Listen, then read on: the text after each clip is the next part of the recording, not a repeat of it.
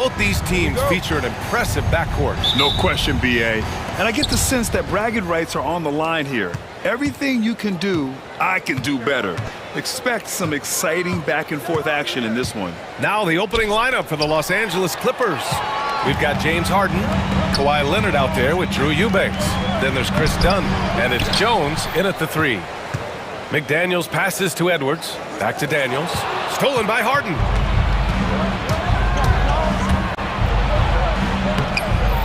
McDaniels with the rebound. And it's Edwards with the ball for Minnesota. On the take. And Edwards slams it in. This guy is so explosive. Anthony Edwards off the bounce. My goodness. From deep. Harden misses.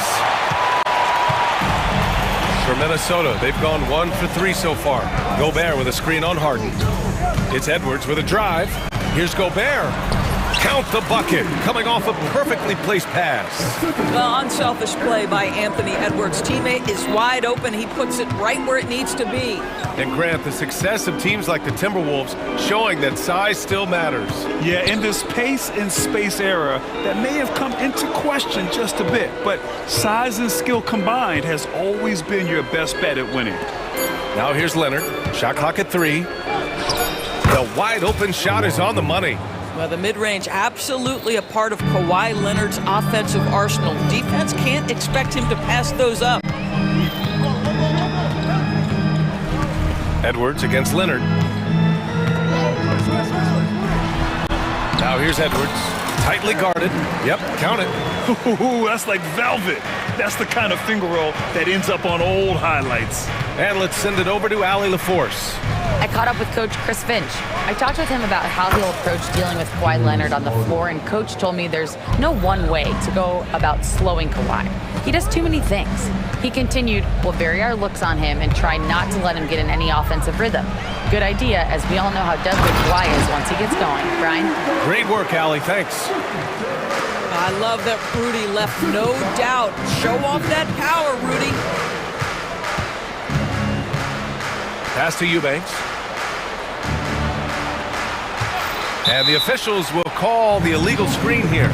You can get away with one once in a while, but it looked like he wasn't completely set on that pick. I don't think there's any question. There are so many rules that favor the offense these days. You've got to be able to equal things out when an illegal screen is set. Now here's Edwards. And Edwards slams it in. Oh, guys, the agility, the hops, everything about Anthony Edwards, so good athletically. Eubanks the screen. Leonard against McDaniels. Shot by Leonard, no good.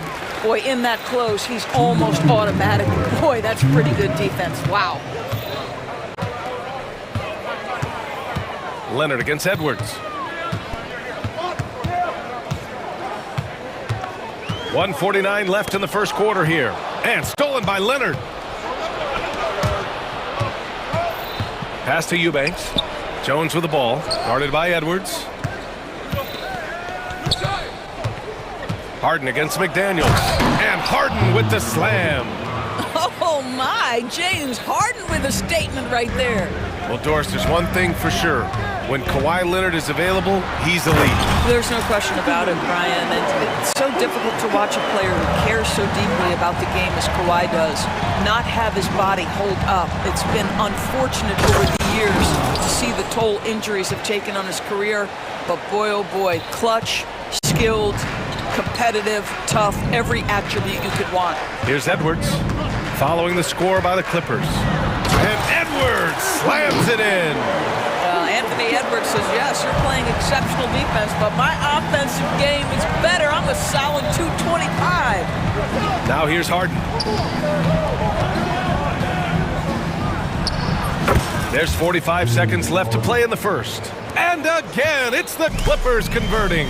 What a terrific play by just a tremendous all-around player. This guy makes it look easy. And Edwards slams it in.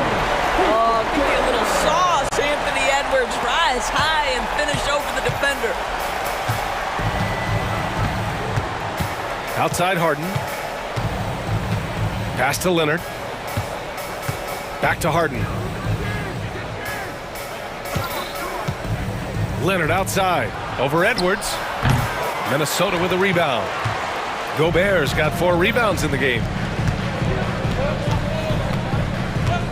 Now here's DiVincenzo, defended by Dunn. And Chris Dunn gets the whistle that time. That's his first foul of the game. 8 seconds left in the first quarter. Here's McDaniels. And it's in after a nice bounce off the right iron. In terms of offense, they've been the more efficient team by far. And I think because of that, they've gotten the better looks to start this basketball game. And that does it for the first quarter. It's Minnesota. They lead by 8. After this break, we'll be back with the start of the second quarter on 2K Sports. Timeout, timeout. And for those of you just tuning in, second quarter action is where we are. And a closer look here at the scoring breakdown for Minnesota. Well, we've seen them take advantage of the lanes given to them so far. The defense isn't plugging it up, and it's being exploited. I think the other thing they've done a great job of is making their presence felt inside, converting tons of paint opportunities. And so in the game for Los Angeles, Derek Jones is out there with Kawhi Leonard. Then there's Chris Dunn. Then it's Drew Eubanks. And it's Harden in at the point guard.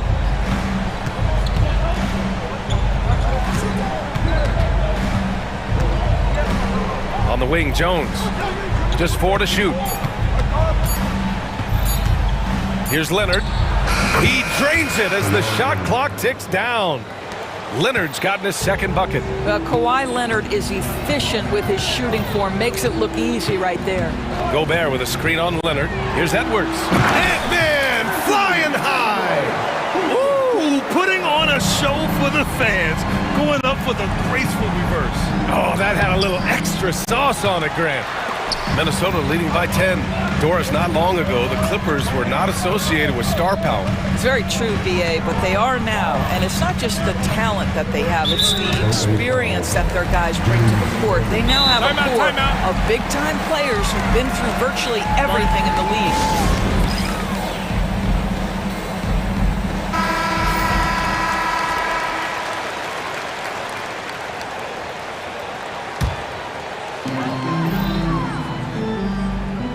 Leonard against Edwards. Just 5 to shoot. Here's Edwards cutting inside. Goes back up. Nice move. And Gobert finishes inside. Gobert's got 6. Listen, at just over 7 feet, we know Gobert's going to be terrific on the glass. Here's Harden. It's good. Only a few seconds into the shot clock.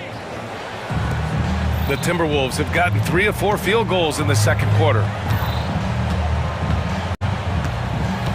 Edwards against Leonard. Now here's Edwards. Defense is right there. And Kawhi Leonard gets the whistle that time. That's his first foul of the game.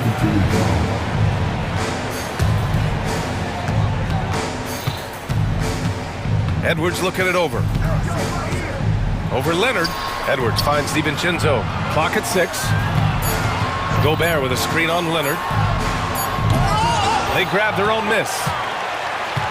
Gobert passes to Edwards. Outside, DiVincenzo. Second chance shot. And he hits the jump shot. And the Timberwolves lead by 12. Pick works well there, but the defense left a lot to be desired. It takes incredible effort to stay connected to the hip of the offensive player. You've got to want to work.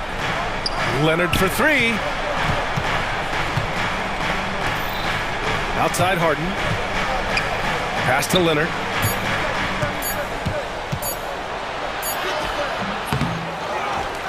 Second shot opportunity, and count the basket. He was fouled, and he's going to the line for one more. Los Angeles shooting their first free throw of the contest. And so many screens today ride that line of moving or not. Doris, you think players get away with too much movement on picks? I think, Brian, it it definitely feels like there's a lot more gray area. You have these things now called drag screens. A lot of screens today feel like maybe 30 years ago they would have been a foul. So, hey, I always say, BA, officiating in this league with the speed and the skill is really, really difficult. Leonard for three. And that three is knocked down by Kawhi. Well, you're working the two-man game with Kawhi Leonard as your primary target. That's the first guy you need to stop. Leonard against Edwards. To the inside. Here's Gobert. And yep, it's good. Gobert's got 6 here in the quarter. Excellent tempo on the play, and he leads his teammate perfectly. And Leonard, here we go. Outstanding job by Leonard crashing inside. But Kawhi Leonard right now is cooking, folks. This guy has got a rhythm, and you better watch out. Picked by Gobert. Here's Edwards.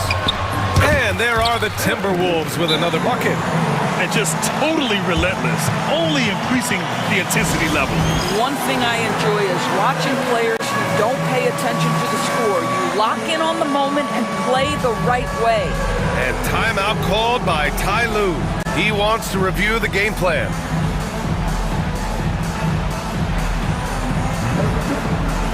And Minnesota with some changes. Reed's checked in for Rudy Gobert. And it's Alexander Walker in for Edwards. Zubats, he's checked in for Los Angeles. Powell comes in for Kawhi Leonard. And the shot goes down. Harden's got 10 points in the game. I tell you, James Harden's ability to power through contact and finish with bodies around him is something else. Reed, a screen on Powell. Alexander Walker with the bucket. And the Timberwolves lead by 10. His nimbleness makes him a unique threat at the rim. To the right side. Zubats inside. Working on Reed. Zubats' shot is off. Minnesota leading by 10. Reed passes to Alexander Walker.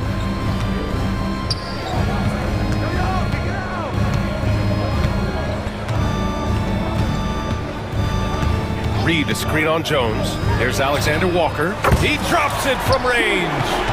Alexander Walker's got his second basket of the game. Here's Harden. That one goes in. And you like the balance here, not just falling in love with the three ball. And so it's Minnesota. They lead by 11 as the quarter comes to a close. And it's mostly due to their superb shooting. They've wasted very few possessions. All right, stick around. We'll be right back after this.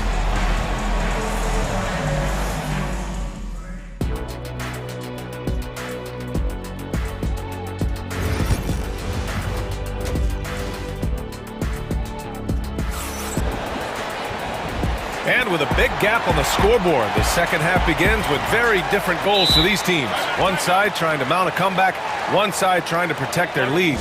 And you know, Anthony Edwards has been really making it happen, guys.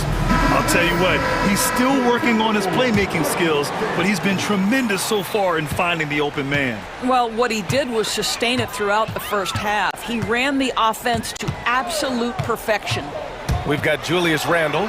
Dante DiVincenzo out there with Nickeil Alexander-Walker. Then there's McDaniels, and it's Reed in at the 5. So that's the Timberwolves 5. Harden surveying the D. From outside, off the mark. Minnesota leading by 13. And Doris, the Clippers with new jerseys, a shiny new arena, and an ownership group that is very aggressive. They want some shiny hardware to go with it. BA, you have to appreciate an ownership group that is willing to spend and make all the right moves in order to position yourself for the championship. But now the players need to come through. And what has been their undoing in recent years is injuries and the lack of availability of their best players. Age and health still hover over this organization. Leonard passes to Eubanks. Yes, and it's Leonard with the assist that time. Eubanks, he's gotten himself on the board with a 3 there. And Kawhi Leonard gets a whistle that time. That's foul number 2 for him.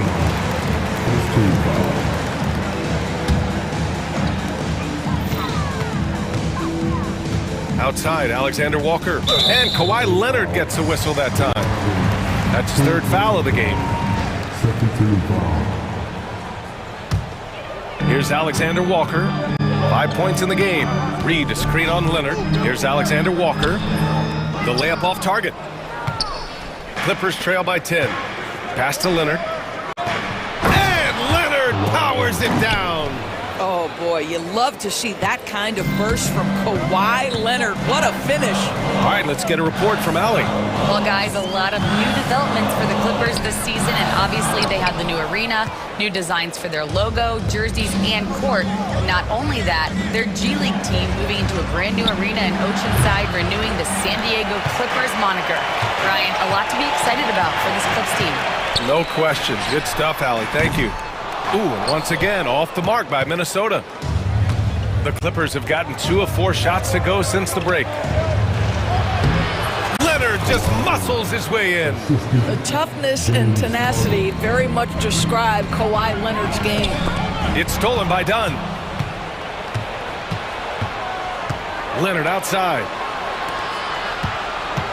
Pass to Dunn. From the high post. It's rebounded by Minnesota. And this is a shot he can definitely make, and the defense not a factor at all. DiVincenzo, pass to Reed. Back to DiVincenzo. And here's Alexander Walker. Leonard defending. Shot clock at 6. Reed for 3. Sinks the tray. Reed's got 5 points now this quarter. That right there, that's the kind of look this system is designed to create. And Ty Lue has called a timeout. And we might see some changes. Coach potentially looking to adjust.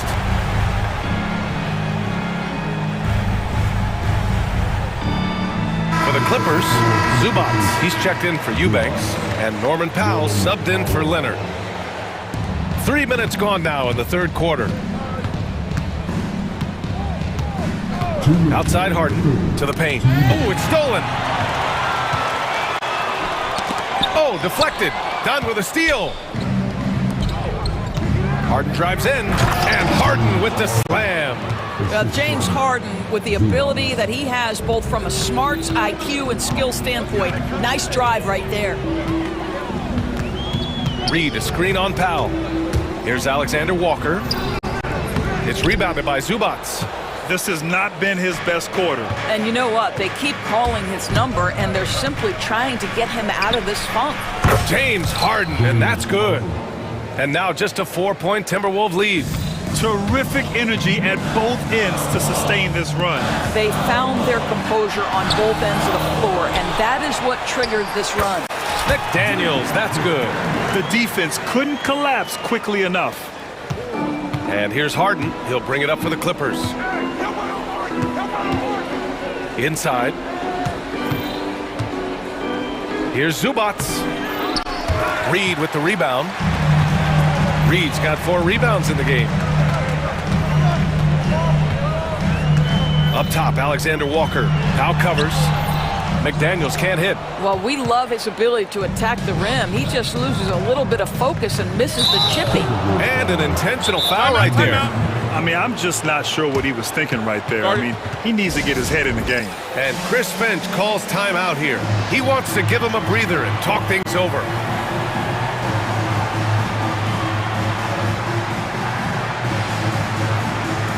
Rudy Gobert's checked in for the Timberwolves. Edwards comes in for McDaniels. And Chris Finch calls timeout here. He wants to make sure everybody's on the same page.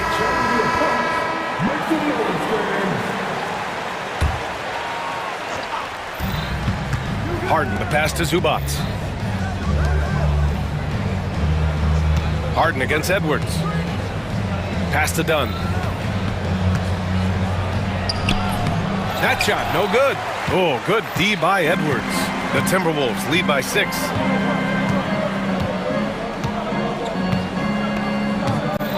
Picked by Gobert. Edwards, a pass to DiVincenzo. Off the mark there with a 3. And here's Harden. Off target at the rim. And so it's Minnesota leading by 6 as we wrap up the quarter. The And I know I speak for all of us when I say I can't wait to see what kind of finish awaits us here in the fourth quarter. And Chris Finch calls timeout here. He wants to make sure they're purposeful with the game plan. Time now to hear from our reporter, Allie LaForce. Over that last break, I got a chance to hear what Chris Finch said to the team. He said to his guys, this one is not over yet. You have worked hard for this lead, and we are not about to give it up now. Stay focused and keep hustling. Back to you guys. As always, Allie, we thank you. And on the floor for the Clippers here in the fourth, they've got Chris Dunn, Drew Eubanks out there with Kawhi Leonard. Then it's James Harden, and it's Jones in at the small forward position. Down low. And DiVincenzo with a basket on the assist from Edwards. Edwards has got his 5th assist in this one. Dunn outside. Pass to Harden. It's blocked by Gobert. Wow, insanely tough to get a shot off when Rudy Gobert is around. Wow. And Kawhi Leonard gets a whistle that time. That's his 4th foul of the contest. Edwards with it.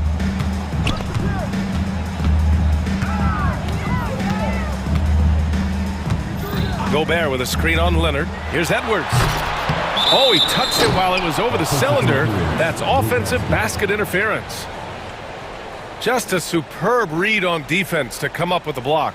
Oh, showing no signs of giving up this lead. That block sent shockwaves into the opposition sails.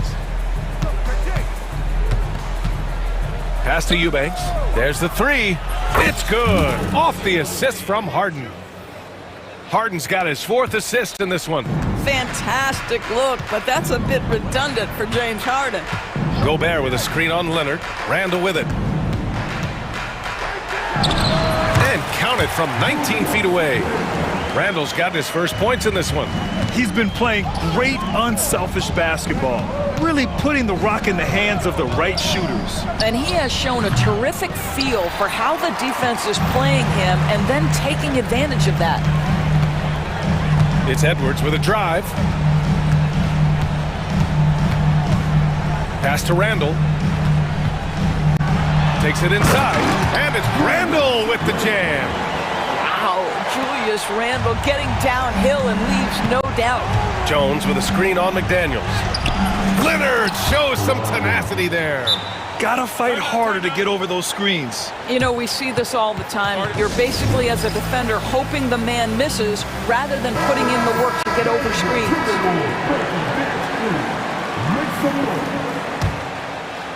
And we're about 2 minutes into the fourth here.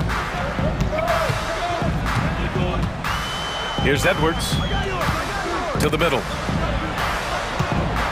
Gobert passes to Edwards.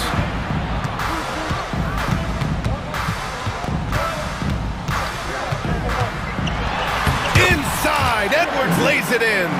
Well, in pick and roll action, Anthony Edwards is thinking score first. Good decision right there. Leonard with a screen on Edwards. Harden finds Leonard. On the wing, Harden. Guarded by Edwards. 6 on the shot clock. Dunn, the pass to Leonard. Leonard doesn't hold back. Leonard doesn't shy away from these moments, embracing his role as a leader for his team. Gobert with a screen on Leonard. Here's Edwards. And Edwards slams it in. And just a great screen. And they got a high-powered finish out of it.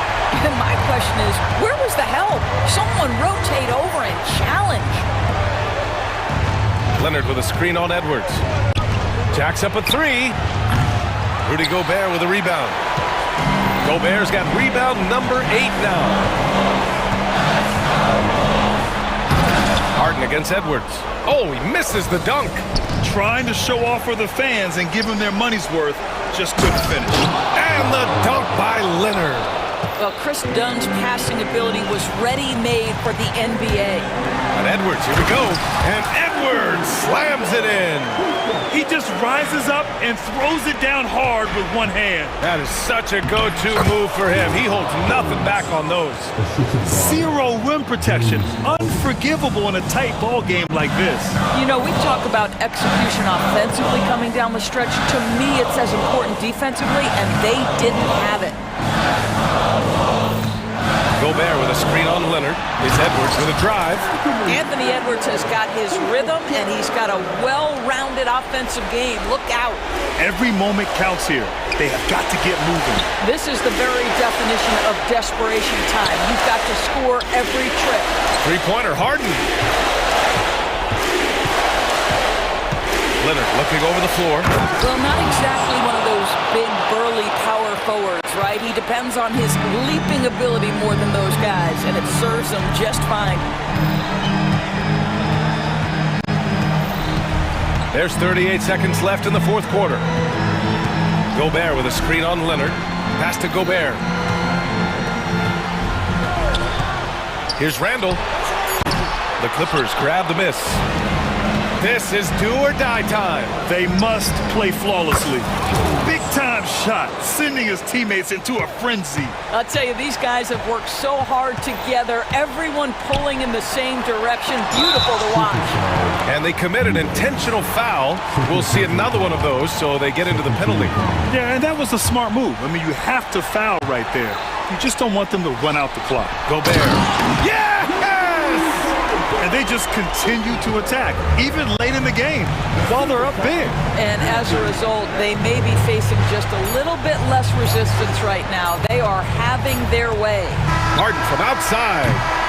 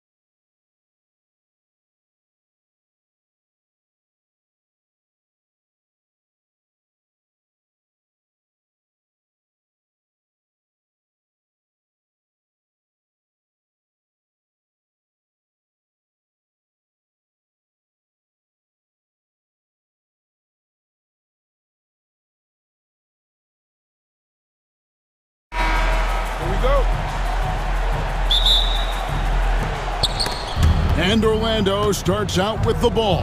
Now the starting group for Orlando. In the backcourt form, it'll be Suggs and Caldwell Pope. Isaac in the front court along with Wagner. And it's Bancaro in at the center position. Now Suggs.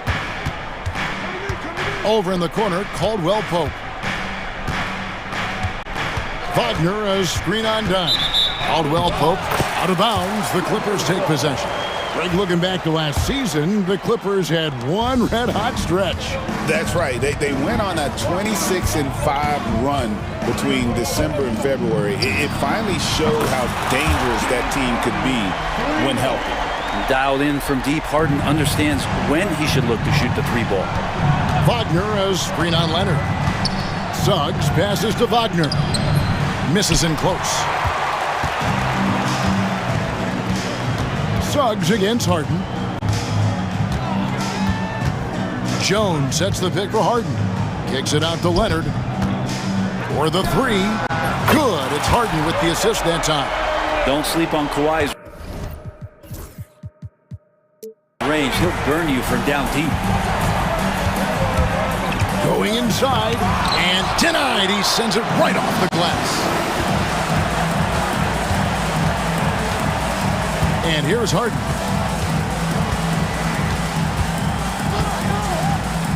Pass to Eubanks. 6 on the shot clock. Jones, no one around him. And he gets it to go, hitting off the back of the rim. That's just tremendous scoring instinct. So fun to watch him work in the half court. Isaac, a screen on Harden to stop the run. Caldwell Pope dishes to Suggs. Nice concentration to hit the double clutch layup. And this is a guy who is really comfortable with the ball in his hands. Suggs, so dangerous in the pick and roll. Harden scanning the floor. And it's Orlando with the rebound. Now, here's Suggs. On the wing, Isaac. Off target from outside. The Clippers have gone 3 of 4 from the field to start out the game. People like to debate, Greg, I don't know if this is you, what's better, Kawhi's defense, and now, yep, this will be a coach's challenge.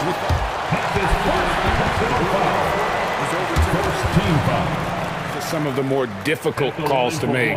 Personal fouls can be tough. The action is so fast that it's really tough to catch everything in real time.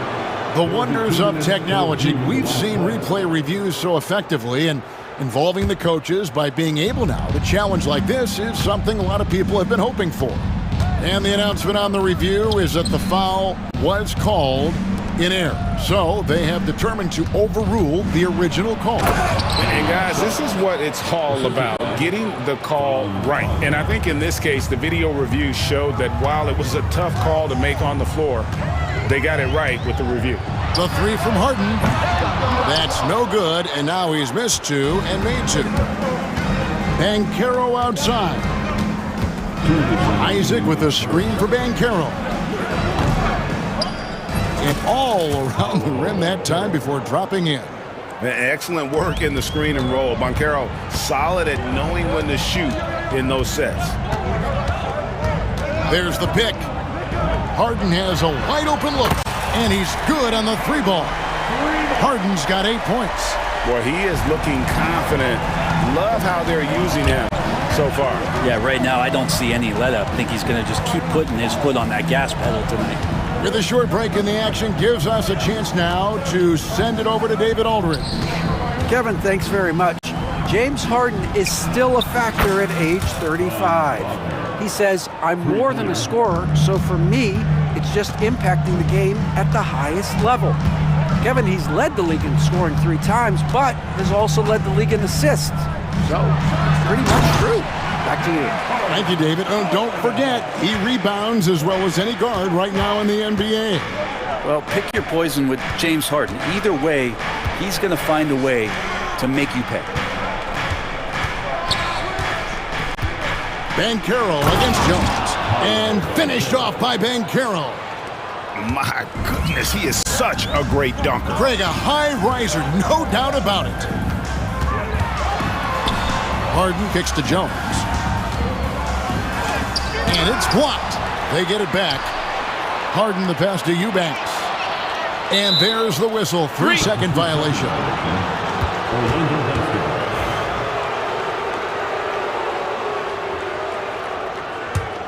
The Magic trail by 4. 4 seconds separating the shot and game clocks. Here's Suggs. And foul on the shot. He'll shoot 2 at the free throw line. No question, he got bumped on that shot. This is his first free throw of the game. And taking a look back at last year's numbers, he's about a 76% shooter. And it's Harden with the ball for the Clippers.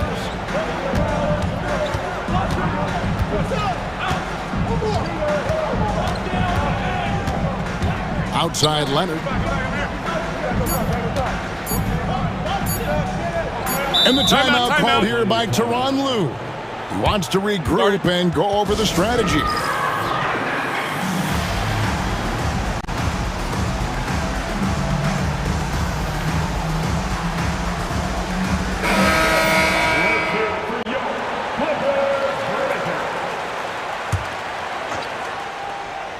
Got it up.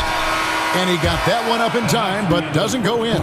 James Harden getting it done for the LA Clippers. He got into double digits.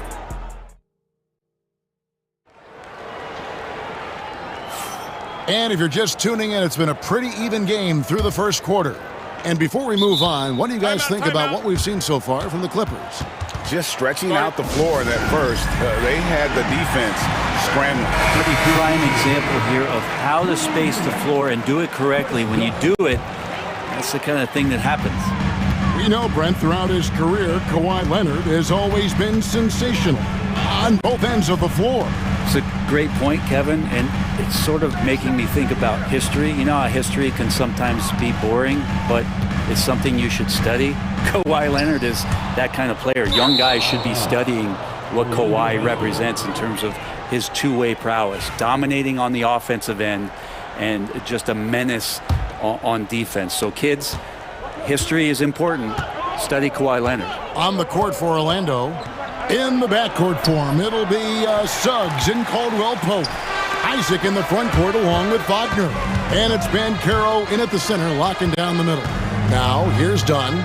Jalen Suggs unable to get his last shot to go. Leonard, that's for 2. It's hauled in by the Magic. Well, they shouldn't be giving that shot to anyone, but they certainly shouldn't be giving it to him. That's a big break for the defense. Suggs dishes to Banchero. And the rejection by Harden. It's stolen by Banchero. And now the fast break. Banchero with the ball. Wagner has screen on Harden. Caldwell Pope passes to Wagner. Isaac up top. Eubanks defending. Down to 5 on the shot clock. And Caldwell Pope gets the basket. I tell you, Isaac has great vision for a big man. Can see over defenders easily thanks to that size. Now here's Leonard. Back to Harden. Leonard sets a screen for Harden. Isaac with the steal. Pass to Banchero.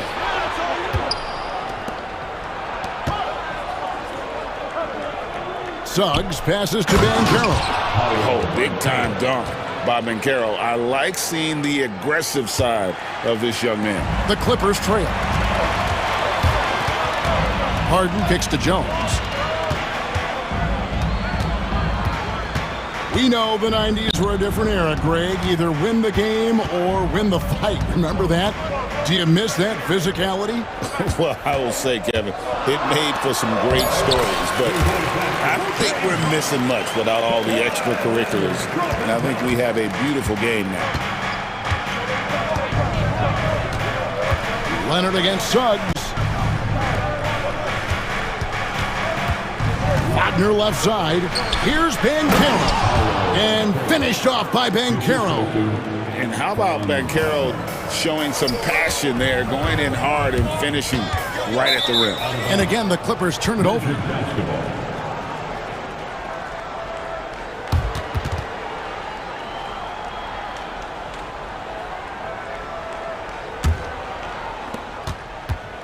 The Magic have gone 3 of their first 5 shots to drop here in the second quarter. Suggs against Leonard. Wagner as screen on Leonard. Over in the corner, Banchero gets the three-pointer to fall. Banchero's got the lead up to 4 now for Orlando. And this is the type of go-to scorer this team wants Banchero to be. They love his confidence. Oh, perfect timing there to knock down the teardrop. Leonard against Suggs. Pass to Wagner. Wagner as screen on Leonard. Suggs passes to Wagner. And finished off by Wagner. Oh, an aggressive move and fantastic finish. Trying to send a message with that slam, I think. Harden against Suggs. Harden the pass to Eubanks. Back to Harden. Suggs with the steal. A solo fast break. Here's Wagner. And finish off by Wagner.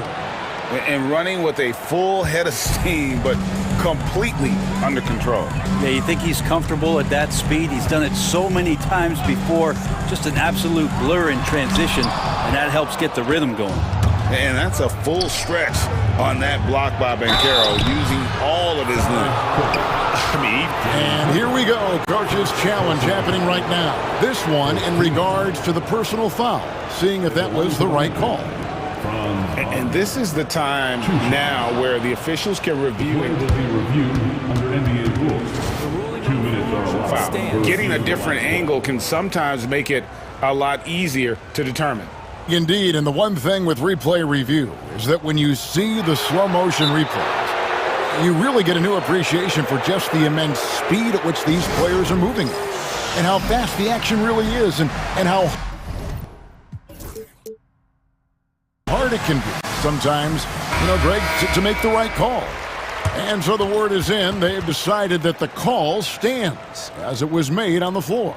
And, even if a coach still feels this wasn't the right call, you got to acknowledge the effort being put in to reviewing it. The double checking, and the game continues on. That's good from Wagner. Both free throws good from Wagner. At this point, you might as well go ahead and chalk up the points when he's at the free throw line. Pretty much automatic. Here's Harden. Pass to Eubanks. Suggs against Leonard. Back to Eubanks. And here's Leonard. Just 5 to shoot. Here's Jones from past the arc. And it's Suggs with the rebound. Orlando leading by 8. Banchero is screened for Suggs. And Suggs throws it down. At this point, I don't know what you can do to slow this team down. Well, nothing that they're doing seems to be making an impact. And there are some nights where you just run out of options, whether it's by personnel or by tactic. Oh, that's a major league throwdown. Keeps a tight grip on that rim, too, after the finish. And so it's Orlando in the driver's seat, up 8 points at the end of the quarter. They're pounding the ball inside, and that's where they've gotten their best production tonight. We'll take a quick break and then back to the action here.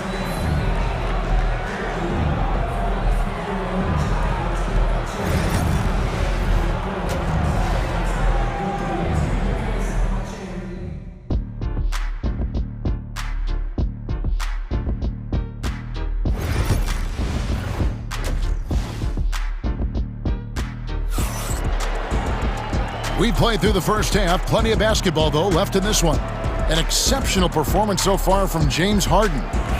Well, we'll find out if they were able to find an answer for him over the break. He was scoring with ease in that first half. Yeah, just way too easy out there, and I'm sure coach is going to make that a priority at halftime. Kawhi Leonard is out there with Derek Jones. Then there's Dunn. Then there's Drew Eubanks. And it's Harden in at the 1 spot. So that's the lineup on the floor for the Clippers. A moment now to hear from our sideline reporter, Hall of Famer David Aldridge. David. Kevin, the Clippers are inaugurating their new arena this season, and they're set to host the All-Star Game next season. It will mark the 7th time that the LA area has hosted the All-Star facilities. Kevin, there will be no shortage of stars in attendance. That's always the way it is in LA. You're so right, David. It ought to be quite a spectacle. Oh, bigger than your average guard. Suggs can score all around the floor, including down low. Poked away. Eubanks the pass to Leonard. Eubanks finds Leonard.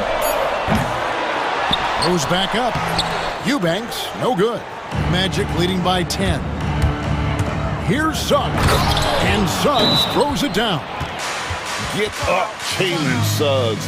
This guy also a terrific football player in high school. And Tyronn Lue calls timeout. He's going to have a discussion here on the sideline.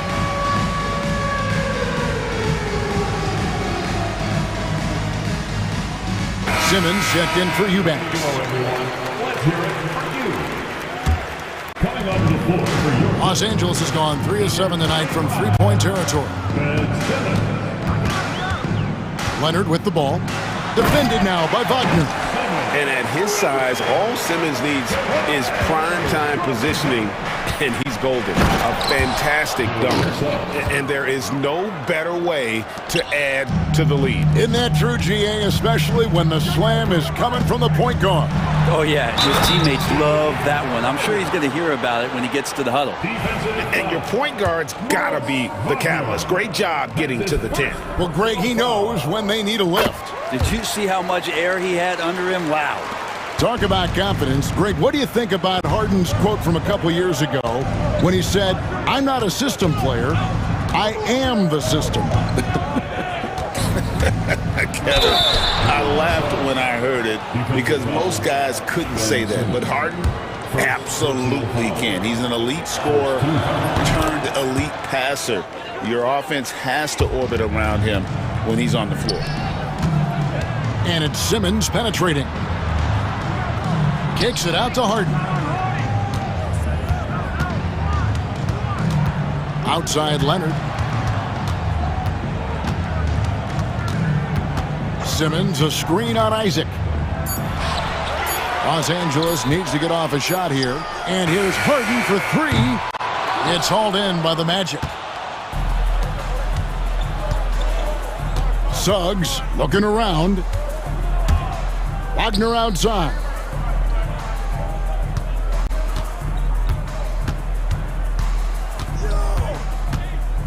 Caldwell Pope outside.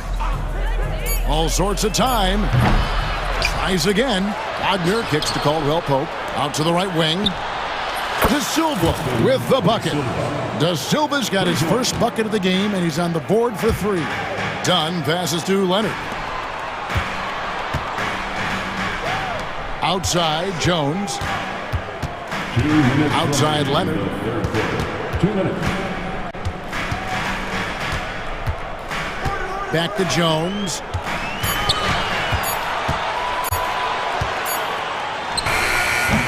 And it's Wagner with the rebound. Orlando leading by 15, and he commits the intentional foul. Yeah, not sure what that was about. I mean, talk about a brain cramp. And the timeout called here by Tyronn Lue. He wants to make some adjustments to the game plan, clearly.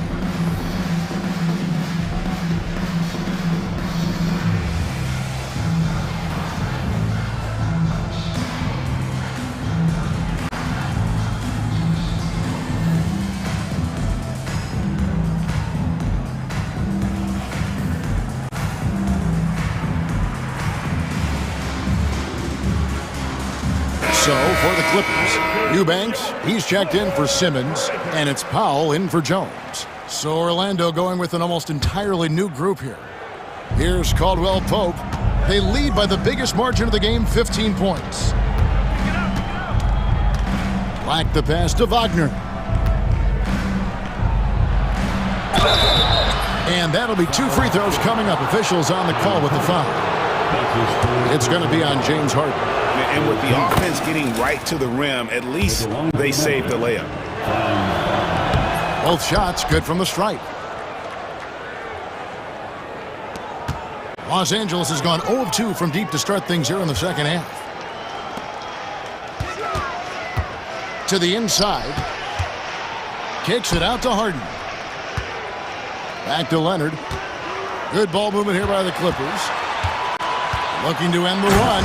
And the jam by Harden. Oh, one of these monster nights from James Harden.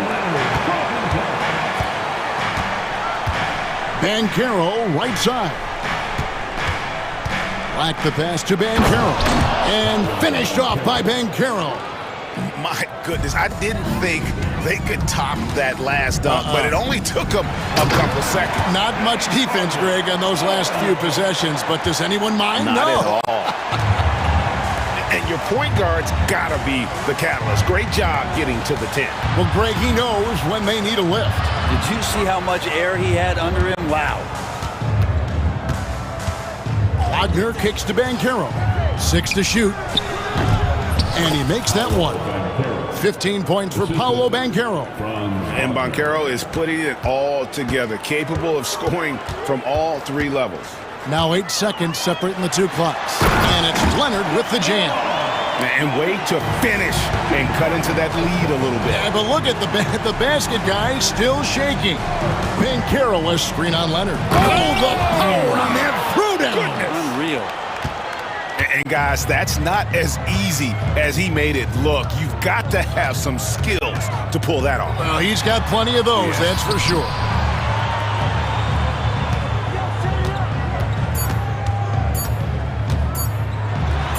Kawhi with the flush.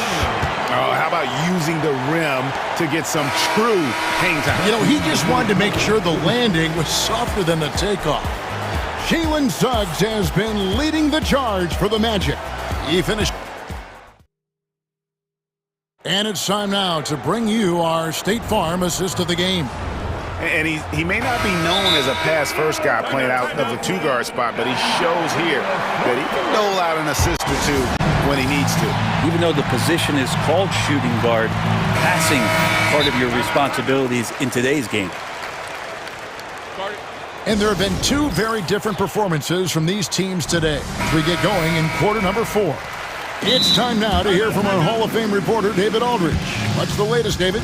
Thanks, guys. I got a chance to hear what Jamal Mosley was saying to the team. He told his players, I love the energy right now. You look like you're having fun out there. Keep playing for each other because our chemistry looks great right now. Back to you guys. Thanks, David. So on the floor for Orlando. In the backcourt form, it'll be Suggs and Caldwell Pope. Isaac in the front court along with Wagner. And it's Banchero in at the 5, roaming the paint. Harden against Suggs. Harden's shot is good. Harden's got 9 points here in the second half. With a finesse from Harden there. That's great stuff. Suggs kicks to Banchero.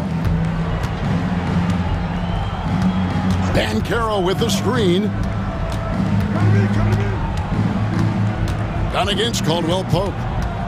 Back to Banchero. And finished off by Banchero. And I know Coach loves to see Banchero get rolling out there. He is capable of some serious production. Down low, deflects the pass. Jones kicks it out to Leonard. And that's a foul called on Franz Wagner. That's his first foul. Yeah, that's a tough call right there, and really a tough break for the D. A little over a minute of the fourth quarter gone right now. Orlando leading by 17. Here's Suggs. Banchero is screened for Suggs. Caldwell Pope for 3. It's rebounded by Leonard. And Los Angeles guys shooting at 52% from the field. They're clicking. Back to Harden. Basket is good. He'll get a chance for one more at the line. And this is Harden's specialty. One of the best in the league at drawing contact and yet still able to convert. And some stats here, guys. The scoring breakdown for the Magic. And guys, how about the unselfishness and all about working that ball around, shifting the defense, and just seeking out the best shot. Well, something else I've seen from them in this game is just how quick they are to capitalize on a turnover. I mean, they're pouncing on that stuff. And you got to be careful when you're handling the ball around them. And he converts the layup. Harden's got 14 points here in the second half. Even if he's not a big man, Harden can score inside with the best of them. Here's Wagner. Yeah, just nice strength there and then just off with the shot. That's good from Wagner. And no matter what, one of the big positives they can take away from this game is how well they performed at the line. Makes it pretty tough on the defense. Who you're going to pick to send to the free throw line. And he's hitting the free throws right now. Form looks good. Jones sets the pick for Harden. Kicks it out to Leonard. Pass to Jones. Back to Leonard. Shot clock at 5. And off the left side of the rim, and it swirls in for him. And herein lies the problem with trying to defend Leonard. His versatility. You take one thing away, he hurts you with another. Banchero passes to Suggs. Banchero, a screen on Leonard. Suggs finds Banchero. And Suggs throws it down. And really good habits paying off for Suggs. He's finding shots and drumming up points for his squad. Leonard sets a screen for Harden. To the middle. It's tipped. And Banchero. Here we go. And finished off by Banchero.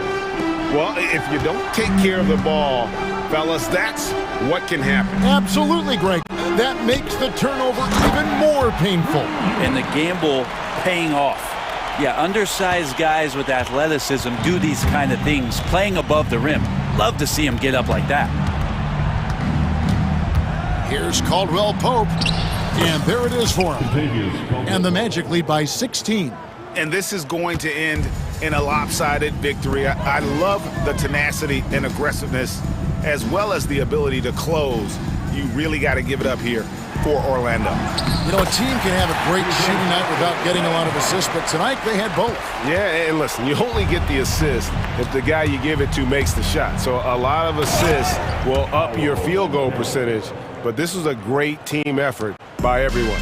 And one of the key components to this victory, if not the biggest, was the incredible performance for Paolo Banchero. And guys, I just felt he was tremendous tonight. His energy infected his teammates and the wrecking ball on both ends. Harden the pass to Jones. Just 5 on the clock. Fouled in the act of shooting. Gets the bucket anyway, so a 3-point play chance for him. Brent, we know that James Harden has won 3 consecutive scoring titles in his past. But now, he really has worked on his game and changed his game to a degree. Well, that's true, Kevin. Also, the system around him has changed. I mean, what they leaned into in Houston for James Harden to become an offense unto himself was unique at the time. James is a little bit older. He's playing with a different set of players that bring their own skill sets, but he's much more of a passer. He led the league in assists in 2023. So all of his offensive ability has not gone away. It's just manifesting itself in a different form right now. Leonard on the wing from downtown, knocks down the 3-ball. If there's an open man, you can make sure that James Harden will find it. Banchero, a screen on Leonard. Lets the 3 fly, and it's the Clippers with the rebound. Harden with it. Pass to Leonard. Pulls from the top of the key.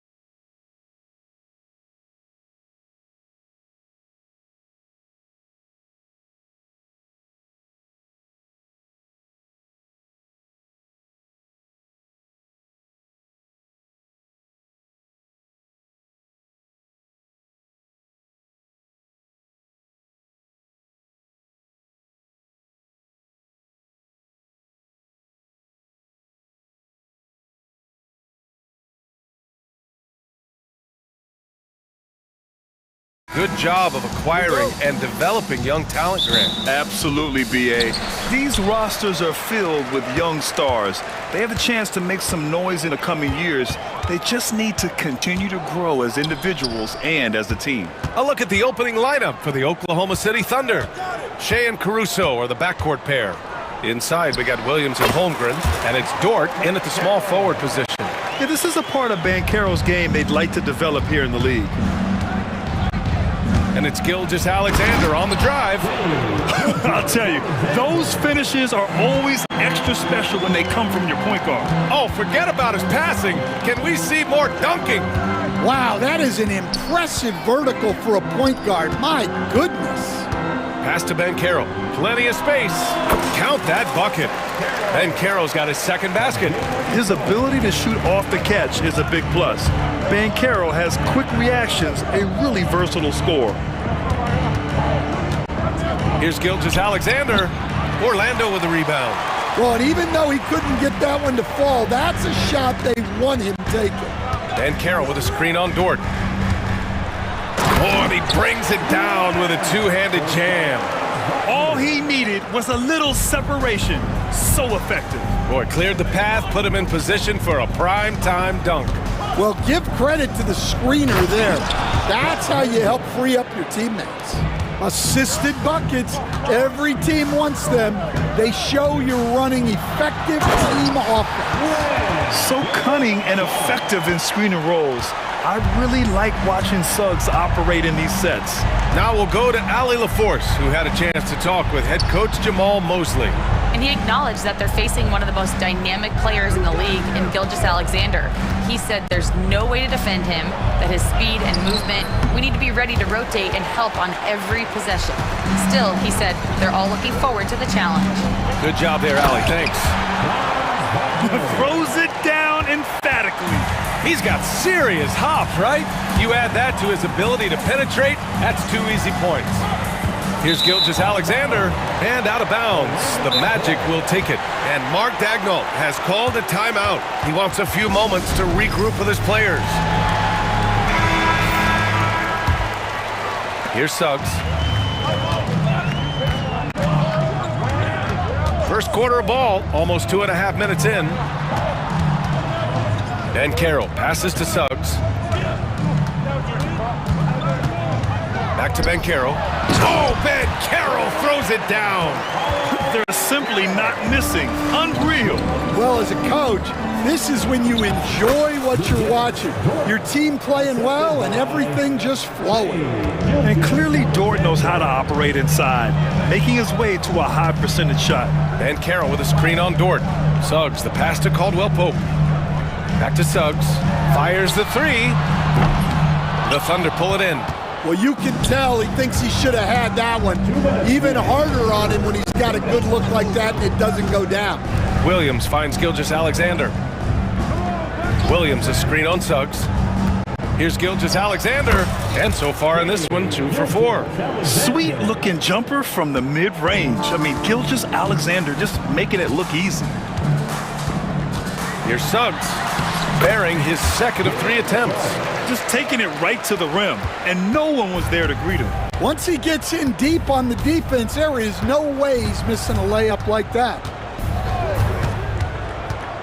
To the wing on the left, the 3 from Holmgren. It's rebounded by Banchero. Orlando leading by 6. Wagner with it. Caruso covers. Caldwell-Pope. And it's Orlando with another.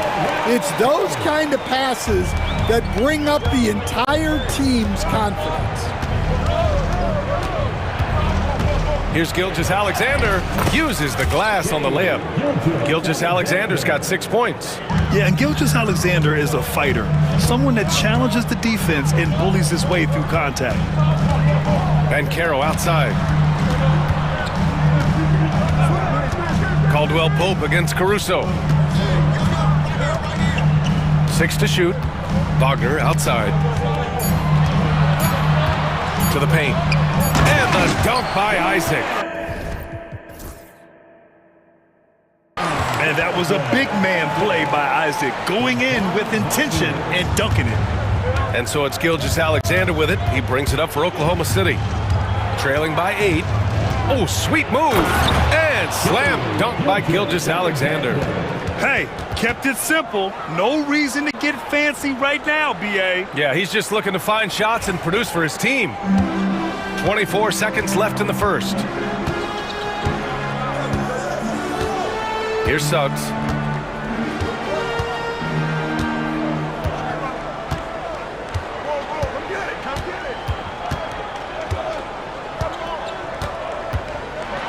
Rejected by Holmgren. And they get it back. Shot clock at 4. That one rolls around and rims out. And so it's the Orlando Magic, leading by 6.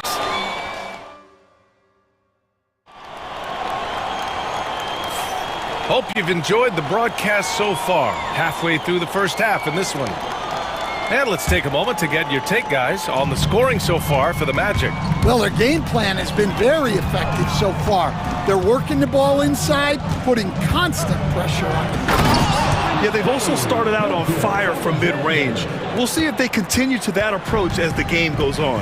The backcourt is Suggs and Caldwell-Pope. Isaac and Wagner make up the forwards. And it's Ben Carroll in at center, filling out the middle. So that's the lineup on the floor for the Magic. Suggs with the bucket. Suggs has got 6 points. And I like the shot selection. Suggs recognizes when to look to score inside. Gilgeous-Alexander passes to Williams. That one's good. And so Gilgeous-Alexander with the assist. This team looks to him to score the ball. They feel good when he's taking the shots. The kick out to Ben Carroll. Ben Carroll driving hard. The layup misses. I mean, come on, that's a shot you expect him to make. Isaac against Gilgeous-Alexander. Dort outside. Back to Gilgeous-Alexander. 6 on the shot clock. Holmgren with a screen on Isaac. Gilgeous-Alexander. And the shot is good. Dropping in off the front of the rim. He's got 12. And such a clever player in pick and rolls.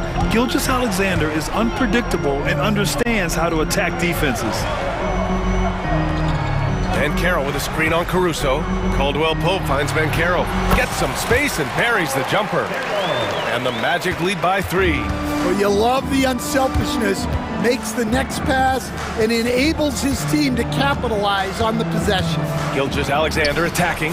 Oh, great D that time from Isaac. The Magic have got 2 of 3 shots to go in the second. Wagner with a screen on Dort. He takes it in. Big but quick. Suggs so powerful off the drive. Here's Gilgeous-Alexander. 12 points for him. All right, Grant, which U.S.-born player do you think has the best chance to supplant LeBron as the face of the league? Oh, man, you're putting me on the spot, B.A.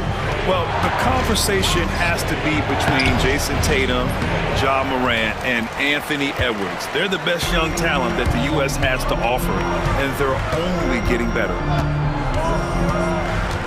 Ben Carroll passes to Wagner. Back to Ben Carroll. And it's blocked! He keeps control of the ball.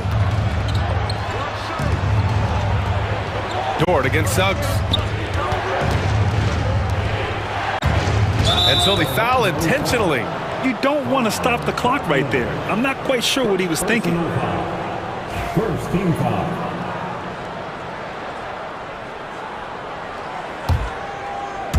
Now for those joining us now, we're in the second quarter, about 3 minutes gone by. 2 minutes remaining in the first half. 2 minutes. Gilgeous-Alexander looking it over. 4 on the clock. Oklahoma City's got to hurry. They got to get up a shot. Yeah, the length of Isaac is such a tool on defense. It is so tough to get around that wingspan. For 3. And it's Holmgren with a rebound. Thunder trail by 5. The 3 is up. A big triple. Gilgeous-Alexander. Well, those go down for him in his sleep. On the wing, Suggs. Dort defending. Outside, Caldwell-Pope.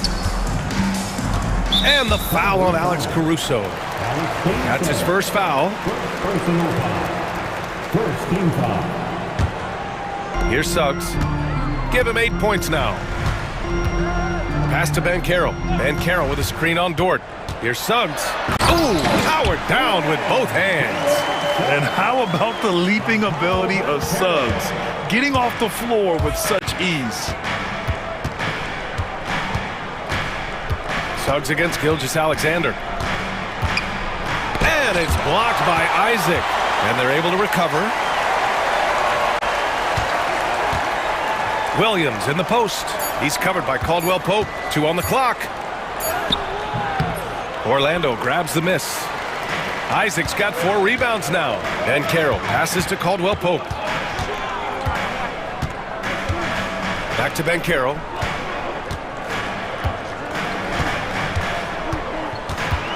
Isaac with a screen on Holmgren. Pass to Caldwell Pope. Oh, he finds himself wide open and drills it. And now it's a 6-point Orlando lead. Well, when you move the ball, you open up the defense. Great job to make the unselfish play. Williams against Caldwell Pope. Holmgren with a screen on Caldwell Pope. Here's Holmgren. Good if it goes. Oh, and he hits it at the buzzer. And credit him for understanding the situation and coming through. Yeah, really a perfect way to finish that quarter on a strong, positive note. And so a close game as we wrap up the first half of play. Orlando ahead, up 4. And we'll be right back after halftime for the start of the third.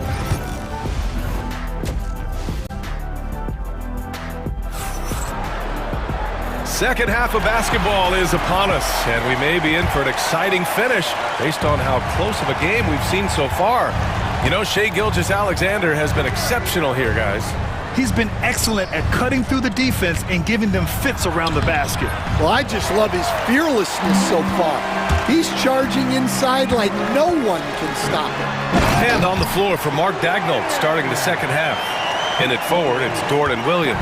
Cason Wallace out there with Alex Caruso. And it's Hartenstein in at the 5. Caldwell Pope against Williams. Puts it up. Gets an open look and hits it. Williams has got 5 now. And the vision is far past his years. Williams with great decision-making. Here's Black. Pass to Carter. Caldwell Pope with it. Carter, a screen on Caruso. Caldwell Pope with a drive. No, stopping him there. Jams it in, and he's fouled. And coach doesn't like the call at all. He's opting to use his challenge. He wants the officials to look at the replay.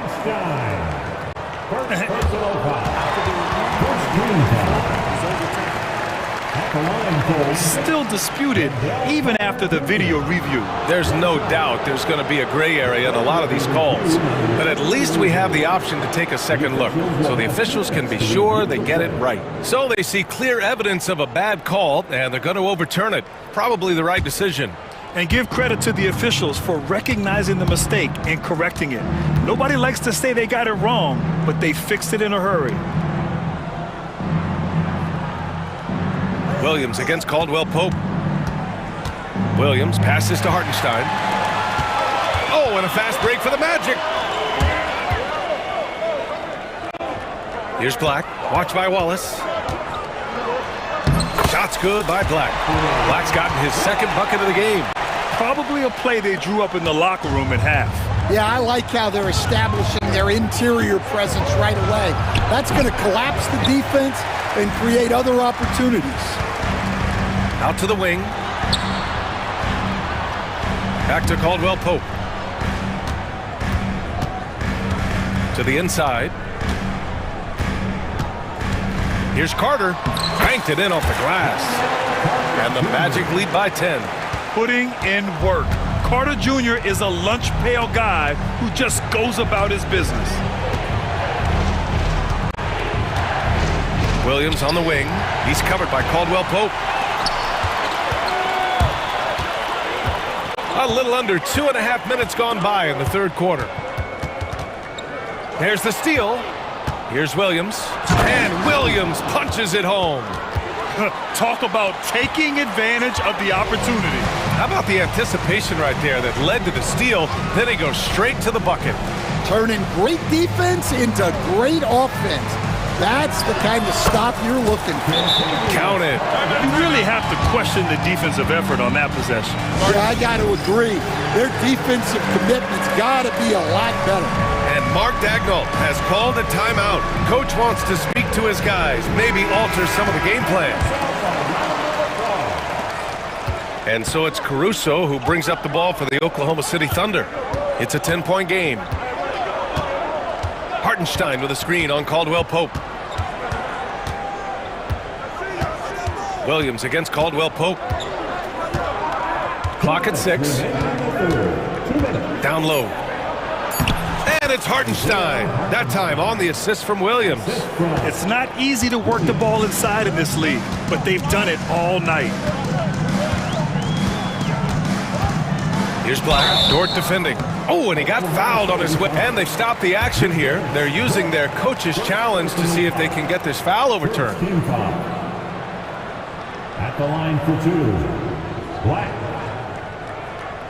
People will worry that this would slow the action down.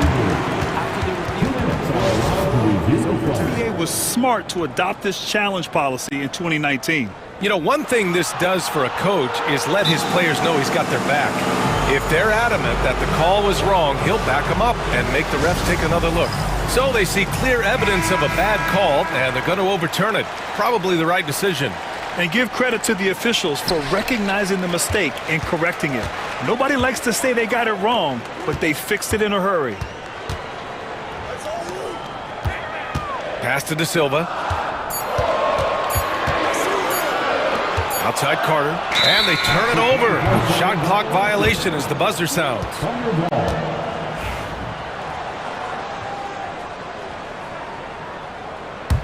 Thunder trail by 8. Outside, Williams. Inside, Hartenstein. And Hartenstein slams it in. And what an aggressive move to the rim. He's really trying to fire up his teammates right now. Boy, it's not hard to feel inspired after a teammate makes that kind of finish.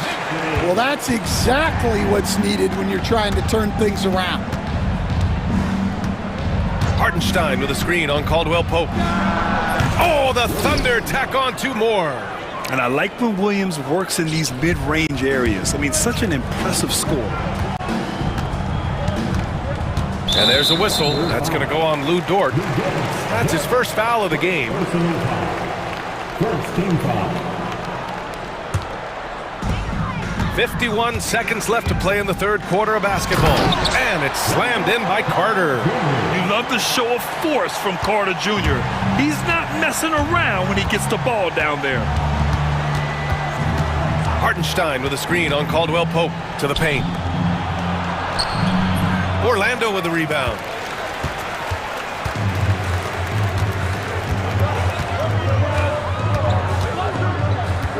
"27 seconds left in the third quarter. Carter, a screen on Williams. Caldwell Pope finds Carter. Harris with it. Guarded now by Williams. Carter. And it's slammed in by Carter. And you love to see the aggressiveness, using the height advantage to hammer it home. The kick out to Williams. Hartenstein with a screen on Caldwell Pope. Here's Williams. Shot is good. Off the back rim and in. Williams has got 11 points. Yeah, not sure why he faded away there. Sure looked like he had plenty of space. And we've reached the end of the third. It's the Magic leading by 8. And right after this.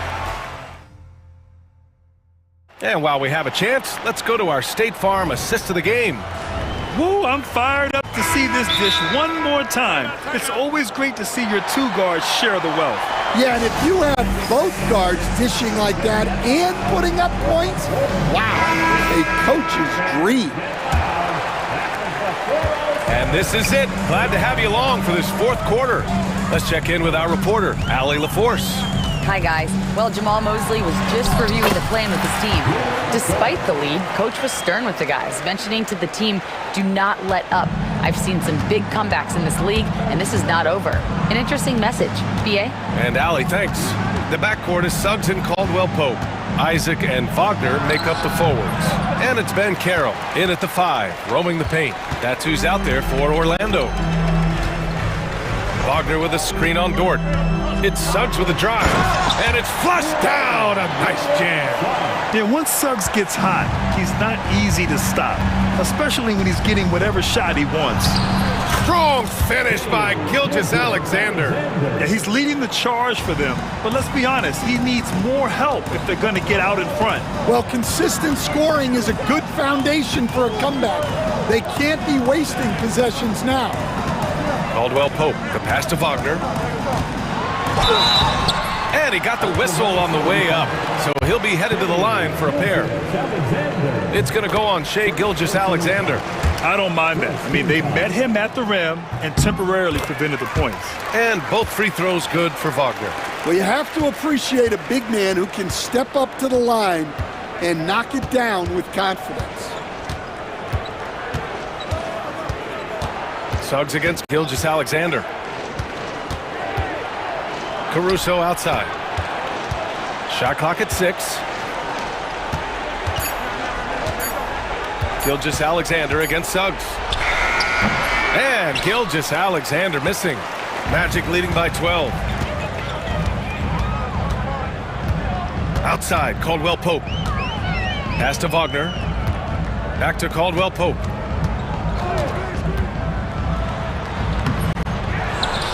Suggs outside. And there's the drive. Lays it up and in on the nice reverse. And the Magic lead by 14. His nimbleness makes him a unique threat at the rim.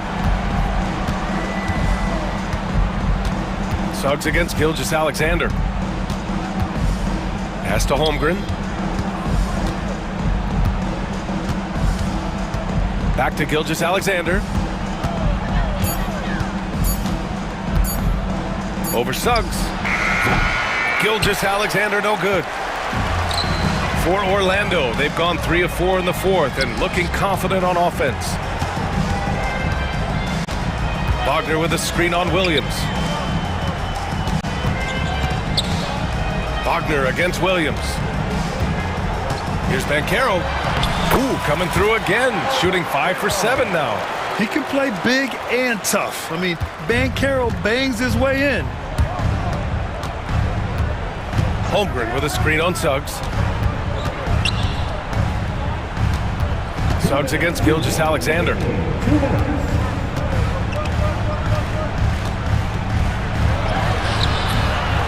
To stop the drought. Dort for 3. Nails it from 3. He is such a smart player. Jalen Williams making people around him better. Suggs surveys the D. And he jams it home with authority. What? Wait. Hey, dunks are always for the big boys. Emphatic move by the point guard.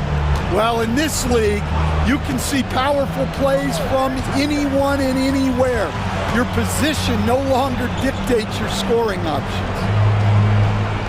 Holmgren with a screen on Suggs. Gilgeous-Alexander finds Williams. Fades back. And that comes off the assist by Gilgeous-Alexander. Gilgeous-Alexander's got 4 assists in the game. Caruso against Caldwell-Pope. To the middle. And Wagner gets it to go. And the Magic lead by 15. It looks like it'll be a big win for them here. Time to just cruise to the end of the game and chalk up the victory for the Magic. A pair of tremendous rebounding teams. And these guys played a little harder tonight, and that was the edge they needed. And when you look at the game, the one thing that helped fuel this team to victory was the efficiency for Jalen Suggs. Yeah, you know, he was a man on a mission in this one. The defense had absolutely no answers for him tonight. Here's Gilgeous-Alexander. Laid it in with a nice touch off the window. 36 seconds left in the final quarter. Here's Suggs. Up and in on the layup. Leaving nothing to chance. This run shutting the door on him. Yeah, this run has poured a bucket of water on any ember of a potential comeback. Here's Gilgeous-Alexander. Williams with the screen. 5 to shoot. Gilgeous-Alexander no good.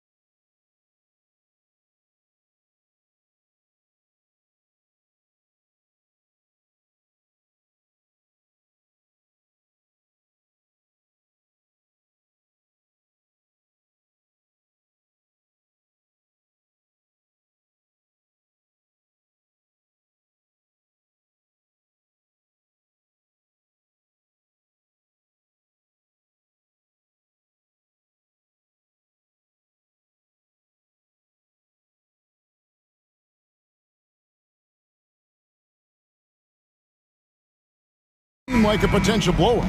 But anything can happen in this NBA. Kevin, we see upsets happen all the time. It's what makes the sport great. You can't take any team or game for granted. So with Vucevic on the bench, here's the group that Billy Donovan has on the floor. Buzelis out there with Josh Giddey. Then it's Kobe White. Then there's Lonzo Ball. And it's Smith in at the 5.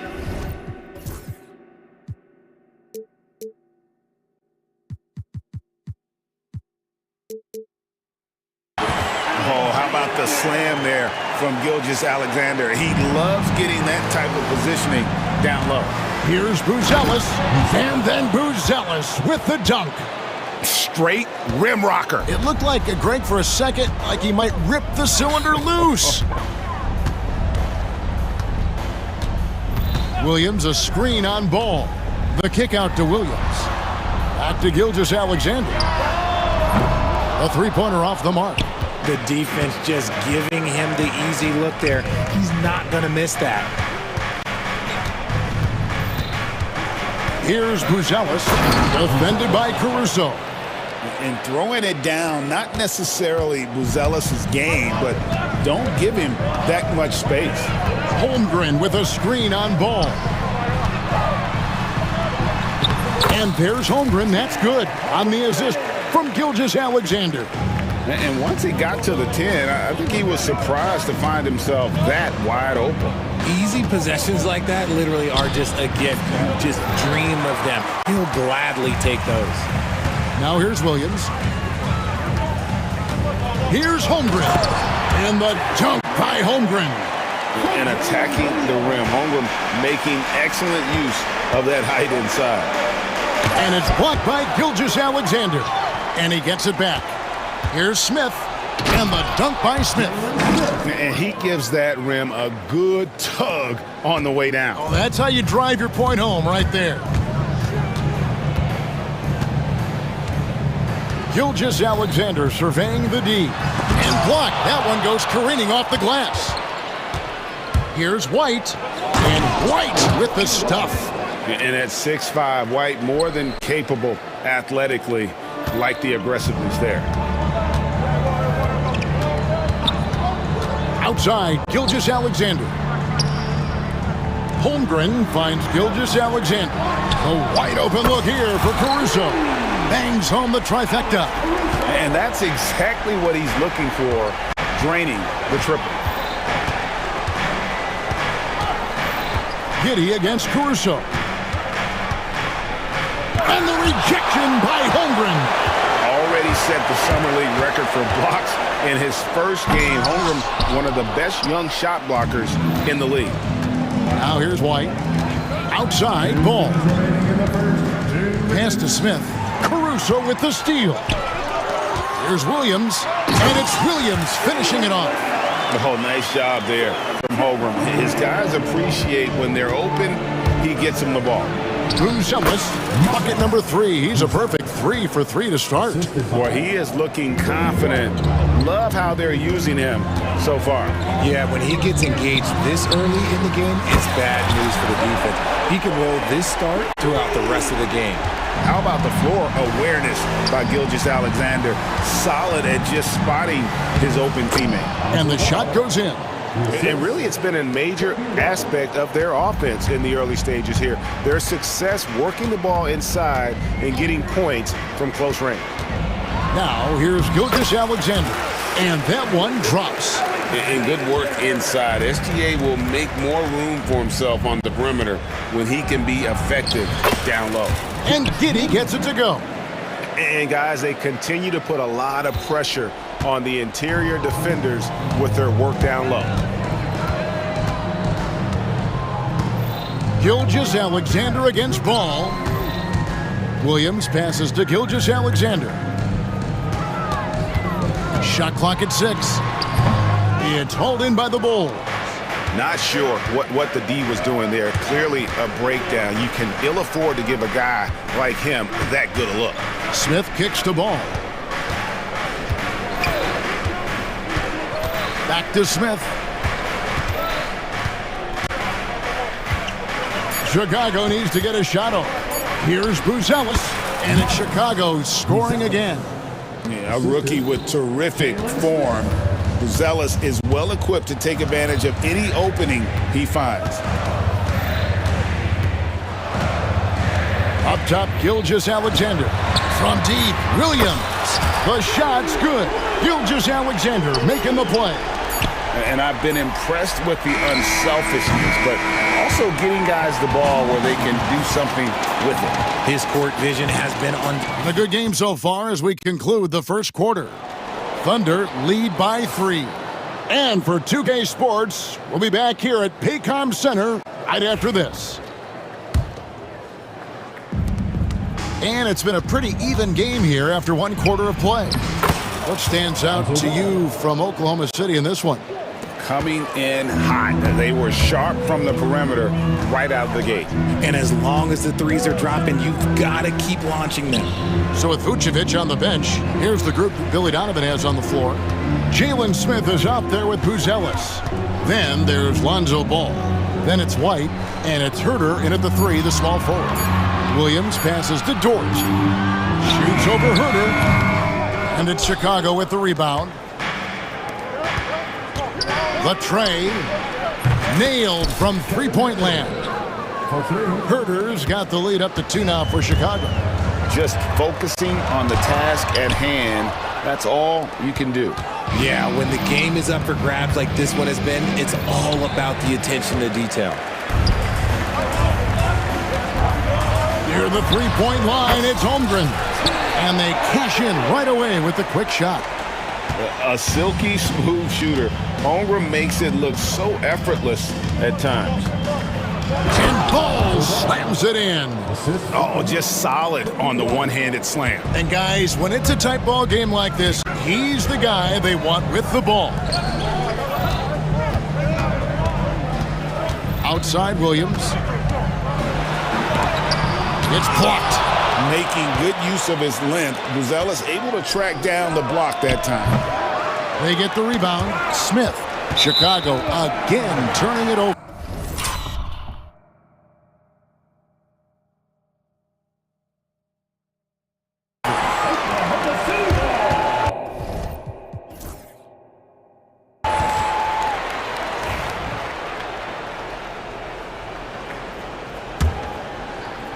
And it's the Thunder with the ball, trailing by 2.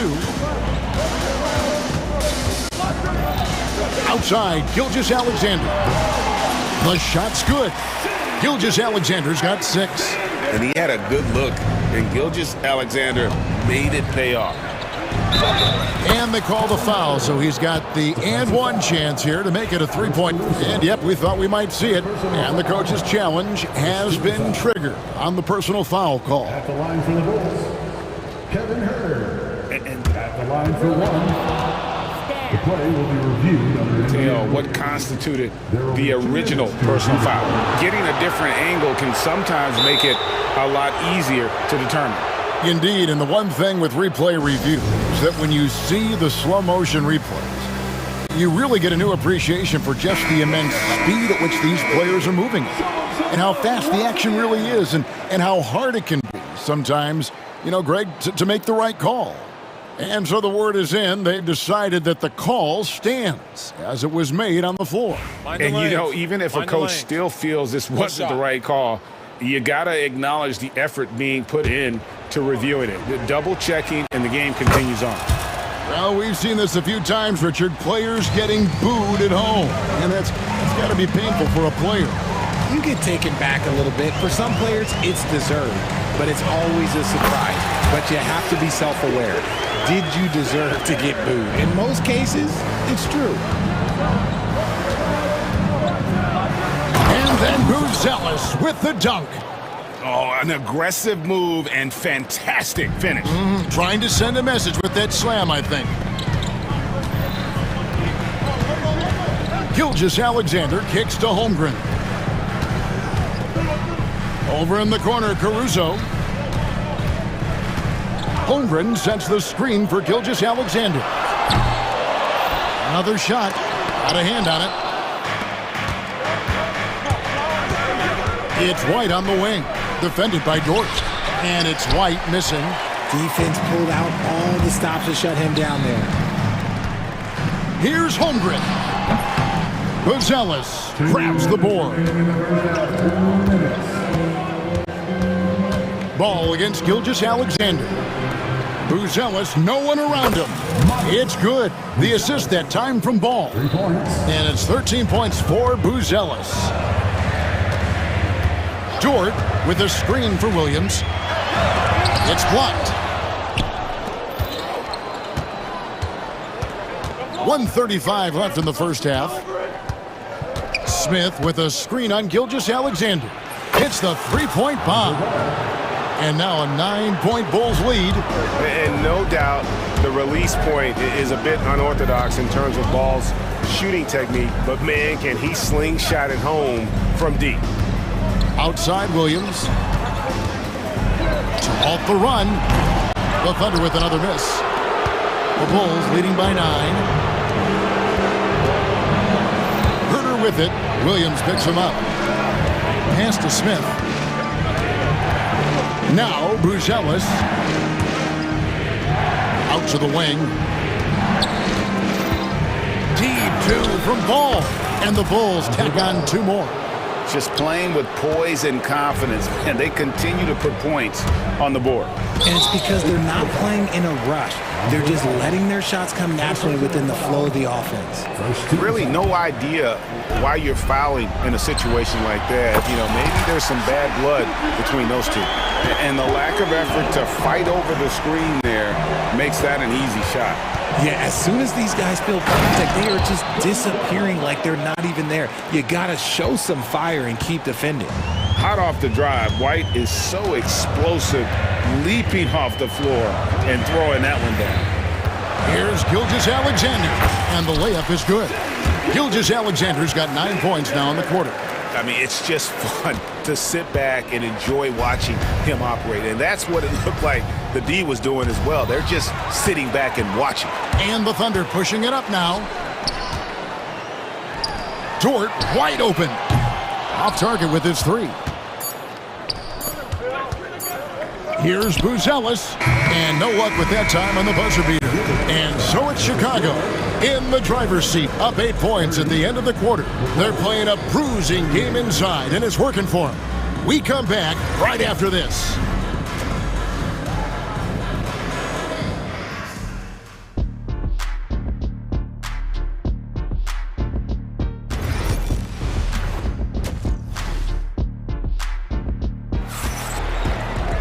And for those of you just tuning in, thanks for being with us. The second half of this game still to play.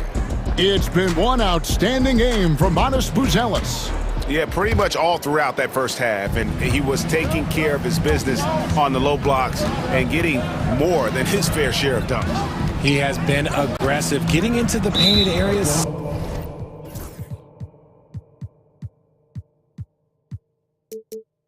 Seemingly at will and wreaking absolute havoc on the defense. Wallace is out there with Isaiah Joe. Then it's Lou Dort. Then there's Isaiah Hartenstein. And it's Wiggins in at the 4. That's the lineup in the game for Oklahoma City. Giddey the pass to Phillips. Vucevic a screen on Wiggins. Phillips. The offensive rebound. Vucevic with the bucket. Vucevic has got the opening bucket to start the second half for the Bulls. Just a stellar rebounder. Vucevic, look, he relishes getting those extra offensive rebounds. Hartenstein with a screen on Clark. Joe can't get it to go. And you could tell he thought that triple was going to fall. At the elbow, Vucevic. Back to Giddey. Vucevic setting the pick for Giddey. Pass to Vucevic. Launches it. Another miss by Vucevic. And they're trailing by 10. It's Joe on the wing. No scoring in this one. Rebounded by Vucevic. Here's Dosunmu. Here's Phillips. It's good from long range. Phillips has got the lead up to 13 now for the Bulls. And what kind of defense was that? You can't give up wide open threes like that. What are you doing? Let's check in with our reporter, David Aldridge. Kevin, the last few years we saw teams giving up bounties worth of draft picks and trades for star players, but with teams now possessing more roster spots to develop prospects and about 3/4 of the tradable picks hoarded by just a third of the NBA's teams, we may not see so many picks given up moving forward. Kevin? You're exactly right, David. Something certainly to keep an eye on. Giddey kicks to Vucevic. Lets it go with a three. It's not going to go for him. And I thought that was going to drop. Looked good from here. Wiggins from outside. Rebound by the Bulls. On the wing, Dosunmu. Wallace covering. Back to Dosunmu. Here's Phillips. Hands it from downtown. Phillips has got a pair of threes now here in the third for the Bulls. If you give a shooter of his skill an opening like this, he's going to take it every time. Joe with it. He has yet to score. Goes up high for the two-handed dunk. And one step ahead of the defense with that solid screen. And then, Greg, the monster dunk to finish it off.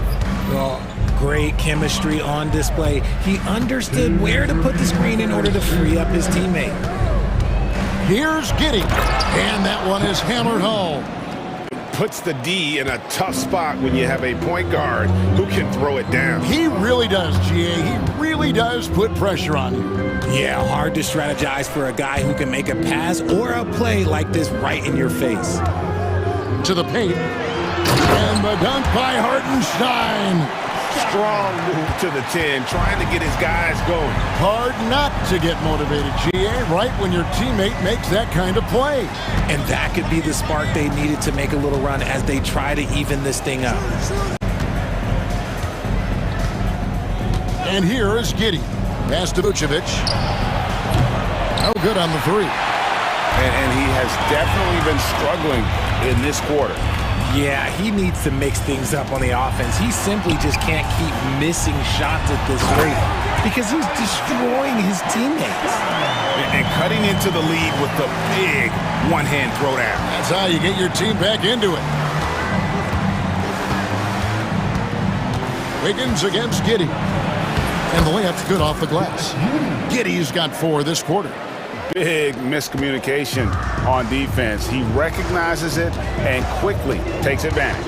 Yeah, they're going to do a much better job of putting a little bit of pressure on him on his way to the hoop. Drills the three-pointer. You give a shooter of his caliber that much time to seam it up? Oh, yeah, you're done. Pass to Phillips. Back to Giddey. 26 seconds left in the third.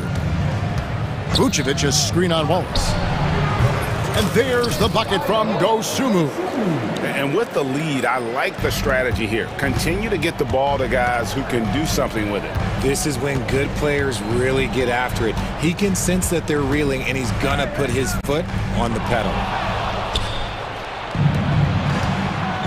Now Giddey. And so it's the Chicago Bulls looking at a 13-point lead heading into the next. How about a look at today's State Farm assist of the game? Yeah, and I like the fact we get to see this pass one more time. A magnificent feed, and you love to see your off guard taking over the playmaking duties with this much skill. Not just playing selflessly, but also making a smart decision with the ball. And as we head into the fourth, we'll see if there's a comeback in the works or if it's more of the same from the first 3 quarters. On the court for the Bulls, getting this fourth quarter started. They've got Dosunmu, Carter out there with Josh Giddey, and it's Vucevic, and it's Phillips in at the 4 spot. The ability to stretch the 4 is such a dangerous weapon for Vuce and his team. Now here's Giddey.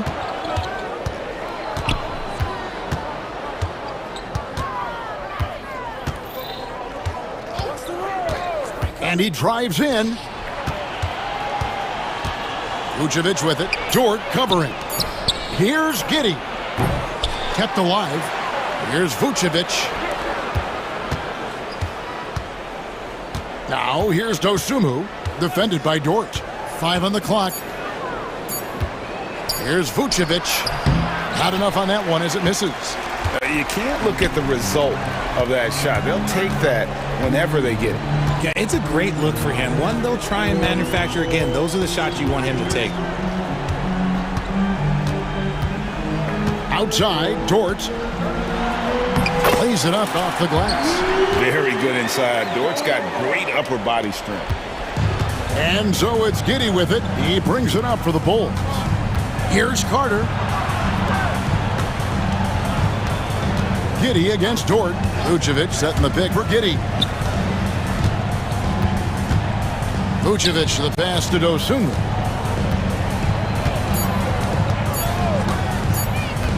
Sweet move. Misses off the right iron.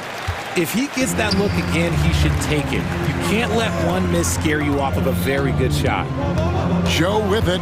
Defended by Giddey. It's Joe on the wing. Nice defense from Giddey. And you don't see that every day. Usually he'll convert when he gets that close to the rim. Pass to Vucevic. The shot. That's good. And so Giddey with the assist. And the Bulls lead by 14. Vucevic can be a very effective scorer, especially when he gets his rhythm around the rim. Hartenstein with the screen on Carter. Joe passes to Hartenstein. Shoots the three. A rebound by Phillips. Chicago leading by 14. We're in the final quarter of play here, 3 minutes in. Giddey against Hartenstein. Inside, here's Vucevic, and Vucevic throws it down. Look, when he's within range, Vuce is going at the rim, and he's going at it hard. Here's Joe.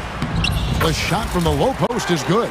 If the defense lets him inside, he will not hesitate. He'll gladly drop that thing right in the cup.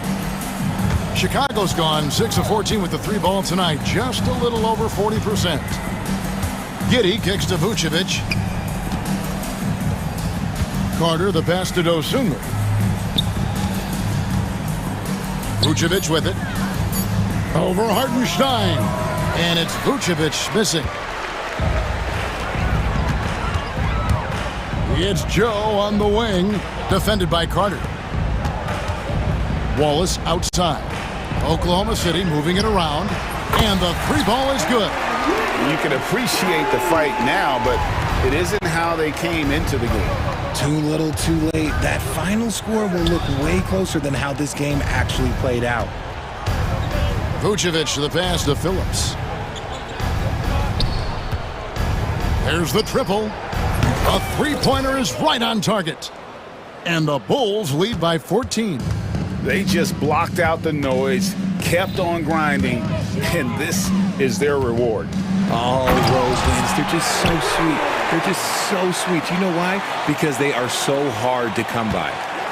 They're in good position here to ride it out. Certainly.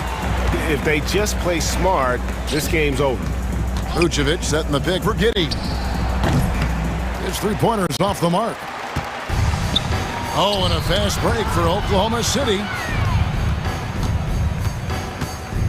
Hartenstein finds Wiggins.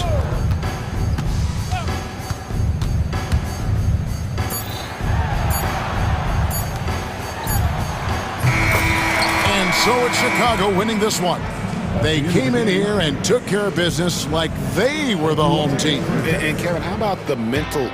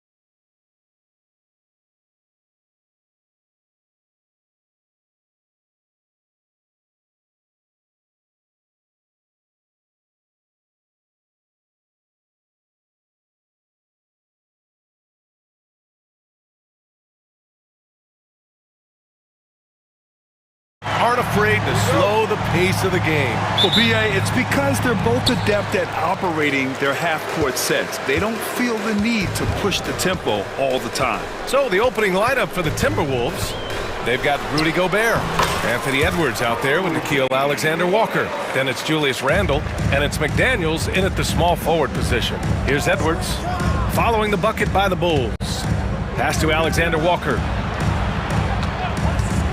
Shoots over White. Here's Gobert.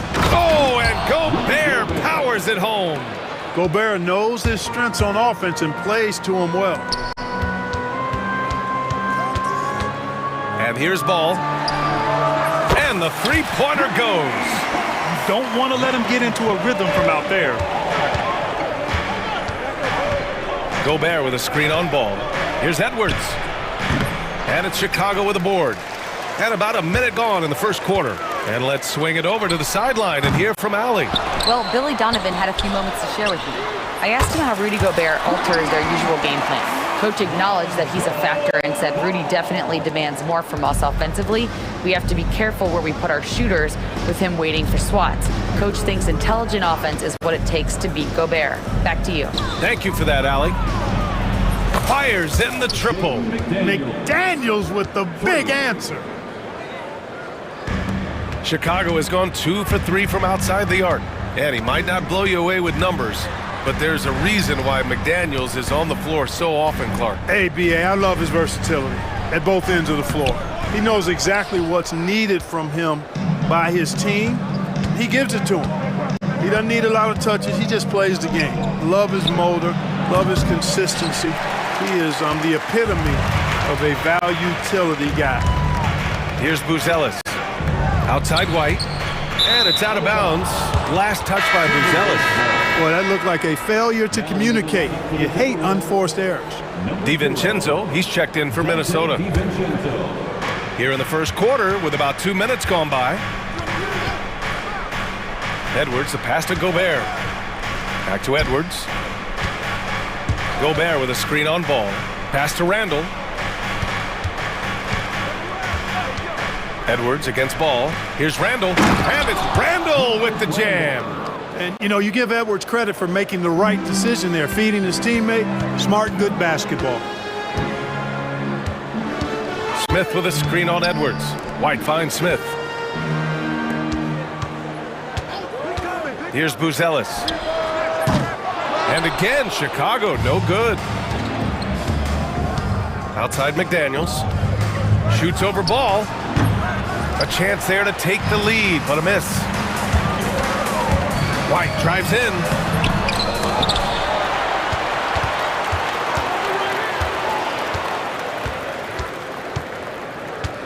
They shoot again. And it's good on the lay-in. White's gotten his second bucket. Oh, just an easy reverse for him. He has nice feel and touch around the bucket. Picked by Gobert. And here's Edwards outside. On target from range. And it's a tie ball game. Nice smooth three-point shot by Edwards there. Boy, he's got confidence from behind the arc. White with a screen on Randle. Here's Herter. Oh, a two-handed power slam. Now that's how you use the screen right there. And it leads to a thunderous finish. That was nice. And, you know, not enough help from the defense there to compensate. He gets a clean look, and that's exactly how you draw it up. And so here is Chicago, following the score by Minnesota. Ball taking his time here. Back to White. It's good. And the assist that time from Ball. White's got 6. When you got the slick passing skills that Ball has, you love exploiting the defense in the pick and roll. Foul be up, and they're not happy with the call here. Coach has given the signal. He's going to use his challenge. Probably a good idea in such a close contest. Shooting for Minnesota, Anthony Edwards. 3 shots. Stance. The play will be reviewed under It was smart to adopt this challenge policy in 2019. You know, one thing this does for a coach is let his players know he's got their back.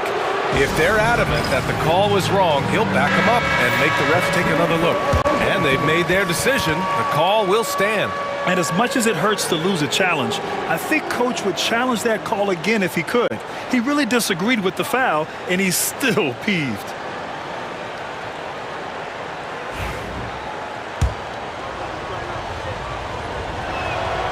And he's good on the first of 3. And Anthony Edwards has stated that his goal is to ultimately surpass Michael Jordan. Hey, look, that is a lofty goal to run after. I don't know if he'll catch him, but I like the fact that he's ambitious enough and confident enough to put it out there. His ability speaks for itself. This guy's a star already, and his star continues to shine. And in a game this close, they're going to challenge the call. Coach does not agree with it, and he wants them to take another look at the monitor. At the line for the ball. Many of these personal foul calls still disputed even after the video review. There's no doubt there's going to be a gray area in a lot of these calls. But at least we have the option to take a second look, so the officials can be sure they get it right. So they see clear evidence of a bad call, and they're going to overturn it. Probably the right decision. And give credit to the officials for recognizing the mistake and correcting it. Nobody likes to say they got it wrong, but they fixed it in a hurry. Just 5 on the clock. Edwards. And they call over the back here. Too much contact. A terrific box out that draws the over-the-back call. Yeah, there are a lot of things that go into rebounding, guys. You need strength, you need positioning, but I think timing and a nose for the ball most important. And I think you're right. That's what got him that call. His physicality and strength. He does not lack for confidence. He shouldn't. I mean, this guy's a dangerous scorer. Edwards looking it over. Oh, a beautiful reverse layup. Edwards has got 8. Boy, how about the strength of Edwards? Confident in taking on defenders and finishing. And it's Herter penetrating. Oh, and that one, no question, powered it down. Neither of these teams can miss. At the same time, there's not a bunch of defense being played either. And again, it's Minnesota converting. I know it's early, but you have to wonder if these offenses can keep this up. High-octane action for sure. Crowd-pleasing already. Some great action here early as we hit.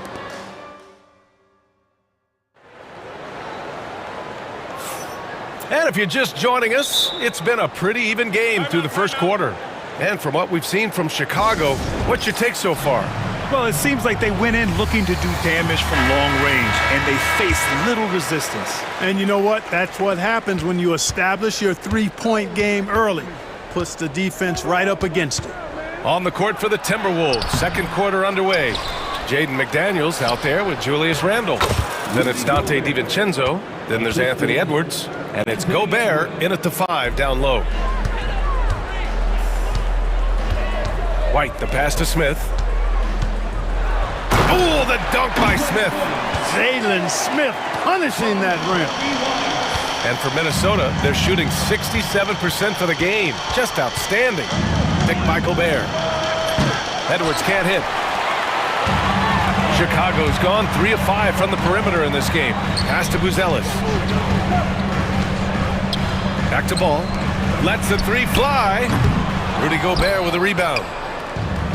The Timberwolves have gone just 1 of 3 to begin the second quarter. And there's the foul. It's on Kobe White. That's his first foul.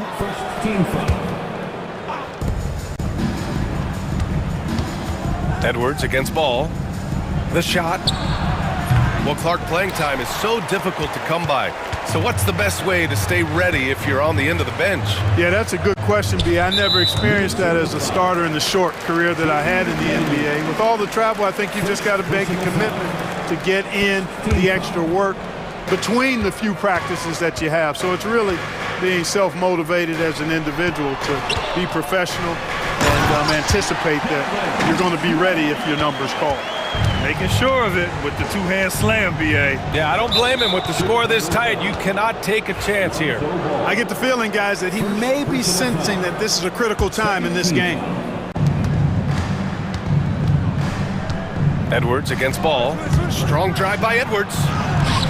Hey, it's hard to teach reach. Ball has a nice extension to him and superb at being able to challenge shooters because of transition basketball, the most reliable way to generate easy looks. Yep, exactly. And if there's any opportunity for early offense, you've got to push it and push it every time. The shot by Buzel is no good. Timberwolves trail by 4.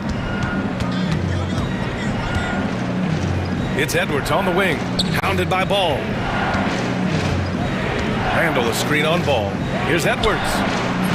Minnesota again missing. Oh, man, he can't get anything to fall. You can feel his frustration. And he's got to find other ways to contribute then because his shot making is not happening right now. Slams it down with 2 hands. Man, they're really getting aggressive now. Now's the time to do it. Keep attacking that rim. Here's McDaniels. And the sweet roll that time on the rim. That one falls. McDaniels got 7 points in the game. He really hooked the defender with that pump fake. It worked to perfection. For Minnesota, they've got 2 of 7 attempts to drop since the end of the first quarter. Gobert with a screen on Herter.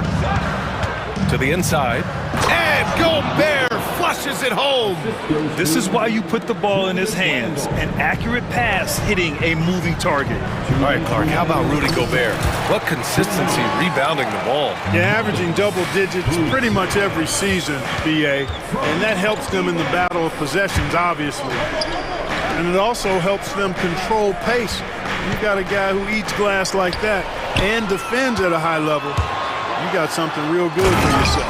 And Ball showing you nice activity on the defensive end there, causing problems because of that reach and the quick hands. Edwards, a pass to Randall.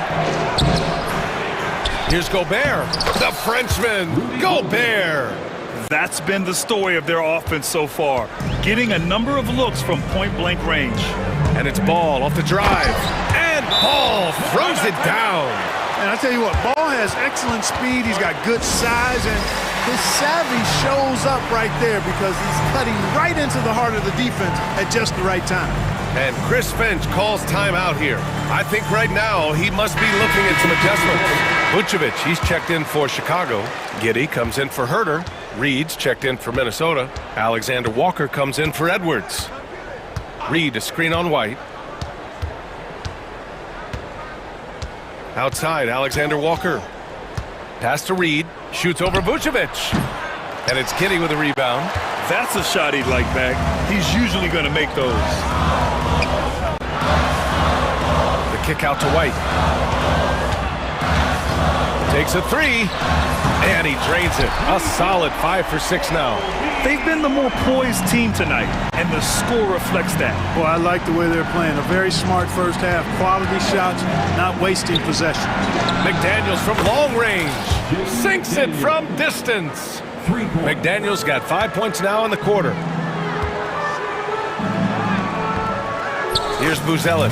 DiVincenzo covering. And it's Buzelis that time on the assist by White. White's got 5 assists in the game. Reed a screen on White.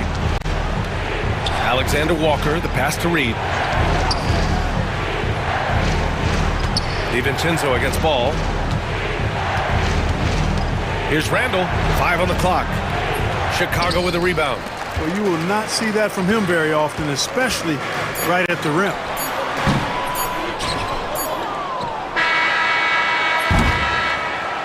And so it's Chicago, up by a healthy 8 points at the end of the period. Their key to consistency has been their dominance in the paint. They've been the more physical team. We'll be right back with you shortly.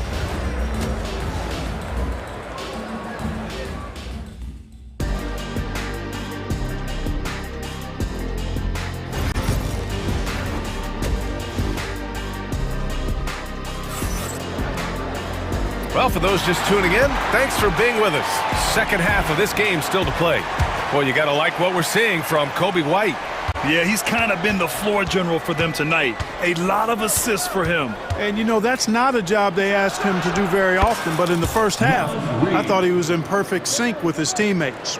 Buzelis out there with Nikola Vucevic. Then it's Kobe White, then it's Lonzo Ball, and it's Giddey in at the 3. So that's the 5 in the game for Chicago. And And he just driving the stake in him there. He's a guy who just never lets up. And that's terribly demoralizing for a defense, guys. I mean, they know he's going to keep coming and coming and coming, and that they may not have an answer for it. A great move. I mean, the defense has no response. Yeah, if that's a harbinger of things to come, he's looking at having a very big second half. And clearly, he needs no time to warm up. Yeah, really good sign for them offensively. They should keep getting him touches. Make sure he gets shots here. Knocked loose. Alexander Walker, the pass to Reed. Not sure why he committed the intentional foul. No purpose. I think everyone's a little confused, but weird plays happen. Here's DiVincenzo. Yet to see a basket. McDaniels, a screen on White. Here's Alexander Walker. And it's off from three-point range. Bulls leading by 8. Oh, got a piece of it. McDaniels with it, and it's Giddey picking him up. McDaniels passes to DiVincenzo. Back to Daniels. And Minnesota again with a bucket. You're not going to get every shot off clean. McDaniels recognizes that and made the adjustment accordingly. Pass to Buzelis. Back to Vucevic. Here's Buzelis. McDaniels covering. Clock is at 3. Here's Giddey driving inside. Here's White. Now here's Vucevic. And a miss there on the triple. And now around 2 minutes gone by in this half. Randall on the screen. Down low. And it's Randall with the jam. And rolling with such quickness. There's just no way to keep Randall from scoring now. Giddey. Hey, how's that for an answer? Right back with the dunk. And he just driving the stake in him there. He's a guy who just never lets up. And that's terribly demoralizing for a defense, guys. I mean, they know he's going to keep coming and coming and coming, and that they may not have an answer for it. Picked by Vucevic. A touch over 2.5 minutes of basketball played here in the third quarter. Here's White. It's rebounded by Minnesota. And here's Alexander Walker. Still without a bucket.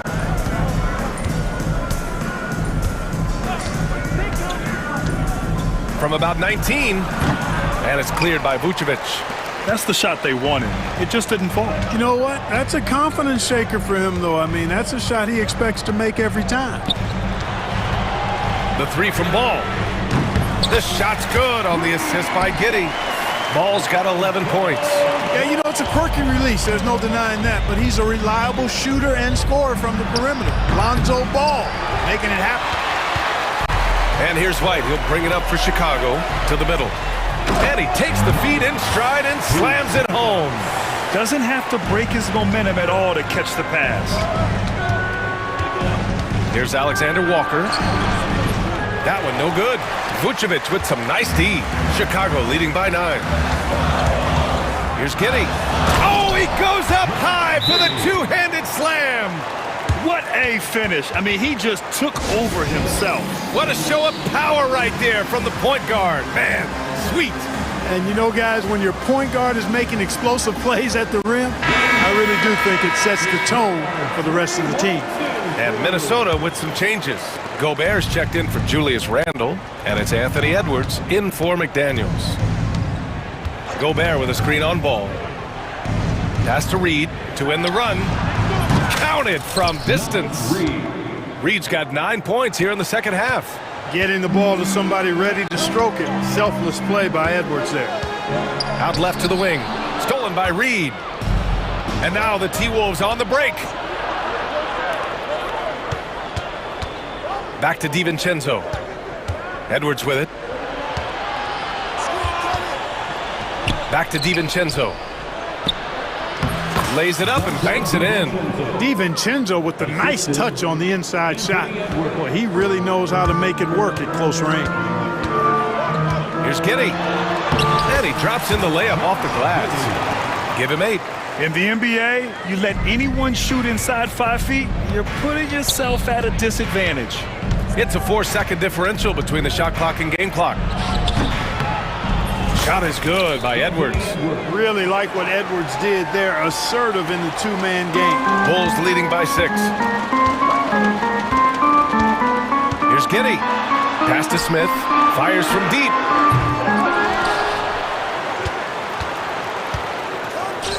Here's Phillips. Here's the 3. Knocks it down from distance. Phillips has got his first bucket of the game, and he's on the board for 3. Really nice job moving the ball around that time, picking apart that defense. And so it's Chicago with... All right, let's take a look at our assist of the game presented by State Farm. You can count on him to deliver a few assists like this one each and every night. It sure is. I mean, he's a maestro. Great vision, terrific IQ, everything you want in a point guard. The fourth quarter has arrived. So good to have you with us. A chance here to catch up with Allie from the sideline. Over that last break, I got a chance to hear what Chris Finch said to the team. They were encouraging their team to run, look for breaks. Coach wants to see them getting into transition more. Back to you, Brian. All right, Allie, thanks once again. And a look now at the 5 for the Timberwolves to start the fourth quarter. We've got Jaden McDaniels, Dante DiVincenzo out there with Edwards. Then there's Rudy Gobert, and it's Randall in at the 4 slot. Whoa, that man is laser focused. Now, that's bad defense for a team that has a long way to go to catch up. They look pretty demoralized to me, and that always shows through at the defensive end first. Timberwolves trail by 12. Outside Edwards, picked by Gobert. Launches it. The triple hits for Edwards. Pick works well there, but the defense left a lot to be desired. Yeah, that's not the defense you need. You got to be tougher defensively. Here's Ball. Back to White. Into the lane. And he bangs it home with one hand. Woo! Defensively, you can't afford to let him get to the rim that easily. Well, that might be why their deficit is what it is right now. You know, you look at it, the communication is lacking, as is the trust. They can ill afford those types of breakdowns. It won't work. You can't win with those kind of breakdowns. Herter finds Ball. Back to Herter. From deep three-point land. Smith right side. Pass to Ball. Smith with a screen on McDaniels. The 3 from Ball. Edwards pulls it in. Timberwolves trail by 11. Gobert with a screen on Ball. Edwards can't get that one to fall. DiVincenzo with a steal. Edwards with it. Gobert with a screen on Herter. And here's Edwards outside. Again, the miss by Edwards. You kind of wonder where his head's at. The shot selection hasn't been there. And, of course, that one was just crazy. Here's Buzelis. Smith left side from the wing. And that's off the glass and in. Smith's got 5 points in the quarter.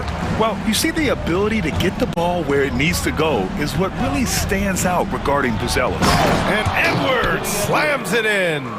And one move ahead of the defense. A solid pick. And then the monster dunk to complete the play. Well done. Boy, picture-perfect teamwork that time, guys. One guy sacrificing for the other. That's how you succeed in this league. That shot wide open. Edwards got 9 points now in the second half. Oh, boy, look at the quickness to create space.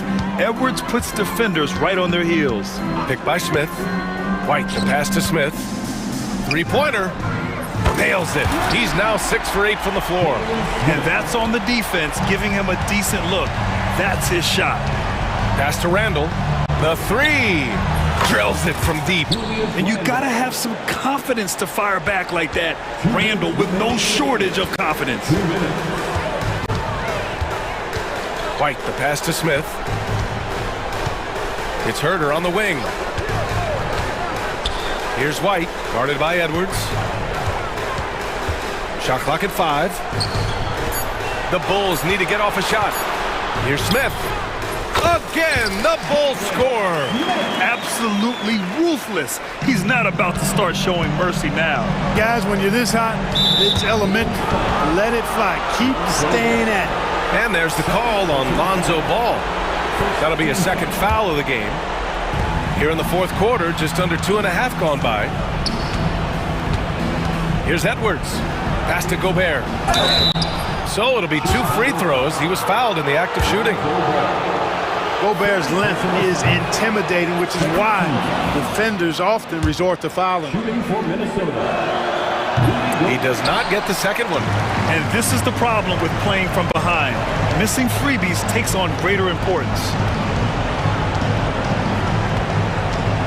White looking it over. Outside Herder. Back to Smith. Down to 5 on the shot clock. Lets it fly. Herder can't hit. Timberwolves trail by 12. And a comfortable win for them here. Game is out of reach. Good performance for the Bulls. Offensively, they made the most of their trips. They found multiple ways to score consistently, and a little luck doesn't hurt them either. They also got some nice bounces off the rim tonight, too. And of all the highlights and performances we've seen here tonight, the one thing that stands out is what an unbelievable night it's been for Coby White. Gotta respect the leadership he showed today. Made great reads and distributed the ball accordingly. Ball no good. And short of a miracle, they're walking out of here with a tough loss. They fought all night. A terrific effort, but they just couldn't make enough big plays. Takes the 3. Drops in the 3. And so here is Chicago.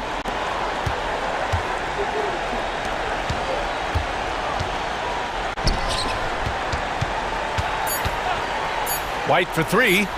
Hits the trifecta. And Minnesota calls time here. 1 second left in the 4th. Guys, what do you think? And time's running short. They just couldn't get over that hump. You know, maybe working on their 60-second drill, even if it doesn't pay off tonight, maybe for the future.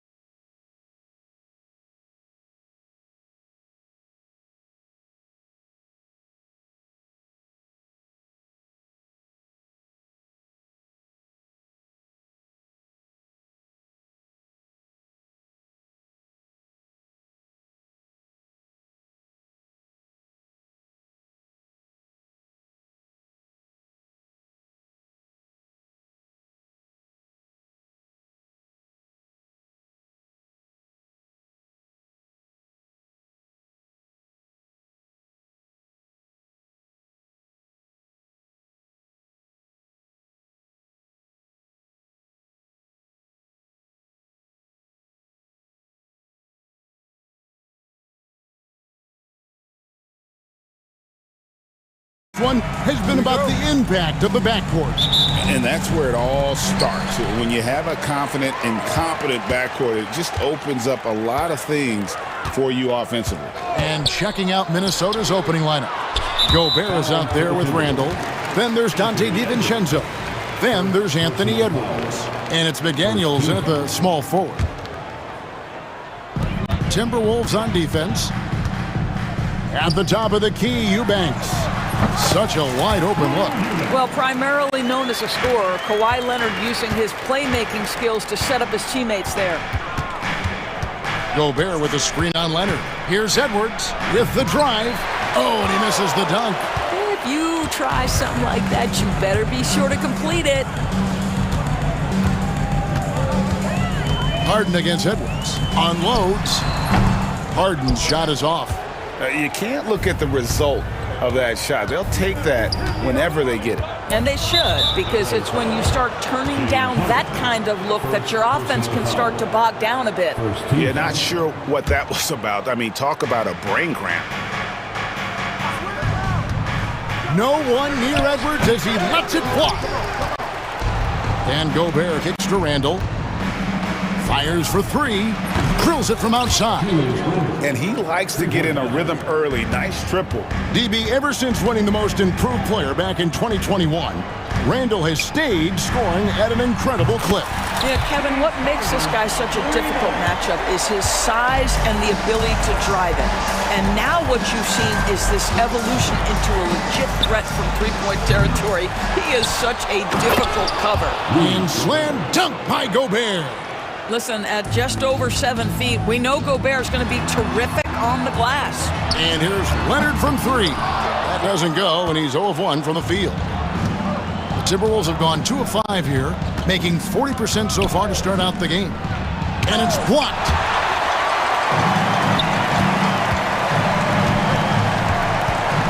Pass to Eubanks. Off the mark there with the three-point shot. Minnesota's gone 1 of 2 from long range in the first quarter. Gobert with a screen for Edwards. Down low. And slam dunk by Gobert. A vertical threat that is Rudy Gobert. What a ferocious finish at the rim. And with an update from the sidelines, let's check in with David Aldridge. Well, a bit ago, Teron Lou and I were able to chat. The first thing Coach brought up, Rudy Gobert, the multiple-time Defensive Player of the Year. We're worried about Rudy's length, of course, saying it causes total havoc around the rim. So the counter is lots of threes and avoiding Gobert in the lane. The French center still with a massive effect on the game plan. Kevin? Thank you, David. Harden, that's good. Yeah, James Harden's ability to finish with either hand, so crafty, understanding how to navigate around defenses when he's in the painted area. Now here's Edwards. To the paint, here's Gobert, and slam dunk by Gobert. That's the idea. You work the ball into that area, it's a sweet spot. Here's Harden. Gobert with the block. Boy, whenever Gobert is out there, he will make you think about shooting near the rim. This guy's such a good shot blocker. Randall from outside. And finished off by Gobert. Nice job clearing some space out under the boards and setting himself up there for the putback. And not just any old putback, Clark, but a big, big foul. Second team foul. 1:36 left in the first quarter, and it's in there. Boy, laser focus from Kawhi Leonard. He no sooner touches it than that ball is off to the rim. You know, Greg, when you look at the Timberwolves' history, the first round had been a problem for them. But not last year, as they swept the Phoenix Suns. And you got to look at it as being a tremendous success, right? Because going into the season, I don't know that anyone thought they would have made it to the conference finals. But, boy, that young group gelled well together, and the sky's the limit for the future. Leonard with the steal. 55 seconds left to play in the first quarter. Harden the pass to Leonard. No good from outside. The Timberwolves have gotten 6 of 11 shots to go down so far. Pretty nice shooting. Gets a very good look and converts. Leonard's got 7. Shooting off the dribble is probably one of the toughest skills in the NBA, but Kawhi has it mastered. Edwards looking it over. Gobert, and slam dunk by Gobert. That's how you share the rock. He does this time and time again. It's Harden with the drive, and Harden with the stuff. Well, with that frame and that power, James Harden leaves no doubt. The three, good on the triple. Such a multi-talented threat on the offensive end, and you love his confidence. In the corner, Eubanks with it. It's good. The assist that time from Harden. 5 points in the game. The real. Come at us, and we're coming right back at you. And you would expect nothing less from these two, taking pride and making plays. James Harden getting it done for the Clippers. He finishes with 9 points in the quarter.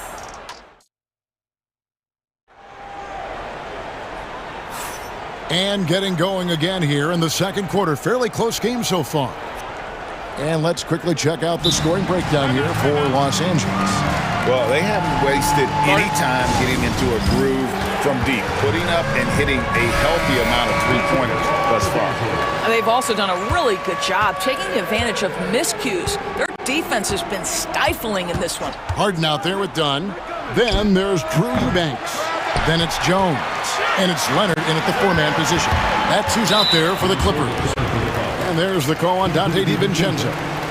That'll be his second foul of the game. Here's Harden. Leonard with a screen on Edwards. Three-pointer. And Leonard gets it to go on the assist by Harden. Leonard's got the lead up to 6 now for the Clippers.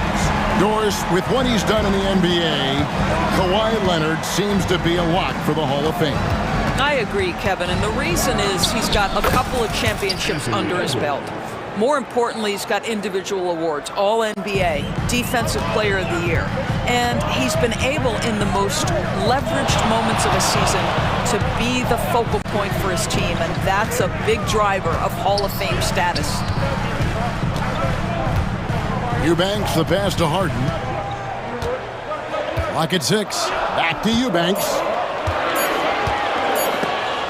It's stolen by Gobert. One-on-one here. 17-foot shot on the way. It's good on the putback. McDaniel's got 5 points so far. What an effort to get the tip in, just wanting it a little bit more. Leonard, the pass to Jones, and Jones slams it in. I'll tell you, that vertical ability he has puts him in select company in NBA power forwards. May not have great size, but boy, he plays bigger than it. Gobert with a screen for Edwards. Edwards at the rim. Oh, guys, the agility, the hops, everything about Anthony Edwards, so good athletically. Harden the pass to Leonard.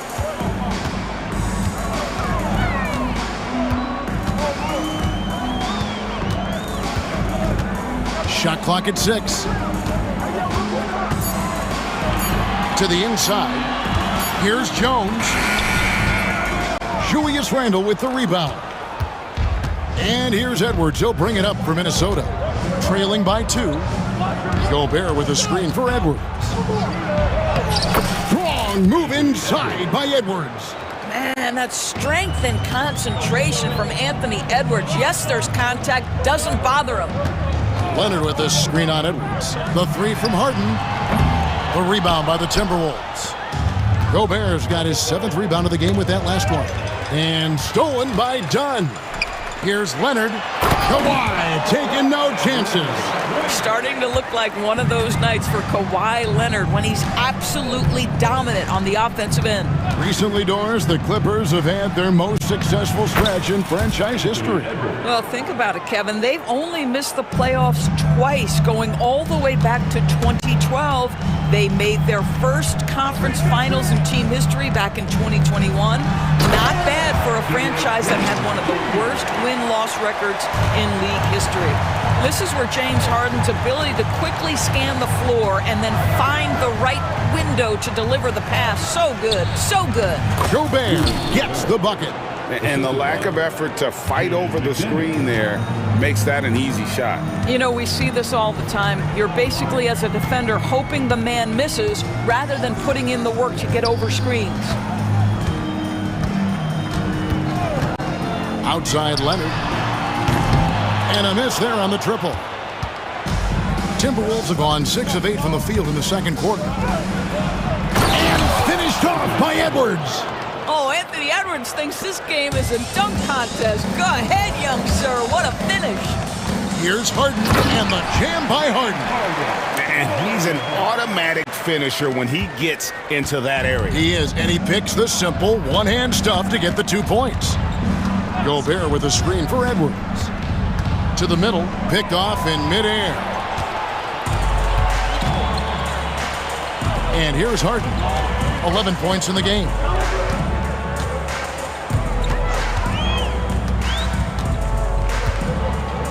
Outside Leonard. Eubanks finds Leonard. 5 to shoot. Gobert with the block. And he's able to get it back. Edwards against Harden. Driving the lane. You know what? They battled on the glass but couldn't knock it down. Edwards against Leonard. And Gobert throws it down. And guys, I don't know that this is the time for that kind of flair. In a close game, the important thing is to get the 2 points, not necessarily the dramatics. Oh, come on. He had to go for that, didn't he? My goodness. And a close game so far through the first 2 quarters. All right, David, thank you. And stay with us, folks. We'll be back just after halftime to get the third quarter started.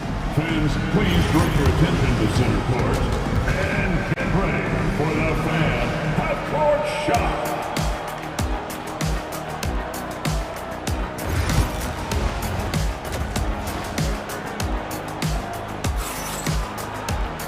We've got second half action for you, and if the next couple quarters are similar to the first, this one could go down to the last possession. Rudy Gobert has been sensational. Yeah, and just look at the numbers from the first half. He has been very efficient. I think they've taken their time. They've showed incredible patience. It's a sign of a well-coached ball club.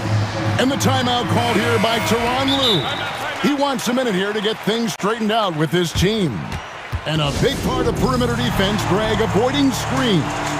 Some of the tricks of the trade in that regard. Well, sometimes you have to get skinny. I mean, other times it's using your strength. A lot goes into it. Also, you know, getting a cadence for the screener. It's one of the more challenging aspects of NBA defense. So on the floor for Minnesota, we've got Jaden McDaniels. Julius Randle is out there with Naz Reid. Then there's Dante DiVincenzo. And it's Alexander Walker in at the point. Now here's Harden, defended by Alexander Walker. Kicks it out to Harden. Lets it go from deep. It's in and good for his 6th field goal in 10 attempts. Well, James Harden, a sniper through and through. You give him even a little sliver of daylight and that ball is gone. Picked by Reid. Back to Alexander Walker. Pass to Reid. Count the bucket, and he's got a free throw coming up as well. And here we go with the coach's challenge. Not surprised. First team shooting for Minnesota, Naz Reid. This is the time now where the officials can review in closer detail what constituted the original personal foul. Getting a different angle can sometimes make it a lot easier to determine. Indeed, and the one thing with replay review is that when you see the slow motion replays, you really get a new appreciation for just the immense speed at which these players are moving at, and how fast the action really is, and how hard it can be sometimes, you know, Greg, to make the right call. And so the word is in. They've decided that the call stands as it was made on the floor. And, you know, even if a coach still feels this wasn't the right call, you got to acknowledge the effort being put in to reviewing it. The double checking, and the game continues on. McDaniels passes to Reid. It's hauled in by Los Angeles. Boy, this guy is a good finisher, so he misses a chippy. That's tough to take. It's Harden with the drive, and the jam by Harden. Well, James Harden's ability to put it on the deck and get to the cup is elite. And because of that size and frame, he's going to finish most often. Alexander Walker passes to DiVincenzo. Pass to Reed. Now DiVincenzo. Overdone. Kawhi Leonard with the rebound. Well, terrific defense. They obviously respect his ability and just want to make it tough. And, Doris, what's amazing to me, if you look at Kawhi Leonard's production year to year, there's no drop-off. There's certainly consistency to what Kawhi Leonard does. When he entered the league, he was a defensive force from the outset. And then he built methodically his offensive game. Free throws, post-game, and now range shooting. He is a complete basketball player. You know what? Tried to step in and cut him off, but just didn't get there quick enough. And stolen by Dunn. And while we've got a moment, let's send it over to our terrific reporter, David Aldridge. David? Kevin, the Clippers are intent on winning big. Coach Tyronn Lue said half of it is great talent, and I think half of it is execution. When you get to the playoffs, it's a whole different animal. We got to be 100% execution with our talent. That makes for a dangerous team. Kevin? Very dangerous. All right, David. Reed kicks to Randall. Over Jones. Eubanks grabs the miss. You almost have to assume he's going to knock those down when he is that open. Harden the pass to Leonard. For the lead. It's good. The assist that time from Harden. Harden's got his fourth assist in this one. Just another place you have to take Leonard seriously. He's so capable from the outside.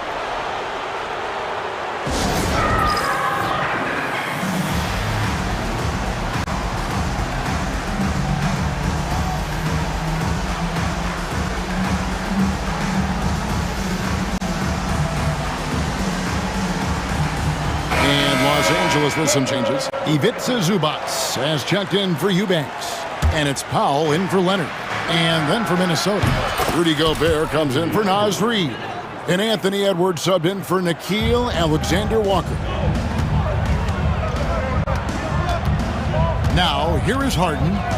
He's got 16 from deep. Basket number 8 for him on 13 tries. That's 62% so far. James Harden understands answering a three with your own three negates any momentum of your opponent. Here's Edwards. And, yep, finally drops after rolling around the rim. Edwards got 5 points now in the quarter. And not even 3/4 out of the way. So many lead changes. The fans, guys, are getting their money's worth. Heck, I should have paid to watch this one. It's been a nail biter. Harden the pass to Zubac. Back to Harden. Count the basket and the foul. It's on Anthony Edwards. A determined James Harden. Now that is a problem for the defense. Let's look at the energy stats, how the hustle game has been going for the Clippers. All game long, they've had active hands and really out in the passing lanes. And that aggression on defense has resulted in a ton of steals. And their fast break has also been a key metric in this one. They have had a significant advantage in transition over the course of this game. Shot clock at 5. Edwards, that's good. I think his teammates understand that Anthony Edwards has every aspect of his offensive game working, so let's make sure he's got the basketball. Now 8 seconds separating the two clocks. Harden against Gobert. No stopping him there. Jams it in as he's fouled. Folks, the coach's challenge has been initiated for a personal foul. Close game like this, and he thought it wasn't a good call.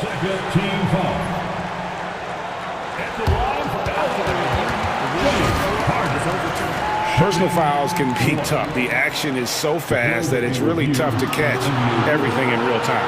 The wonders of technology. We've seen replay reviews so effectively, and involving the coaches by being able now to challenge like this is something a lot of people have been hoping for. And the announcement on the review is that the foul was called in error. So they have determined to overrule the original call. And guys, this is what it's all about, getting the call right. And I think in this case, the video review showed that while it was a tough call to make on the floor, they got it right with the review. Catching up on the changes for the Clippers. Ben Simmons, he's checked in for Zubats. And Kawhi Leonard subbed in for Norman Powell. And the Timberwolves also making a change. Naz Reid, he's checked in for Julius Randle. Trains the three-pointer. Just focusing on the task at hand. That's all you can do. Boy, the tide is running one way and then shifts back in the other direction. I've lost count of how many lead changes we've had here tonight. And Tyronn Lue calls timeout. He's ready to talk things through with the team. Number 7, Amir Coffey. Leonard, that's for 2. Anthony Edwards has been leading the charge for the Timberwolves. He got it up. And I know I speak for all of us when I say I can't wait to see what kind of finish awaits us here in the fourth quarter. And here is Los Angeles now. And Tyronn Lue calls timeout. It's a chance for them to regroup and refocus. And now we've got some time to check in from the sidelines. You got for us, DA?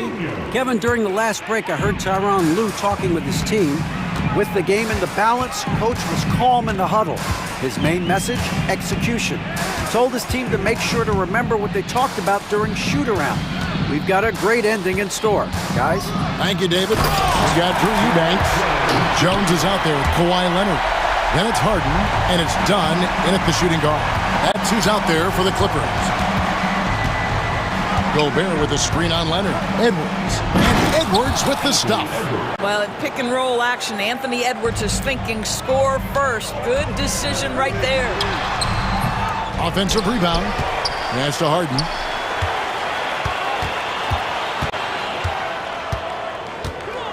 Down to 5 on the shot clock.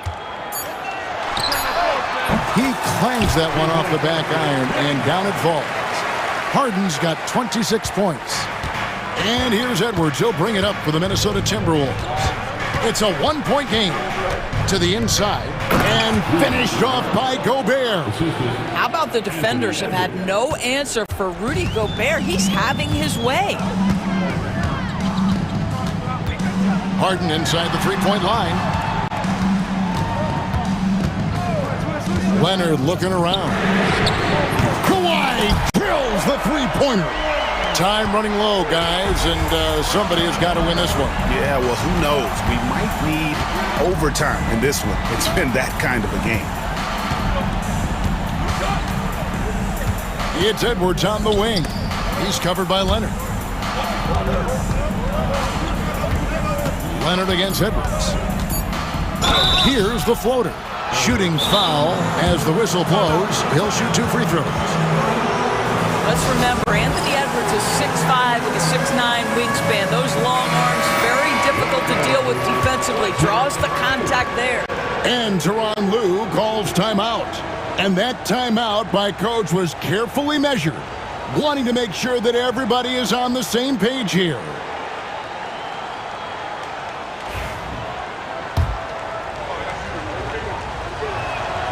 And he knocks down the first one.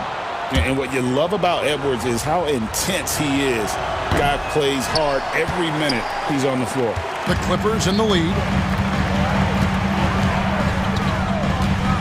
Last quarter of play, about 2 minutes in now. Harden kicks to Leonard from the top of the key. And that one off the back of the rim and in. And that's 20 points for Leonard. Such a clutch shooter. This guy lives for these kinds of moments and delivers. Gobert with a screen for Edwards. Wasted no time on that shot, but it's off the mark. Clippers leading by 3. Harden the pass to Dunn. To the wing right side. Eubanks. From outside, off the mark. The Timberwolves have gone 2 of 3 from the field to get the fourth quarter started. The Timberwolves again can't hit. They came close there to tying it up. Oh, he had it in his sights. He wanted it. That bucket would have been huge. He's almost obsessed with drawing contact, and Harden has an endless number of ways to get to the line. Free throw good, James Harden. And both free throws good for James Harden. You must embrace the pressure and knock down critical free throws. Nicely done. Pass to DiVincenzo. Back to Edwards. Gobert with a screen for Edwards. Edwards shooting fearlessly from the arc. Anthony Edwards relishes big-time moments, and he delivers right there. On the wing, Harden. Edwards defending. Leonard with a screen on Edwards. Up top, Leonard. A three ball. Good. It's Harden with the assist that time. Harden's got 6 assists in the game. Showing no hesitation, and in a huge moment, Kawhi wants the ball when they need a bucket. Near the three-point line, it's Edwards.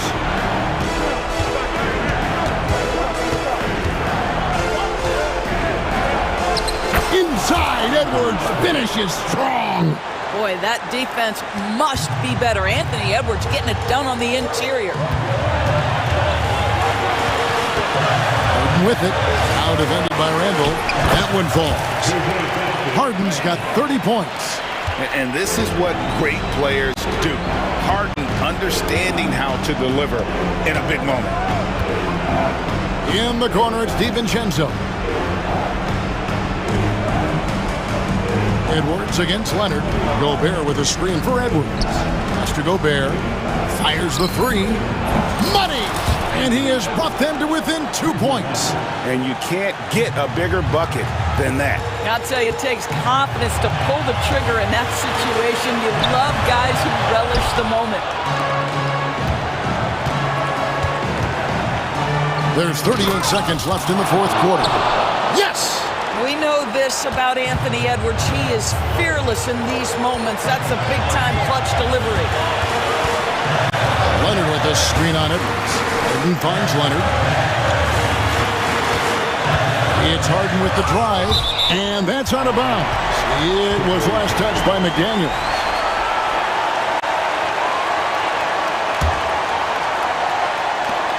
We got 22 seconds left in the fourth. 6 to shoot. It falls! One of the best closers in our game. James Harden coming up big. Can't afford any wasted possessions down the stretch. I'll tell you, they'd better come up with some points on every possession from now on. And they commit an intentional foul. It's another one of those so they can get into the penalty. That's right. No other option but to foul and look for some misses. And now we've got the intentional foul.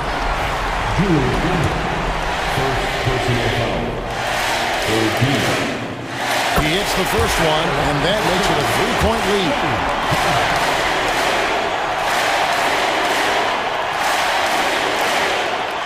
And he hits both free throws here. So now it's a 4-point ball game. Well, you love a guy who gets himself to the line, takes his time, and makes the free throws. Complete professional. Minnesota calls timeout. They're trailing by 4. What do you think, guys?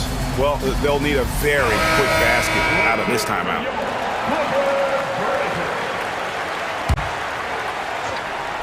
Powell with the steal.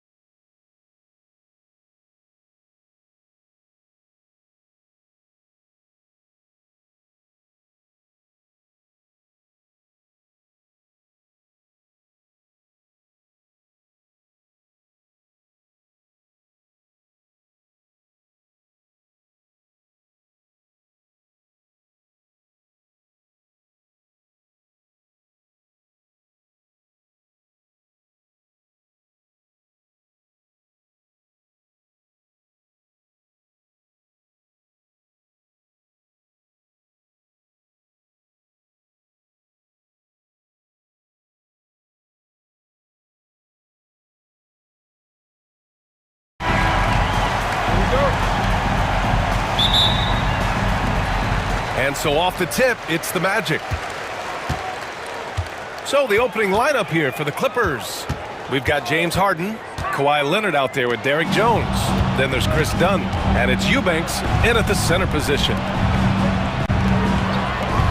The three, it's rebounded by Wagner. And here's Wagner. He'll bring it up for the Magic. Pass to Suggs. Back to Wagner. It's rebounded by Los Angeles. You won't see him miss that one too many times. Yeah, that happens. Important thing is for players, just don't beat yourself up and make a miss like that cost you another play. What elevation. He's a smaller but still determined big man, and he likes mixing it up with his impressive vert. And what you like about James Harden, he can play with any set of teammates, Brent. We're seeing this transition, BA, right, from Harden being this elite offensive system by himself to now being a better teammate, a guy who can facilitate and set guys up to make better offensive plays. So not shouldering the entire load anymore. He's been very flexible over the past couple seasons. Now here's Dunn, 5 to shoot. Outside for Harden. Over Suggs. Harden misses.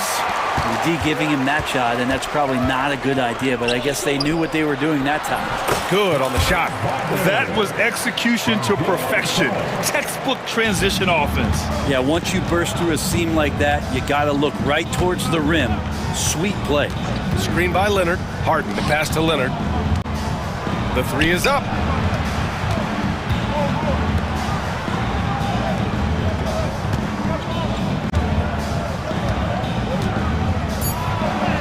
And that's good. His first bucket of the game. Kawhi like a robot out there just shrugging off the contact. Beep, boop, pop, pop.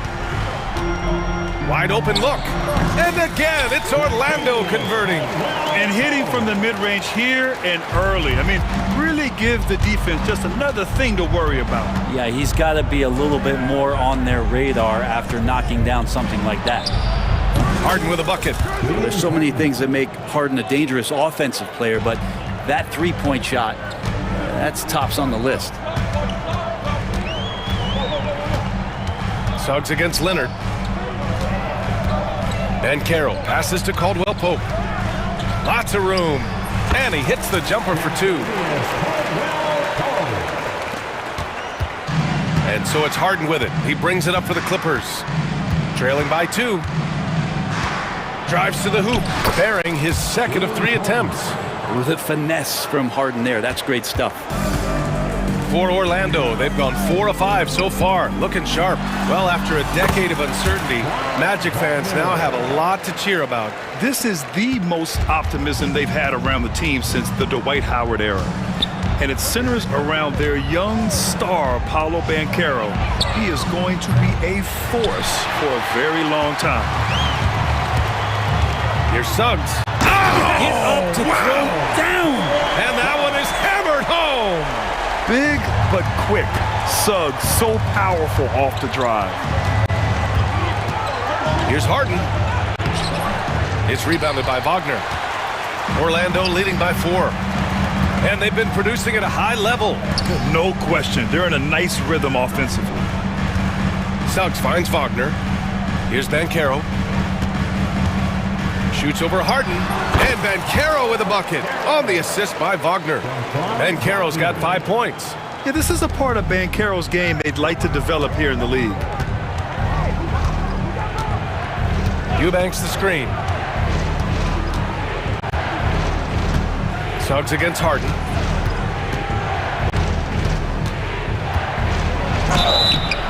And he's going to the line for 2. The official saw contact while he was going up. So good at drawing contact and literally winning trips to the free throw line. Harden feasting on any chance to draw a foul. Harden hits them both. Well, when he gets into a groove at the free throw line, it doesn't just last for tonight. This might be 2 weeks, 2 months, something like that. Suggs, the pass to Banchero from outside the arc. Suggs, no good. He's not the guy that you want to give a wide open look from three-point range. They're lucky that that one doesn't cost them. Here's Leonard. And And the dunk by Leonard. Oh, man, when Kawhi dunks, you feel it. This is how powerful that guy is. Now here's Suggs. Wagner outside. Back to Suggs. And Carroll with a screen on Harden. Here's Suggs. Out of the way! Wow! This guy is putting on a clinic for the people. Man, I'm shocked. I can't believe he pulled that off in a real game. And timeout called by Ty Lue. He'll take the opportunity to regroup.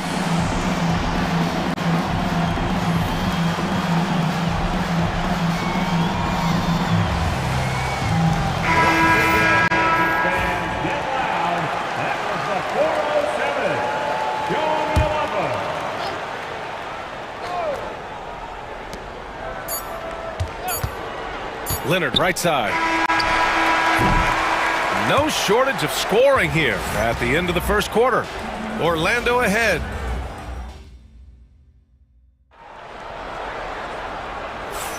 If you're just joining us, we played through one quarter in this one. And what do you guys think so far about the offensive approach for the Magic? The most consistent attack on offense so far has been the mid-range jump shot. We'll see if they can keep that rolling. Well, not only that, but you love how unselfish they've been to start this game. That's going to get all the guys in a great flow and feeling good. So moving that ball around and scoring off assists, it's a nice way to play. So here are the five for the Clippers to start the second. James Harden out there with Chris Dunn. Then there's Kawhi Leonard. Then there's Amir Coffey. And it's Jones in at the three, the small forward. Suggs finds Banchero. Here's Wagner driving in. It's rebounded by Los Angeles. Probably should have scored there. He usually does. Harden with it. Now guarded by Suggs. Leonard for three. Look at Leonard. Dialed in from deep.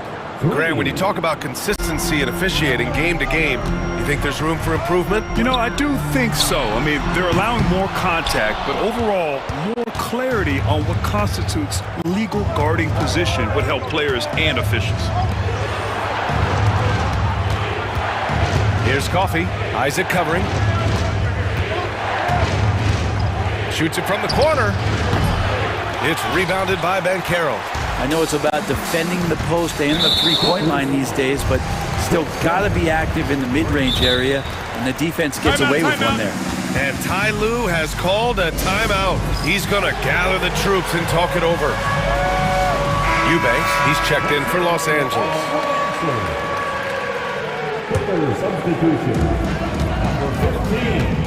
Wagner with a screen on Leonard. Suggs, the pass to Wagner.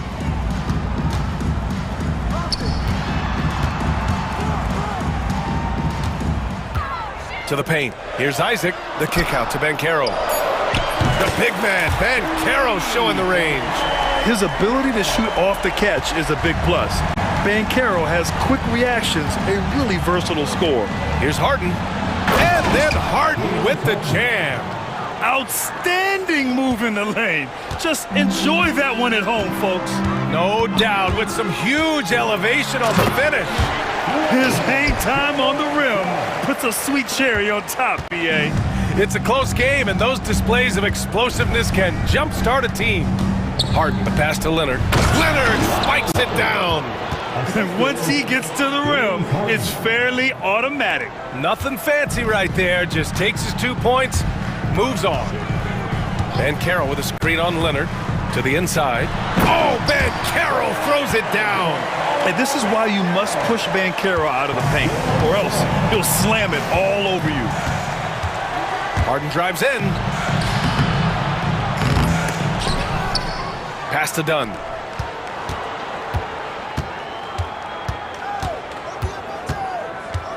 Six on the shot clock. And even after 2 offensive rebounds, they just can't take the lid off.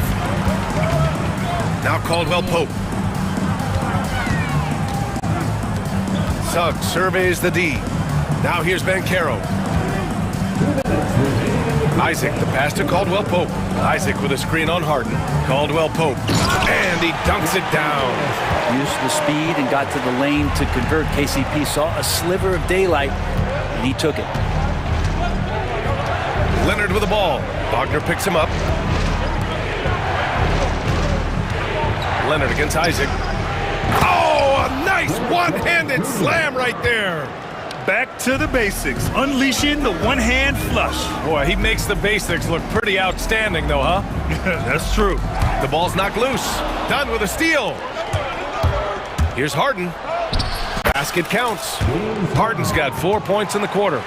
Even if he's not a big man, Harden can score inside with the best of them. Left side, Caldwell Pope. Here's Suggs. The rebound by Eubanks. And here's Harden. He'll bring it up for the Clippers. 55 seconds left to play in the first half. Leonard with a screen on Suggs. Harden to pass to Eubanks. 5 on the clock. Leonard on the wing. Top of the key. And there's another one for the Clippers. What an advantage it is to have someone like Leonard. Everyone knows the shot clock is running down, but they also know that he'll get up a good shot either way. For Los Angeles, they've gotten 7 of 10 attempts to drop in the second quarter. Pass to Eubanks. Harden against Caldwell Pope. Now here's Harden. Tight defense on him. He's off on the layup. And here's Caldwell Pope. He's got 6.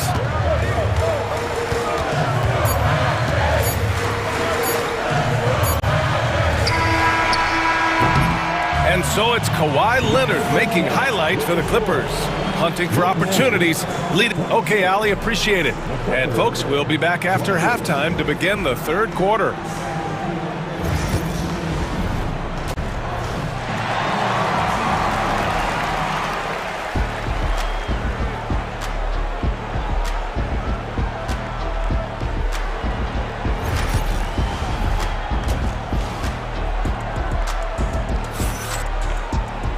And we've got second half action for you. Thus far, a pretty evenly contested game. It's been one outstanding game from Kawhi Leonard. Through 2 quarters of play, he's been an excellent source of points. Yeah, he's shouldering the load right now and looking really comfortable while he's doing it. The backcourt is Suggs and Caldwell Pope. Isaac and Wagner make up the forwards. And it's Ben Carroll in at the 5. So that's who Jamal Mosley starts the second half with. Leonard gets the bucket. And Leonard, a 3-level scorer as well as an offensive anchor for this team. Suggs with the bucket. Suggs has got 8 points. A great move. I mean, the defense has no response. Well, just ripping through right there as he finds the open spot and gets right through there. High basketball IQ play. Driving to the basket, and down it goes. Jam that one home. Man, Suggs can really move. And once he sees he has a clear path, he launches up for the dunk. I'll say this, Ben Carroll is a guy that opponents can't forget about for a second. And you see it in all the defensive attention he gets. Teams show him all kinds of different looks, and he draws a bunch of double teams in isolation. And Suggs, here we go, and it's thrown down hard with both hands. And once Suggs gets hot, he's not easy to stop, especially when he's getting whatever shot he wants. Suggs against Harden. Inside. And stolen by Banchero. Knocks it loose. Outside, Caldwell Pope. And it's Orlando with another. Nice shot by KCP. Offensively, his role is to hit jump shots. And timeout called by Ty Lue. We might see him looking to make some tweaks to the strategy here.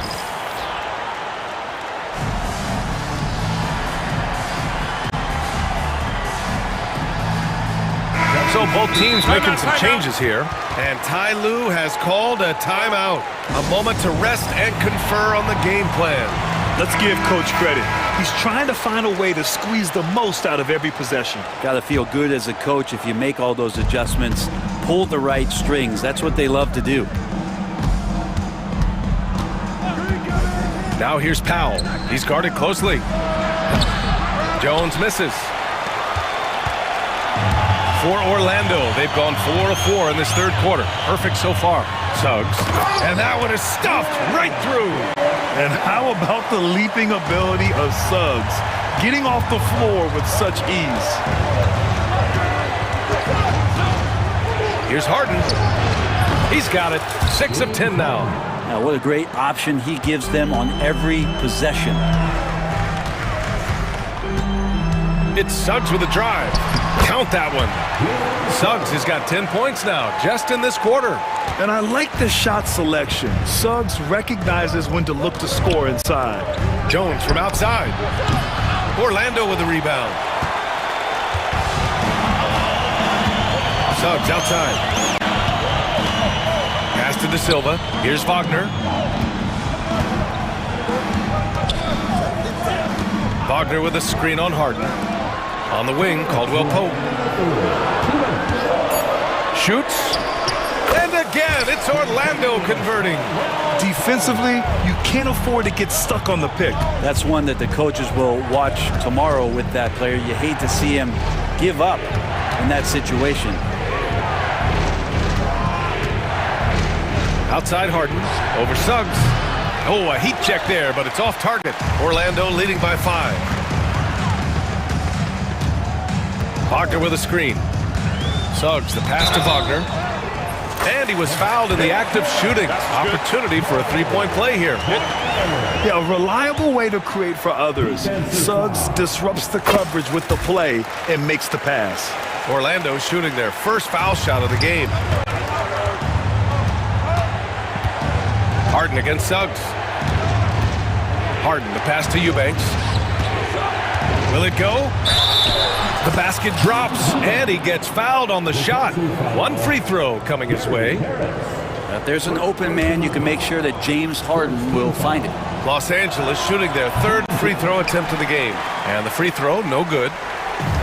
The Magic have gotten off to an incredible start in this half. 8 of 8 from the floor. Powell against Suggs. Lets it fly. And it's Wagner missing. Clippers trail by 6. Outside Harden. Eubanks the screen. Harden the pass to Eubanks. Yes! And a nice assist from Harden. Eubanks, he's got 6. Soft interior D, and they've exploited it. Pass to Wagner. Here's Caldwell Pope. Overdone. Here's Wagner. And here's Suggs, defended by Jones. Suggs, the pass to Wagner. Count it. 5 points in the game. And he did that so well in college. Suggs sharing it well in the league, too. Harden against Suggs. 18 feet out. Powell controls the rebound and the putback. Now that takes serious effort and a light touch. No need to overdo it. Just lightly tip it in. Here's Suggs. Yes, sir! That's what you tune in for right there. Wow. And this kind of sick slam is just one of the reasons this team is in charge of this game right now, BA. You know, there's an edge the way they play and a confidence there. And they want a second opinion on that call. The signal for the coach's challenge has been made. Shooting for James Harden. After review, Taking 2 shots. stands. The play will be reviewed under Still disputed even after the video review. There's no doubt there's going to be a gray area in a lot of these calls. But at least we have the option to take a second look, so the officials can be sure they get it right. And they've made their decision. The call will stand. And as much as it hurts to lose a challenge, I think Coach would challenge that call again if he could. He really disagreed with the foul, and he's still peeved.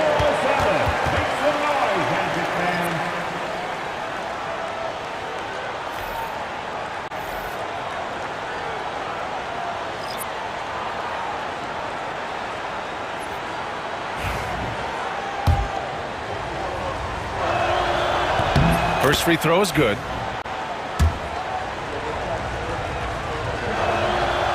No good on the second free throw. And we've got a timeout from Jamal Mosley.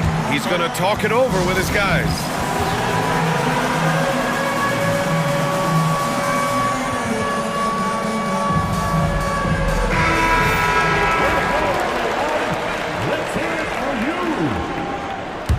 Another substitution. And stolen by Simmons. Jalen Suggs has been leading the charge for the Magic. He made... Well, this has been a great contest so far. I imagine the fourth quarter could have more action in store for us. And here's Wagner. He'll bring it up for the Magic. It's a 5-point game. And so in the game for the Clippers, Chris Dunn is out there with Norman Powell. Then it's Ben Simmons. Then there's Derek Jones. And it's Leonard in at power forward. Come on now. This kind of powerful finish gets guys going. Yeah, especially when it's coming from your point guard. What a flush. Yeah, great read, calls his own number, and then sends it home. Magic leading by 7. Isaac finds Wagner. Here's Black. Wagner with a screen on Jones. Black passes to Wagner, and stolen by Leonard.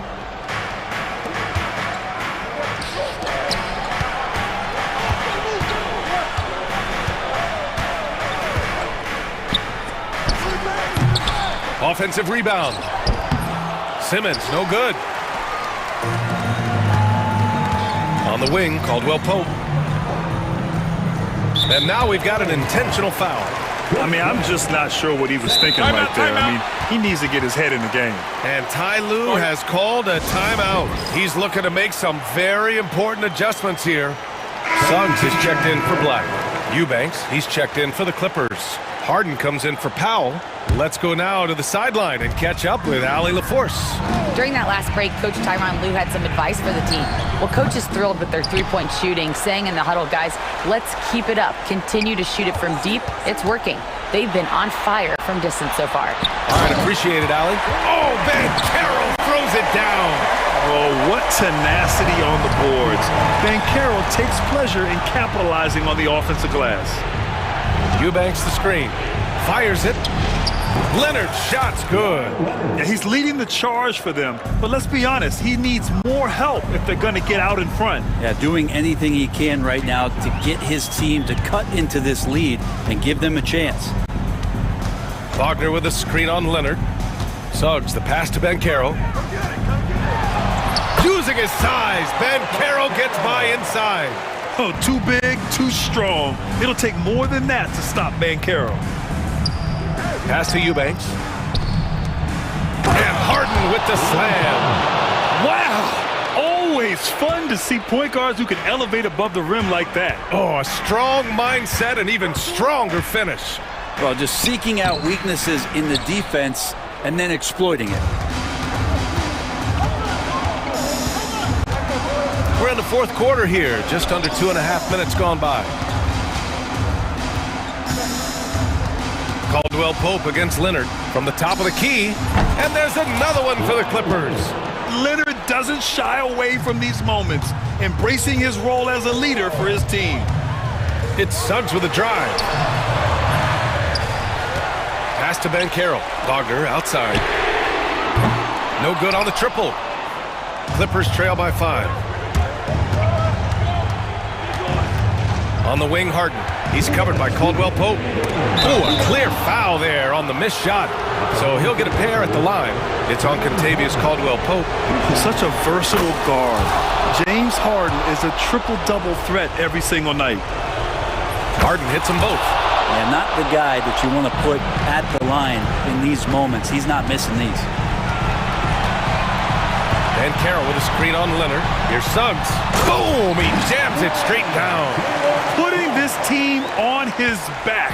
I love seeing Suggs take charge like this. Here's Harden. Oh, and there's the whistle on the shot. So 2 free throws for him coming up. It's going to go on Jalen Suggs. Heady play to stop that easy layup right there. I mean, make him earn it at the line. And that's good as he hits both shots. Yeah, just a fruitful trip to the line. He's made this a one-possession game. Up top, Suggs. Leonard defending.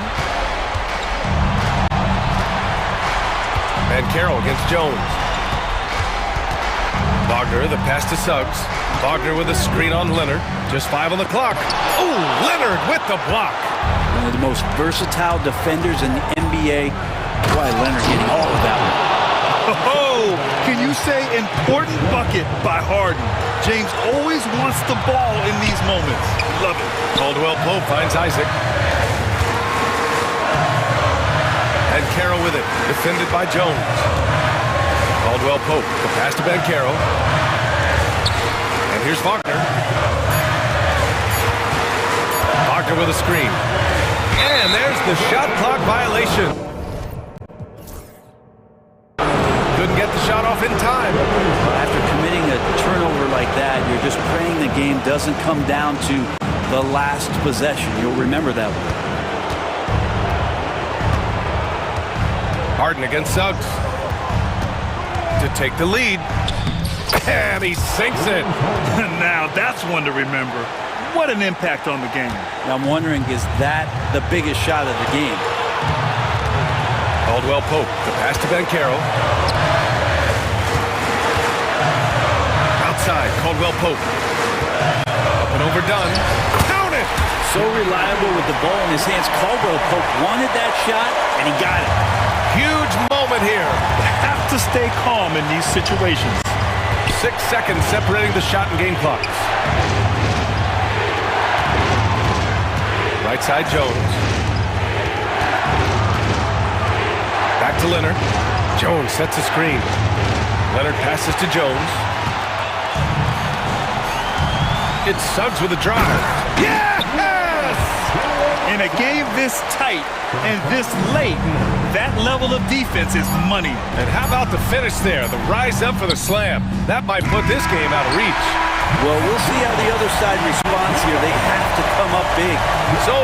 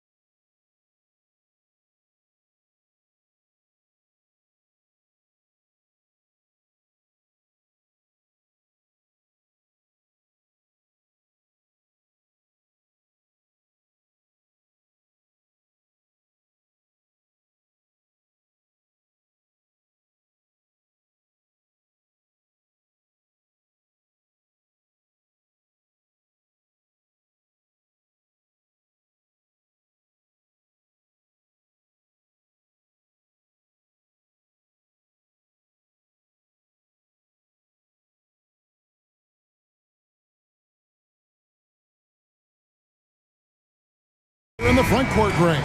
Yeah, each of these teams are anchored by their big men. I think it's going to be physical and highly intensified. Now the starting group for Orlando. In the backcourt form, it'll be Suggs and Caldwell Pope. Isaac in the front court along with Wagner. And it's Bancaro in at the pivot spot, manning the middle. And moving with such speed, the quickness of SGA's drives, something to admire. Wagner, a screen on Gilgeous-Alexander. Wagner finds Suggs. 6 on the shot clock. Caruso with the ball. Picked up by Suggs. And that one's good, Caruso. Playing with high energy, outworking the defense up the floor. Yeah, the commitment to run is paying great dividends on the break. There's the drive, and Suggs throws it down. Get up, Jalen Suggs. This guy also a terrific football player in high school. Williams has a screen for Gilgeous-Alexander. Sinks the triple. Good way to start this game. You want to get him rolling as early as possible. Yeah, and I'll tell you what, if he gets into a good rhythm early, watch out. And that's a special play coming from the one spot. You know, his passing can take a backseat for that dunk. Wow. Wow, that is an impressive vertical for a point guard. My goodness. It's good. And good work inside. SGA will make more room for himself on the perimeter when he can be effective down low. Now, here's Wagner. It's good. He makes his first shot of the game. And they've scored several times already here in the first quarter on the inside. Franz Wagner, as we know, Stan, came into the league with a splash and hasn't really slowed up since. Now, Kevin, I think he's surprised a lot of people. He has never played like a young guy. He's always played with the maturity of a veteran guy, and he just keeps getting more and more responsibility. He's handled it well, and then he could become a perennial all-star. I like that assessment. Here are the Magic now, following the score by Oklahoma City. Wagner passes to Suggs. Back to Wagner. Banked in off the glass. Well, he can beat you in a lot of ways. Very challenging to defend. Gilgeous-Alexander against Suggs. And Gilgeous-Alexander, here we go. And Gilgeous-Alexander throws it down. And a 3-level score. That time, SGA takes it all the way. Suggs. And Suggs throws it down. And that's a special play coming from the one spot. You know, his passing can take a backseat for that dunk. Wow. Wow, that is an impressive vertical for a point guard. My goodness. And this is SGA's role. He's out here to score and score often. And Suggs throws it down. And watch out, you don't bring the whole basket down on top of you, young fella. I don't think he ever wanted to let go of the rim. Gilgeous-Alexander surveying the D. Here's Holmgren. And the dunk by Holmgren. And attacking the rim. Holmgren making excellent use of that height inside. Bancaro against Holmgren. And that's a foul called on Shai Gilgeous-Alexander. That is his first foul of the game. Yeah, clearly he had an established position there.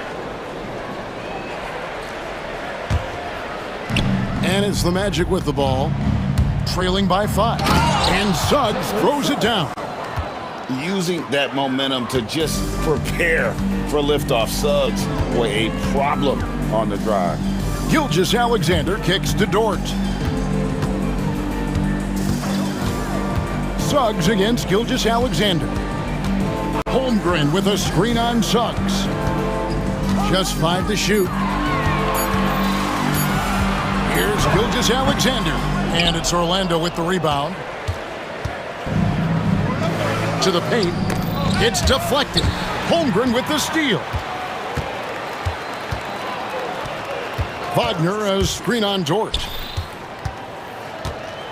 Wagner kicks to Suggs. Wagner with a screen for Suggs. Back to Wagner. Kicks it out to Bancaro. That doesn't go on the chance to tie. Now, here's Gilgeous-Alexander. He's got 13. From outside the arc. Can't hit that one. Shai Gilgeous-Alexander, guys, has been on display for the Oklahoma City Thunder.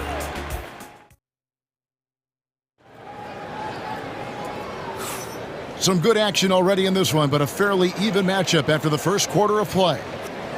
And guys, what do you think about the offensive approach so far that we've seen for Oklahoma City? Well, you know, the analytics guys would tell you a team shouldn't be taking this many mid-range shots, but clearly they're shooting them with confidence. And also, give them a lot of credit for that attack mode mentality off the dribble, getting a lot of points off the penetration. This is how the floor looks for the Magic start in the second. In the backcourt form, it'll be Suggs and Caldwell Pope. Isaac in the front court along with Wagner. And it's Bancaro in at the 5 spot. On the wing, Gilgeous-Alexander. He's covered by Suggs.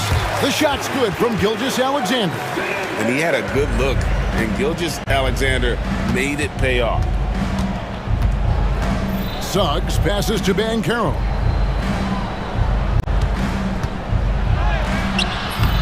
And Holmgren pulls it down. The Thunder leading by 5. And Greg, the way Orlando ended last season, it's really fueled their fire for this year. Yeah, I mean, a tough loss to Cleveland in Game 7 of the opening round. But it's hard to win in this league without first incurring some battle scars. And that one's good, Wagner. Able to get a layup out of that one. That's just soft defense there.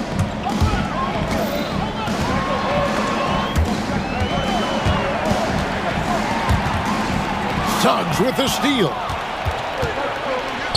And even 3-on-3 break. Pass to Wagner. And finished off by Wagner.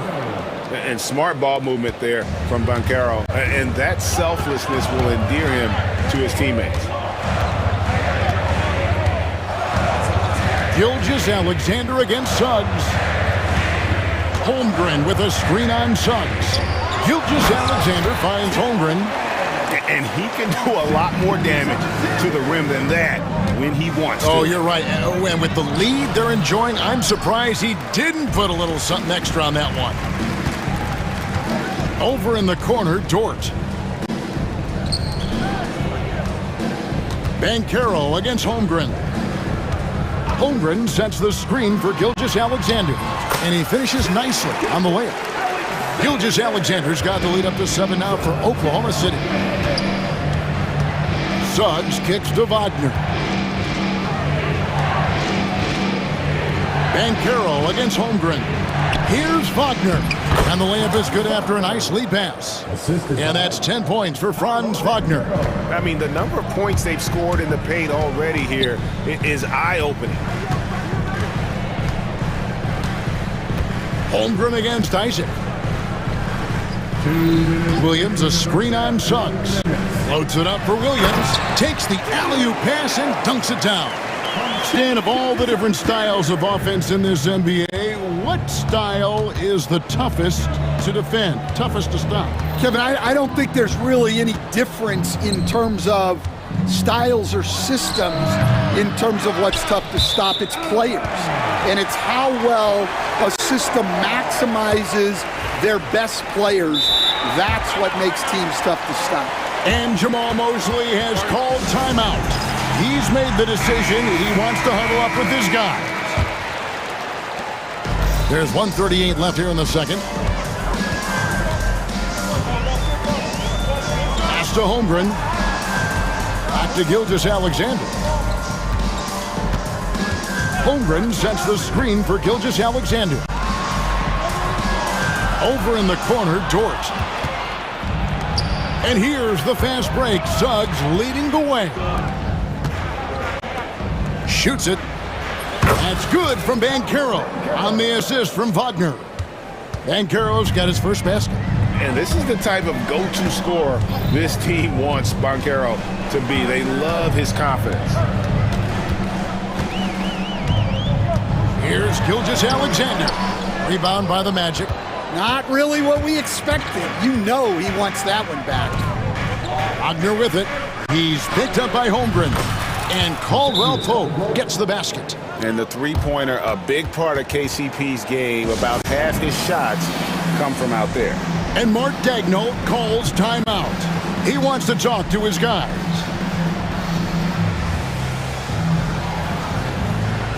Hartenstein, he's checked in for the Thunder. Jason Wallace comes in for Shea Gilgeous-Alexander. Wallace down low. De Silva with the rebound. And so it's Harris who will bring it up for the Orlando Magic, trailing by 2. Back the pass to Carter. Here's Black. He's guarded by Williams. Some nice ball movement by the Magic. That evens the score. Putting that pass right in his stride. Didn't have to slow up and was able to complete the play. 16 seconds left in the first half of basketball. Hartenstein with the screen on Caldwell Pope. Williams finds Dort. Hartenstein with the screen for Williams.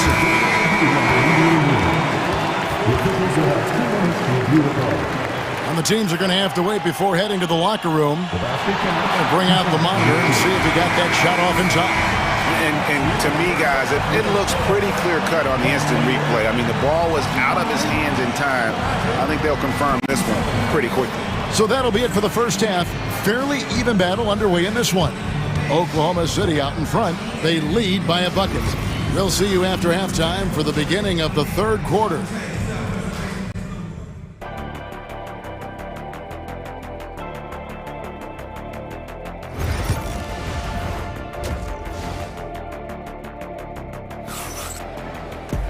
And in that first half, we saw a pretty tight battle. We'll soon find out what sort of adjustments were discussed during the half. You know, Shea Gilgeous-Alexander has been exceptional here tonight, guys. And yep, we thought we might see it. And the coach's challenge has been triggered on the personal foul call. At the line for the Magic, Black taking 2 shots. The play will be reviewed under NBA rules. Where the officials can review in closer detail what constituted the original personal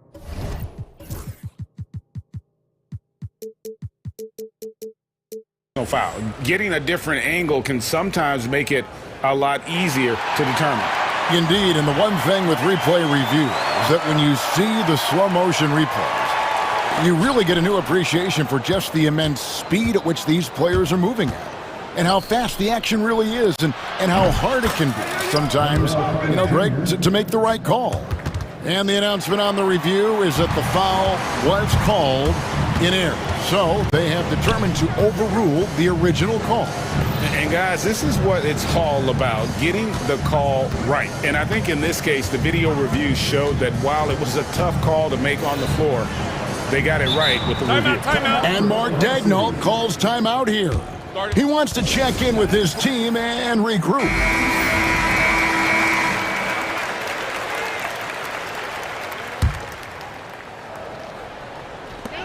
Six to shoot. Wallace, the pass to Hartenstein. A second chance effort. Outside Williams.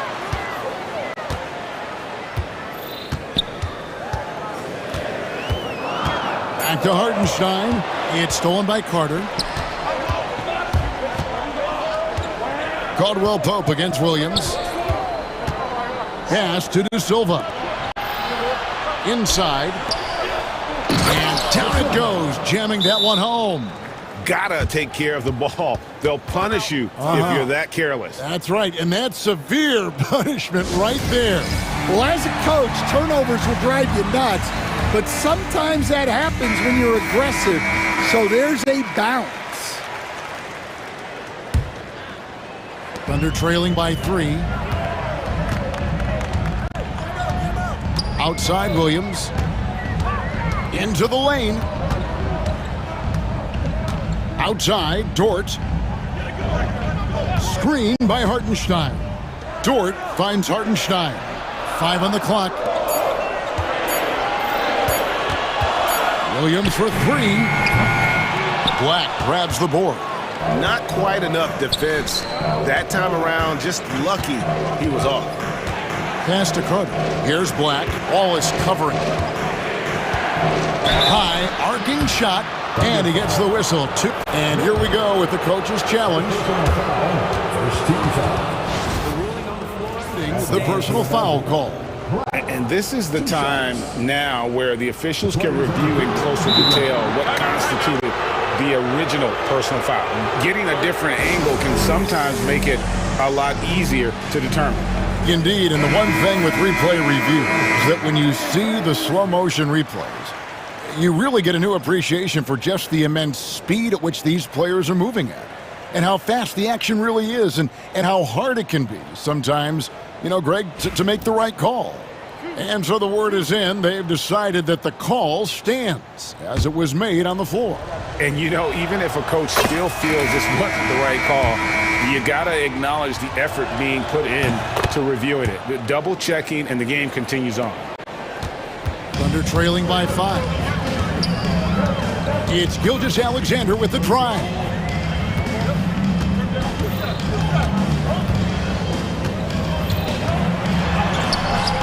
And again, unable to change momentum here. Caldwell Pope passes to Banchero. Back to Caldwell Pope. Got a piece of it. Caruso with the steal. Isaac against Gilgeous-Alexander. And so they choose to intentionally foul. Really no idea why you're fouling in a situation like that. You know, maybe there's some bad blood between those two. And the Magic making a change here. Suggs is checked in. It's Gilgeous-Alexander with the drive. And that one drops for him. Gilgeous-Alexander's got 21 in the game. A little over 2.5 minutes off the clock in this final half of play. Down low. And finished off by Wagner. That pass into the paint, that is a work of art there, dead on target.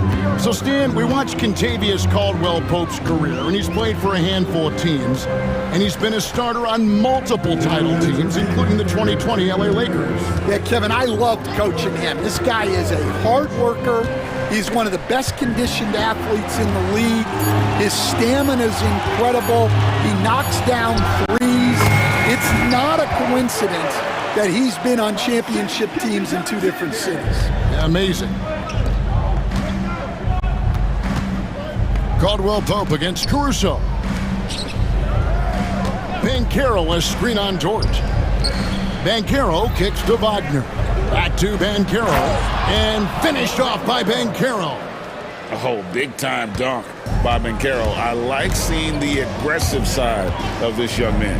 Outside, Dort.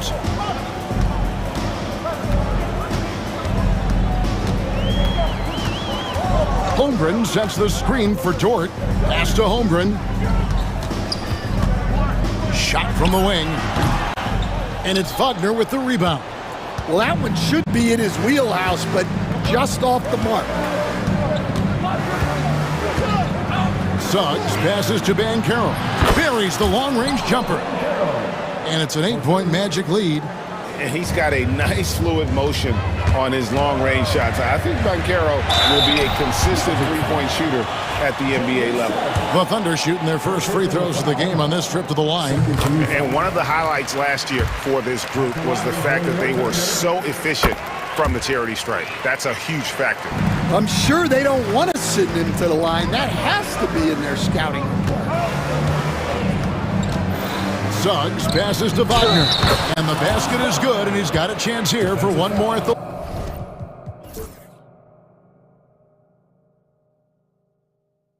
line. And I would not be surprised to see them double him up here. GA, when you look at the development of Franz Wagner, what now is the next step for him? Kevin, for me, it's the three-point shooting specifically becoming more efficient out there.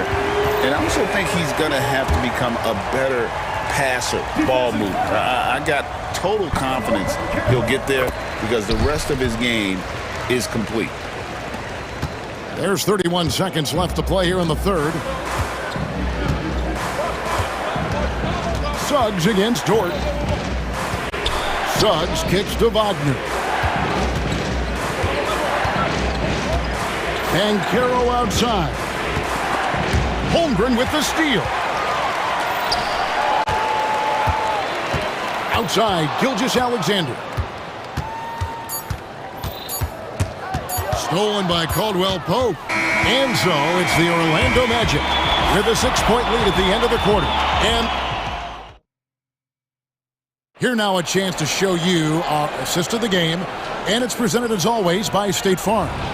And, you know, you can always count on him for at least a couple of these pretty assists over the course of a game. And this one, a thing of beauty.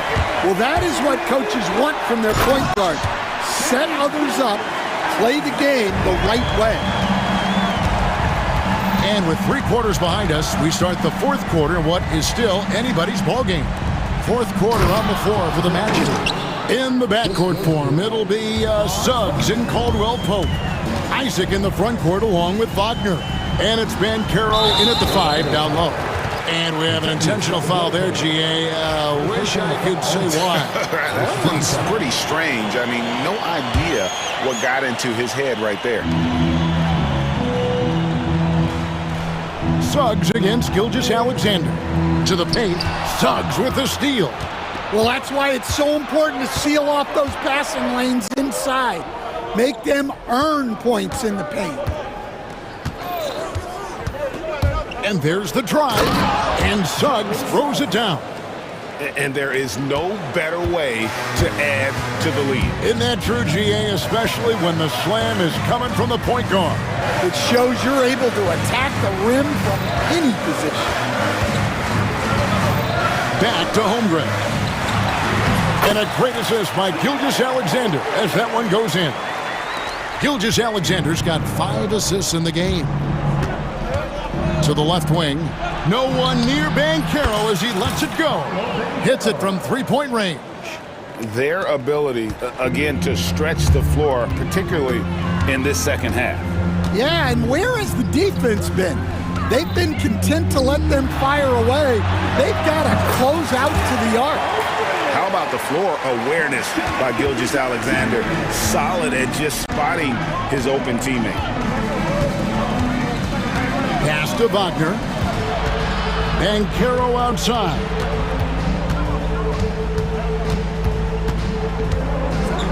And finished off by Bancaro. And how about Bancaro showing some passion there, going in hard and finishing right at the rim. Gilgeous-Alexander against Suggs. On the wing, Gilgeous-Alexander. Just 4 to shoot. Holmgren can't hit. Magic leading by 9. Pass to Isaac.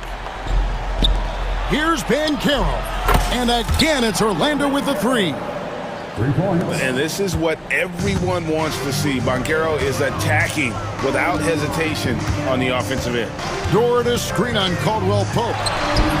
Again, Oklahoma City. Yeah, that's a high percentage look when the D doesn't fight over the screen. Yeah, it's certainly worth it to disrupt the offense.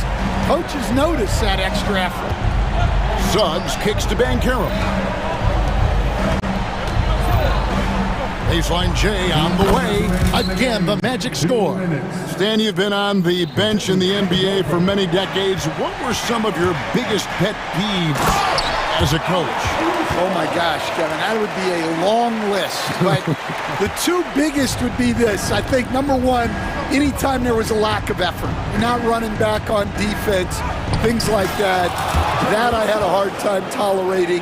And then mental breakdowns, things we had prepared for over and over and over again, and then guys just zone out and forget what they're supposed to do. Those were things that were hard to tolerate. Especially when you would take such care in preparing them in every way. It's got to be just excruciating. Frustrating as heck. Here's Suggs. And the rebound goes to the Thunder. Holmgren's got 5 rebounds tonight. Here's Gilgeous-Alexander. And the dunk by Gilgeous-Alexander. Oh, how about the slam there from Gilgeous-Alexander? He loves getting that type of positioning down low. Well, they expect this from him, and he's a big reason they're out in front right now. Williams, a screen on Suggs. Gilgeous-Alexander with it. Now guarded by Caldwell Pope. Guys, a good chance for them to slow it down. Yeah, they definitely should use some clock here. And these are the types of games where one team clearly has the edge. Tonight, it will be a win by a large margin for the Magic. The differential in assists led to a lot of open looks and also helped to get more guys involved in the offense easy. And they made the defense adjust, but they just couldn't come up with an answer. And when you look at the huge impact he had, just a monster game for Jalen Suggs. You have to focus on the steals he came up with. They were huge factors in the end result.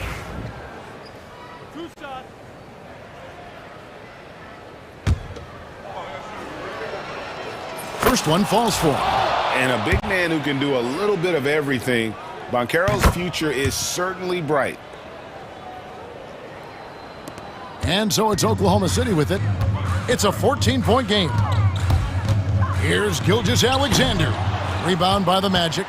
And I was sure that was money on that one, but everyone is afforded an easy miss or two. Yeah, it was a great look. Sometimes they don't fall. You've just got to keep taking great shots.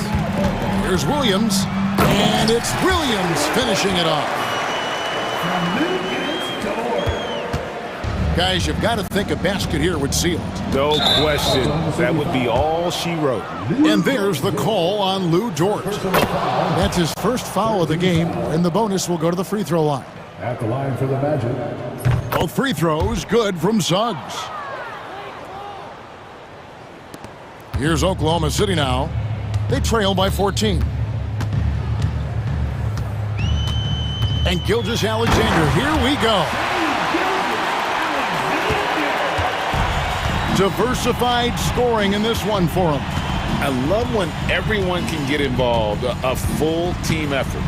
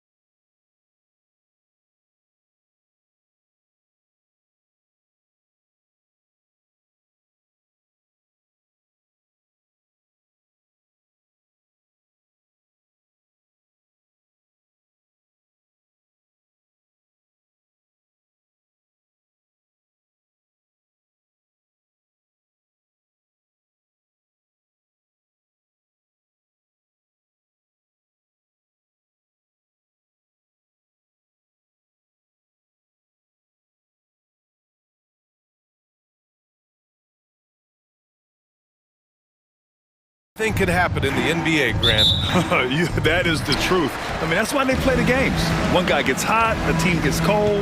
That's all it takes to swing the entire outcome of a game. All right, let's check out the starting group for the Thunder. Shea and Caruso are the backcourt pair. In it forward, it's Dort and Williams. And it's Holmgren in at center. Now here's Gilgeous-Alexander. Defenders just clearing out, and Gilgeous-Alexander came in with a purpose. And he drives in. Holmgren with the block. And he recovers it. Smith against Holmgren. A nice shot by Smith. Just taking it right to the rim, and no one was there to greet him. Easy possessions like that literally are just a gift. You just dream of them. He'll gladly take those. Now here's Gilgeous-Alexander. And Holmgren with the basket on the assist by Gilgeous-Alexander. And you know, as a roller, Holmgren shows great hands, and he makes nice adjustments moving downhill. Outside White. Pass to Buzelis. Now here's Herder. He's guarded by Caruso. Herder gets the bucket. That's just smart basketball right there, finding a way to get a high percentage shot on offense. Ball against Gilgeous-Alexander. 2 shots, 2 makes. Off to a good start. And the D can't allow Gilgeous-Alexander to get this positioning, because once he does, he makes you pay. Here's Smith. Tipped. Here's White. And slammed it home. And a foul. A chance at another point at the line. It's going to be on Jalen Williams. He's getting his first free throw attempt of the game here. That's good from White. The Thunder have gone 3 of 3 so far from the floor. Here's Gilgeous-Alexander. And slam dunk by Gilgeous-Alexander. Yeah, a defense has to be very aware of Gilgeous-Alexander's attack mindset. He wants to get to the rim and do maximum damage. And Ball throws it down. I tell you, a little extra pressure on D when you're up against a point guard who can elevate. It doesn't make it easy, does it? Yeah, hard to strategize for a guy who can make a pass or a play like this. And here comes the coach's challenge. He disagrees with the foul. He does not hesitate to ask for a second look. It's a pretty heated game. Every call matters. For Oklahoma City, Shea Gilgeous-Alexander at the line for 3. And even with the coach's challenge in place, we've seen so many of these personal foul calls. After the review, the ruling on the floor is overturned. No doubt there's going to be a gray area in a lot of these calls. But at least we have the option to take a second look, so the officials can be sure they get it right. So they see clear evidence of a bad call, and they're going to overturn it. Probably the right decision. And give credit to the officials for recognizing the mistake and correcting it. Nobody likes to say they got it wrong, but they fixed it in a hurry. They get it back. And he's usually able to score on that type of defense rather easily. Surprising to see him come away empty. Here's Holmgren. And again, Oklahoma City, no good. Defense kind of rolled the dice there, and I'm a little surprised that it ended up going their way with the miss. Ball against Dort. Out of bounds, the Thunder will take it. Gives us a chance to catch up with Allie LaForce. I caught up with head coach Billy Donovan. I asked him specifically about Shea Gilgeous-Alexander and what their defensive game plan is for him, and coach said we have to be active, we have to keep him in front of us, and to try to limit his chances around the rim. Their offense really opens up when he's able to attack the basket, so let's see if the defense is up for the challenge. B.A.? Okay, thanks, Allie. Outside, inside, in between, it doesn't matter. SGA is lethal. For 3, Smith. White on the wing. Dort defending. Herder against Caruso. Clock at 6. Here's White. An easy 2 on the layup. White's got 5 points. Starting to find his rhythm. He's cooking, and he knows it. Yeah, when he gets engaged this early in the game, it's bad news for the defense. He can roll this start throughout the rest of the game. Gilgeous-Alexander against Ball. Outside, Williams. And another 3 for Oklahoma City. A shot that Williams continues to work on. You love love seeing these type of results. Here's Ball, and Ball throws it down. What a finish. I mean, he just took over himself. What a show of power right there from the point guard. Man, sweet. A point guard getting up like that? Boy, that is special. Williams, soft touch off the glass. 5 points in the game. Oh, I love the ferocity on the drive. Williams doesn't lack confidence tearing towards the rim. Oklahoma City leading by 3. Gilgeous-Alexander on the wing, hounded by Ball, right wing. Now here's Holmgren. He's closely guarded. And Gilgeous-Alexander missing. Just enough of a shot contest to bother him. Drains the triple. On offense, Ball is a catalyst. He knows how to move things around and get people quality shots. Fires away from way outside. Chicago grabs the miss. And it's out of bounds. They say it was last touched by Smith.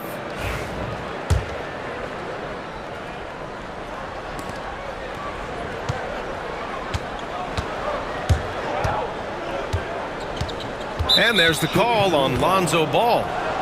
That's his first foul. First personal foul. First team foul.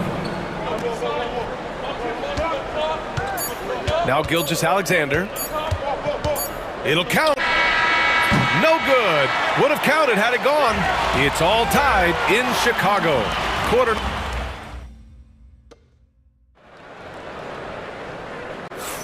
And getting it going again here in the second quarter. Fairly close game so far. And from what we've seen from Chicago, what's your take so far? Well, a big differentiator was their ability to generate offense by pounding the glass. They're just out hustling them on the boards, punishing them for refusing to box them out accordingly. On the floor for Oklahoma City, getting going in the second. Shea and Caruso are the backcourt pair. Inside, we got Williams and Holmgren, and it's Dort in at the 3 slot. Williams' shot is good. And I like when Williams works in these mid-range areas. I mean, such an impressive score. Three-pointer, Buzelis, pure from three-point range. Buzelis has got his first 3 points of the game. Ball against Gilgeous-Alexander. The 3 from Holmgren. It's hauled in by White. Given his range, you'd expect him to capitalize on that opening. Here's Herder. Ball outside. Starting the second quarter, about a minute gone. And Ball throws it down. I love seeing Ball be aggressive on offense. Good at knowing when to take initiative. Now here's Gilgeous-Alexander. He's got 9. Ball with the rebound. Here's Buzelis. Takes it up with both hands and rips it down. And the defense has to offer more resistance. Can't let guys like Buzelis get this close to the rim. Pass to Holmgren. Right side, Williams. Dort finds Williams. 6 to shoot. They need this. And he was fouled while in the act of shooting, so he'll take 2 free throws. All right, I don't want to make you feel too old here, RJ, but you did get drafted back in 2001. What's the biggest change to the game, you think? Oh, I think without a doubt the physicality and the 3-ball. Teams are not as physical, and they shoot a lot more threes. When I came in, they were barely shooting them. Now that's all that matters. White looking it over. Off target with the 3. That is not a guy you want to allow open looks from range. Lucky for the defense, he just couldn't get it to go. Gilgeous-Alexander against Ball. And here's Gilgeous-Alexander. Look at Shea playing big inside. Guy's just ridiculous. He is just an absolute surgeon when he has the ball. This man is surgical. There is no way to slow him down when he wants to score. White can't hit. The Thunder have gone 2 of 4 here in the second quarter. Outside Gilgeous-Alexander. Shoots over ball. A nice shot by Gilgeous-Alexander. Gilgeous-Alexander's got 4 points in the quarter. Trading the lead back and forth, neither side is willing to back down. I've been on the edge of my seat courtside. Man, this has been a barn burner. 2 minutes. White with it. He's got 5. Pass to Buzelis. Smith outside. Here's ball.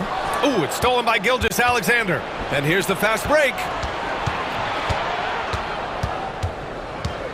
Just under 3.5 minutes played here in the second quarter.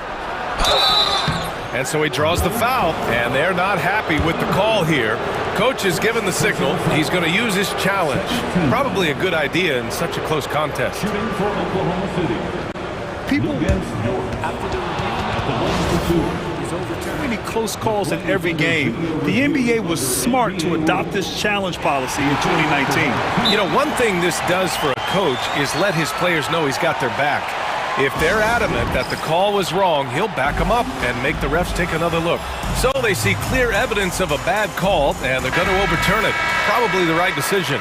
And give credit to the officials for recognizing the mistake and correcting it. Nobody likes to say they got it wrong, but they fixed it in a hurry.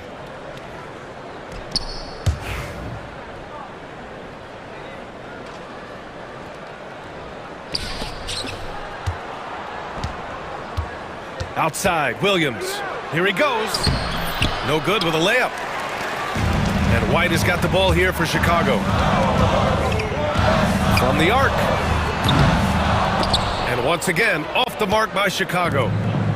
The Thunder have gone 3 for 7 here in the second quarter. Gilgeous-Alexander from outside. It's hauled in by White. He came out today planning to do as much damage from three-point range as possible. Well, it looks like it's time to change up the plan, guys. Here's Buzelis. No good, and they can't put it into the drought. I don't know if he got in his own head there or what, because the defense can't really take credit for that miss. Oh, wasted no time on that one. Gilgeous-Alexander's got 16 points. And Gilgeous-Alexander understands this team wants him to be aggressive on offense. Love watching him go to work. Pass to Buzelis. And he takes that one up and powers it through. I just love the aggressive finish. Now, I'm thinking he's sending a strong message with that jam. Holmgren with it. Lets it go from the wing. Misses another. Just 1 of 4 from the floor. You got to move past that one. I mean, they'd want him to take that again. Yeah, it's a great look for him. One they'll try and manufacture again. Those are the shots you want him to take. He was gripping the rock on the weight of the slam. No way he was going to get stripped on that one. Now Gilgeous-Alexander. 16 points for him. Over ball. And it's good as he snugs it right through the net. He's got 18. Not all his mid-range jumpers are created equal. That's one they'll take all night long. What a performance for Shai Gilgeous-Alexander. He has been the story for the Thunder, hunting for opportunities, leading to 9 points in the quarter. We'll be back in a moment.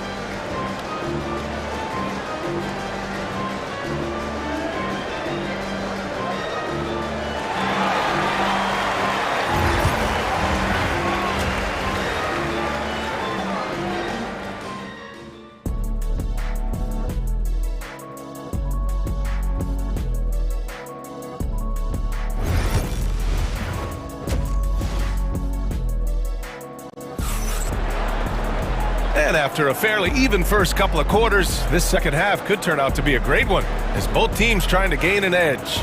You know, Shai Gilgeous-Alexander has been exceptional here, guys. Yeah, tonight, he's done a great job of slashing through the lane and finishing. And you love that mindset he has going at the rim. He hasn't settled for anything, and he's been the aggressor all game long. Ayo Dosunmu out there with Buzelis. Then it's Lonzo Ball. Then it's Josh Giddey. And it's Vucevic in at the 5. That's the 5 out there for the Bulls. Pass to Buzelis. Shot clock at 5. Back to Vucevic. And he banks in the layup. On the interior hoop, this man has so many moves to account for. Thunder with a lead. Now here's Wallace. Fires for three. And it's cleared by Vucevic. Well, Chicago's shooting has been good. 54% on this one. Here's Giddey. Oh, a rim-rattling two-handed jam. And you have to love it. The floor general taking things into his own hands. Just the aggression they're looking for, man. No doubt. That's the kind of play that can energize the whole team, and they will take it in a close game like this. Wiggins passes to Hartenstein. Back to Wiggins.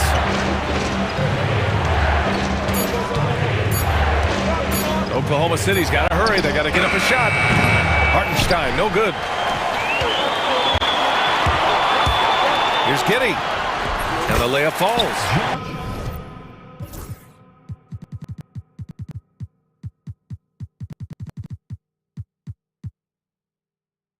Giddey's got 4 points in the quarter.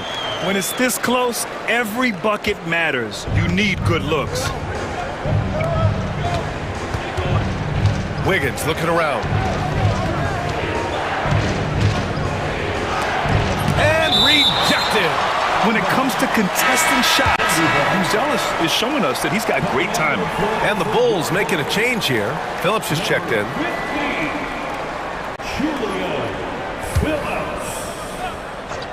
And we're just about 2 minutes into the second half now. Connects from downtown. And what a wild one this has been. 8 lead changes, some big plays, and some big mistakes, too. Here's Ball. Hits the layup after the sweet pump fake to freeze the D. Ball's got 10 points in the game. Lots of quick moves inside by Ball to get into great position for the score. Now here's Wallace. Giddey defends. Pass to Hartenstein. Over Vucevic. Just 5 to shoot. Here's Joe. And the 3 off target. Chicago leading.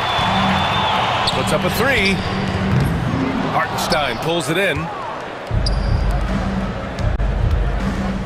Vucevic against Dort. To the wing, right side. Hartenstein passes to Wiggins. Hartenstein a screen. Wiggins finds Hartenstein. Outside for Dort. Down low.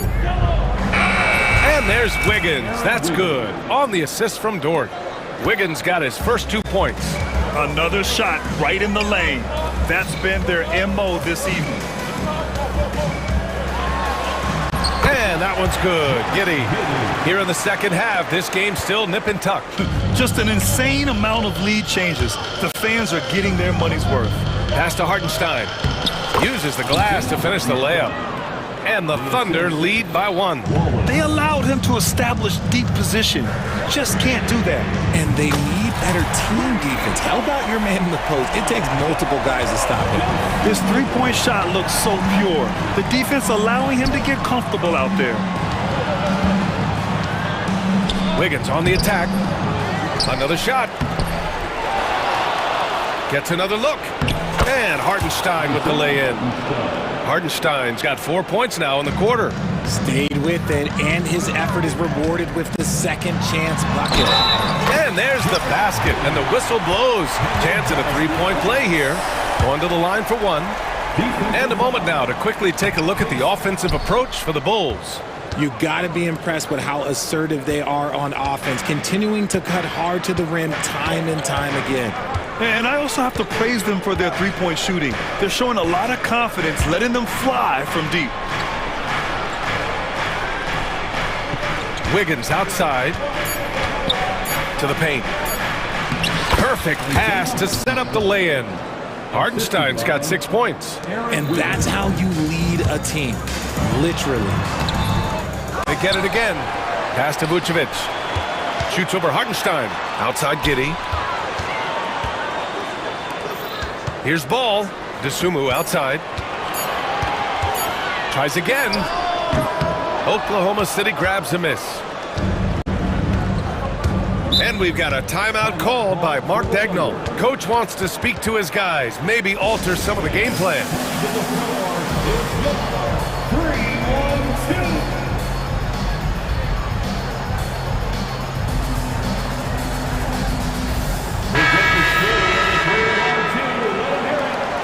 And we've got a timeout called by Mark Dagnall. A moment to rest and confer on the game plan.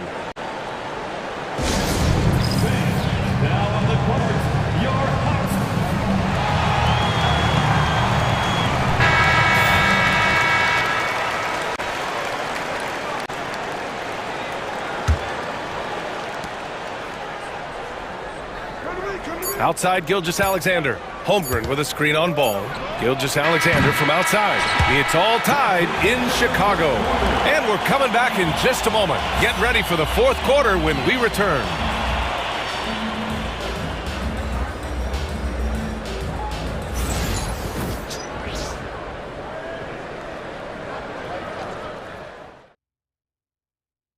And a moment now as we take a look at our State Farm assist of the game. And from the two-guard spot, an unselfish play like this sets a fantastic tone. And from a team perspective, having your off-guard rip-off passes like that, it's awesome. It shows you have guys willing to give up the rock. And it's been a very competitive game so far as we get rolling here in quarter number 4. And Oklahoma City looking at who they've got to start the fourth. Shea and Caruso are the backcourt pair. Inside, we got Williams and Holmgren, and it's Wallace in at the small forward position. Outside, Gilgeous-Alexander. Gilgeous-Alexander drills a three.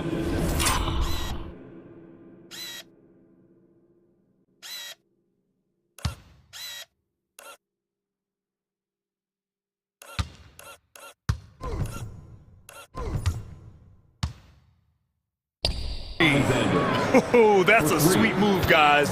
That's how you humiliate someone on the court. You can break all the ankles you want. You still got to knock down the shot, and he nails it. And you want him taking good shots at this point in the game, and that one was easy. Yeah, it's clear why they go to him in these moments. They know he's going to deliver for him. Gilgeous-Alexander against ball. Back to Caruso. Clock at 4. It's tipped. And blocks like this fire Ball's team up. They love watching him show some force on defense. And the Thunder making a change here. Dortch checked in. Chicago trailing here. Here's Ball. Smith outside. Some solid defense from Williams. The Thunder have gone 2 of 3 to open the fourth quarter. Gilgeous-Alexander surveying the D. Pass to Holmgren. Jet driving. And the big finish by Holmgren. And putting some power behind his drive. Holmgren managing to get there for an easy slam. White drives in, and he goes in for the dunk. Oh, my! That's why we have those breakaway rims. Dude, he risked pulling the whole thing down to the floor right there. And slam dunk by Gilgeous-Alexander. And you have to love it. The floor general taking things into his own hands. Just the aggression they're looking for, man. No doubt. That's the kind of play that can energize the whole team, and they will take it in a close game like this. It's Herder on the wing. He's guarded by Caruso. White, the pass to Smith. Well, there's the shot clock violation, so they'll turn it over. And this is the absolute wrong time to stop communicating. They have to get in sync. Oklahoma City leading by 3. Just over 2.5 minutes played now. Final quarter of regulation. Gilgeous-Alexander finds Caruso. Now here's Gilgeous-Alexander. The D's right on him. And Williams punches it home. Williams is like a vibe. I mean, this guy gets it. He knows they need points there, and he takes it upon himself to deliver. 2 minutes. Here's Holmgren. Big tap, throwing it down. Transition basketball, the most reliable way to generate easy looks. Yeah, when you hustle on the break like he does, good things tend to happen. Right, good. And this is just typical of him, always making an impact at crucial moments in the game. And his team needs every bit of his production if they want to pull this one out. It is neck and neck here in the final period. I mean, I'm just not sure what he was thinking right there. I mean, he needs to get his head in the game. And there's a minute 45 left in the game. Here's Gilgeous-Alexander. Misses the jumper from the wing. Oh, man, that's tough. That's definitely one he'd like back. Almost too wide open. Ball. Good work defensively by Gilgeous-Alexander.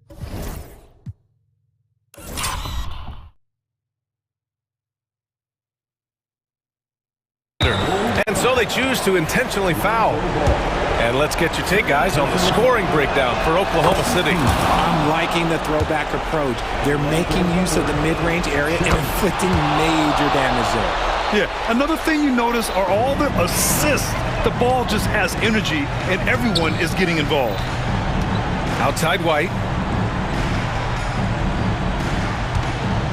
Smith with a screen on Dort. White, the pass to Smith. Oh, the dunk by Smith. They're going at it on offense. Neither team backing down. Man, this has been a fun one, but look, who doesn't love a high-scoring game? Williams, a screen on Ball.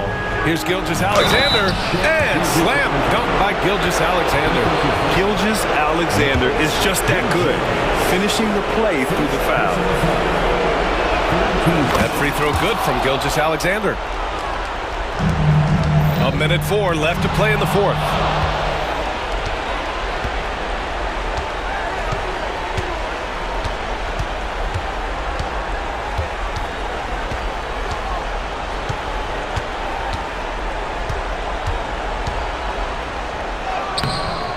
And he can't extend the lead to double digits. And White has got the ball here for the Chicago Bulls. 8-point game. Herder can't hit.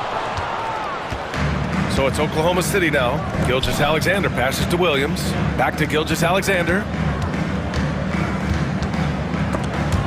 Stolen by Ball. And just not enough time for them to get back in this game. Yeah, they got to be disappointed with this result. They can simply hold on to the ball here. No question, BA. They deserve the win.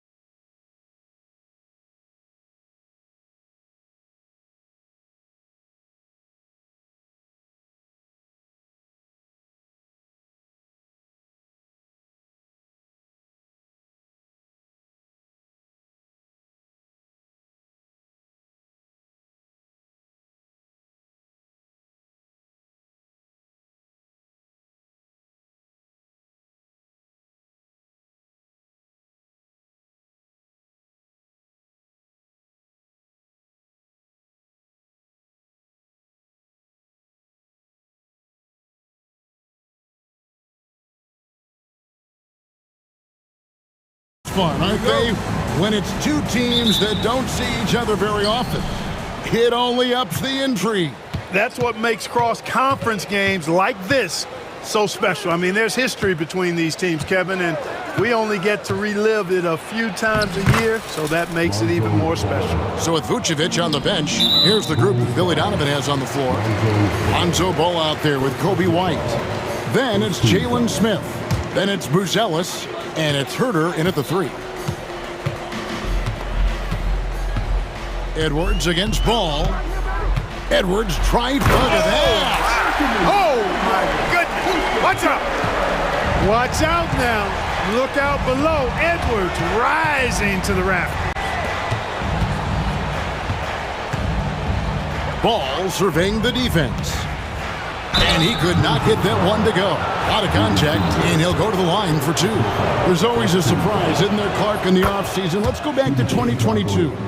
That offseason, the Timberwolves going all in on Rudy Gobert.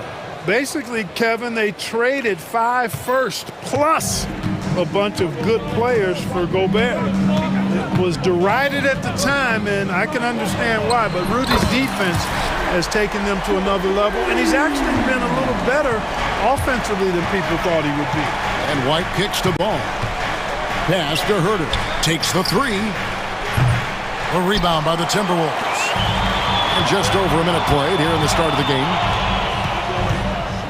Randall passes to Edwards. Gobert with a screen on White. No one near Edwards as he lets it fly. And the shot goes in from Rudy Gobert. The endless reach of Gobert. Those long arms sometimes seems like he's everywhere. An overwhelming presence on the offensive glass. Now here is Smith. And then Smith with the jam. Terrific throwdown by Jalen Smith. He stuck it right to him that time. Edwards against Ball. And the call will be against Lonzo Ball. That'll be his second foul of the game. Second team foul. Ball against Edwards. Takes a 3. And Ball showing you a little nasty there on defense. Showing you some of that sandpaper grit. And then Buzelis with the dunk. That is not possible. What we just, is that possible? I think it is, Greg. Not probable, but like possible, like you said. He's one of the few players in the NBA who can pull something like that off. And you see, don't you, Clark, the steady progression year over year for Anthony Edwards. Well, he's already an all-star since his 3rd season. With Edwards, the chance is there, if he continues to show the same improvement he's shown thus far, that he's going to be MVP caliber, and I dare say, perhaps the face of the league for several years to come. And that rejection had some mustard on it. Huge, huge play. And right out of the gate, trying to set the tone defensively, you gotta love that energy. He is single-handedly dropping the temperature in here with that cold streak. And he's got to find other ways to contribute then, because his shot making is not happening right now. Now here's Edwards. He has 5. And once again off the mark by Minnesota. Hey, I think that green light they'd given him early should probably go red now. I mean, he needs to get some other folks involved. And a solid playmaker, White has a great sense for when he should look to give it up. So it's the Timberwolves now, following the 3-point basket by Chicago. Shot by McDaniels, no good. White against DiVincenzo. White, good. And love the commitment from White. Took the bump, went up strong, and rewarded with 2 points. They've been struggling here on offense. Yeah, a bit of a dry spell for sure. For 3, Edwards. The Timberwolves again can't hit. And there have been some terrible shot choices here, Kev. That's not a good look at all. White dishes to Smith. That 3 off the mark. Timberwolves trail by 6. Gobert with a screen on Ball. And here's Edwards from the arc. It's good, and that's just his 3rd make in 10 shots. An off game for him. Edwards loves those long-range bombs. He's a confident shooter. And there is the whistle. That goes on Kobe White. That is his first foul of the game. Oh, great defense there. Anticipated the play and got there first. And not afraid to put his body on the line either. He took a shot for the team in that situation. Now here's Edwards. He's got 8. Buries it from three-point range. Look at that from Edwards. Way out there. Buzelis, no one around him. That falls. Nice feed that time from Ball. And that's now 7 points for Buzelis. Here's Edwards. And good. And it takes a nice bounce off the right iron and down. One of the things you've got to admire and respect about him is his aggressiveness at the offensive end. Always in attack mode. Ball finds Smith. Ball against DiVincenzo. Smith for 3. And again, it's the Bulls from deep. Ball, such a terrific passer. He seems to have a sixth sense. Nice feel, which is hard to teach. Gobert with a screen on Ball. Here's the 3. And again, Minnesota with the triple. The real come at us, and we're coming right back at you. A little back and forth from long range. I love it. That's a terrific answer there. Here's Buzelis. At the end of one, both teams putting up some points. It's Chicago.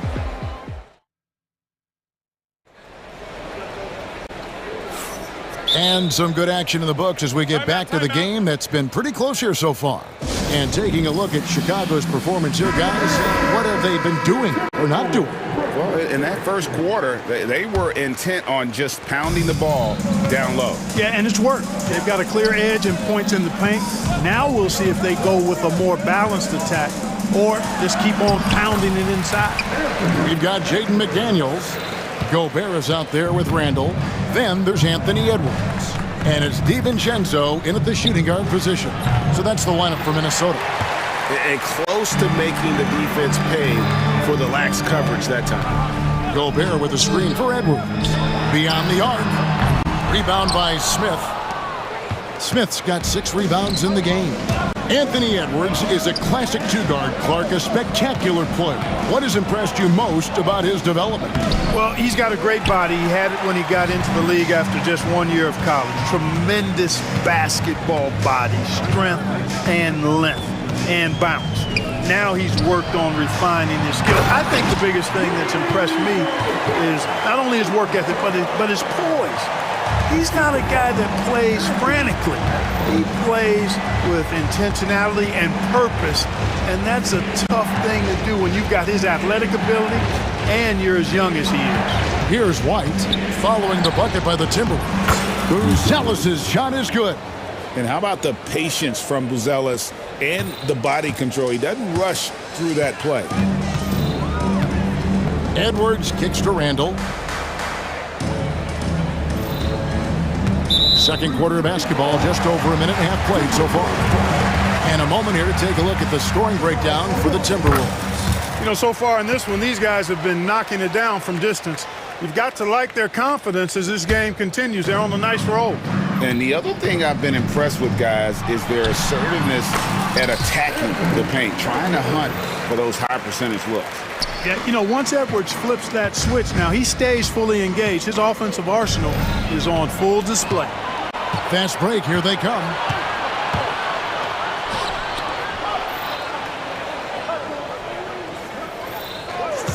And we're about 2 minutes into the second quarter here. It's all in by the Bulls. Smith's got 7 rebounds in the game. Herter passes to Smith. Buzelis with the ball. Smith with a screen on Randall. Buzelis. Second chance shot. And Billy Donovan decides to call timeout. Looking for a breather. And maybe just 1 or 2 things to talk about.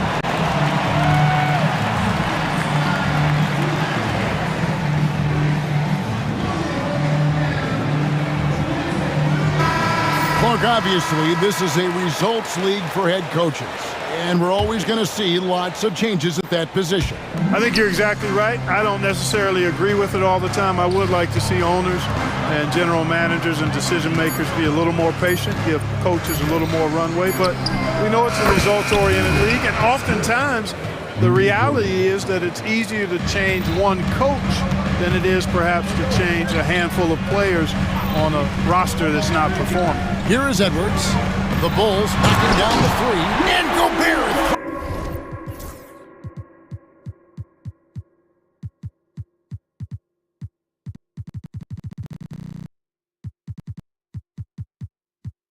Throws it down. Frenchman doesn't mess around down there. Gobert, what a vicious throwdown. And there's Buzelis on the assist by White. White's got 5 assists in the game. They get a hand on it. Stolen by Ball. Pushing it up. Buzelis sets a screen for White. Launches a three. Buzelis' shot is good.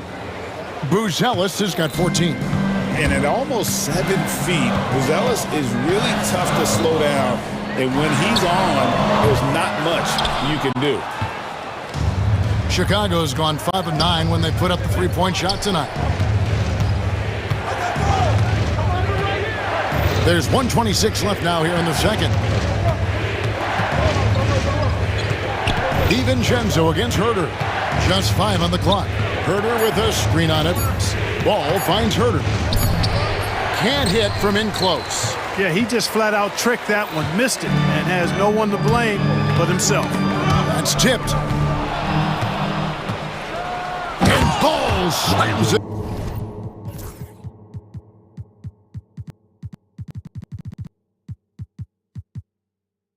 In.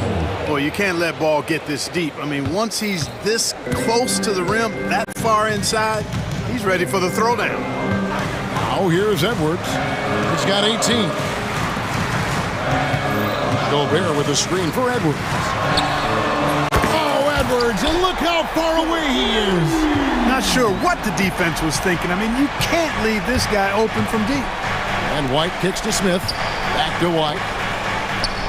Yes, and it's Smith with the assist that time. And the Bulls lead by 3.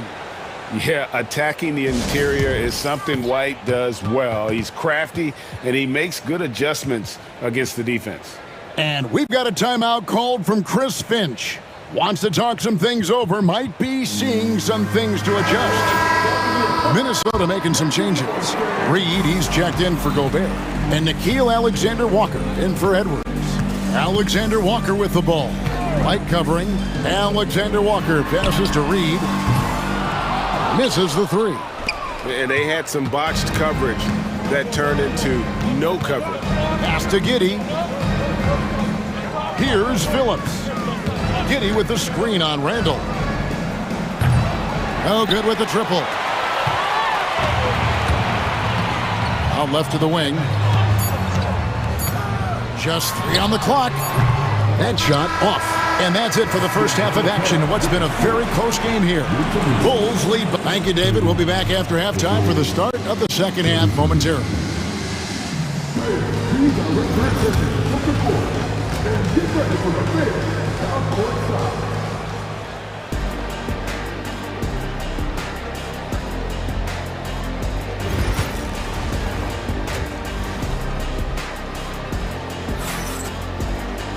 And we're halfway through this one. Plenty of basketball left in a game that's been fairly even so far. You know, Anthony Edwards has been exceptional here, guys. And if he can keep shooting from deep like he did in the first half, he's going to be more than a handful. Yeah, you know what? The defense is going to adjust. They'll be ready for him now, so I'm sure they talked a lot about how to slow him down. And on the floor for Billy Donovan as we get into the second half. We've got Ball. He's out there with White. Josh Giddey is out there with Vucevic, and it's Phillips in at the 4. So it's the Timberwolves now after the miss from Vucevic. Reed with a screen on White. Third quarter here and 5 lead changes so far. And guys, neither team has been able to pull away. Here's Phillips. Takes it off the glass. And the Bulls lead by 1. And just running the offense White's that new breed of combo guard who can do a little bit of everything. Reed with a screen on White. Over in the corner, McDaniels. Here's Reed, and terrific work on the offensive glass, and he picks up 2. It's a great move, and he catches the defense completely off guard. Yeah, if that's a harbinger of things to come, he's looking at having a very big second half. Just focusing on the task at hand, that's all you can do. Yeah, these teams trading punches right now. I mean, it's table tennis. Back and forth we go. Here's Alexander Walker. White covering. Reed with a screen on White. Alexander Walker. The finish was nice, but the setup.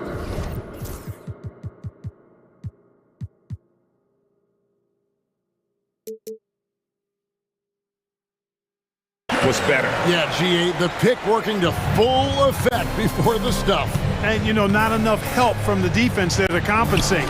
He gets a clean look, and that's exactly how you draw it up.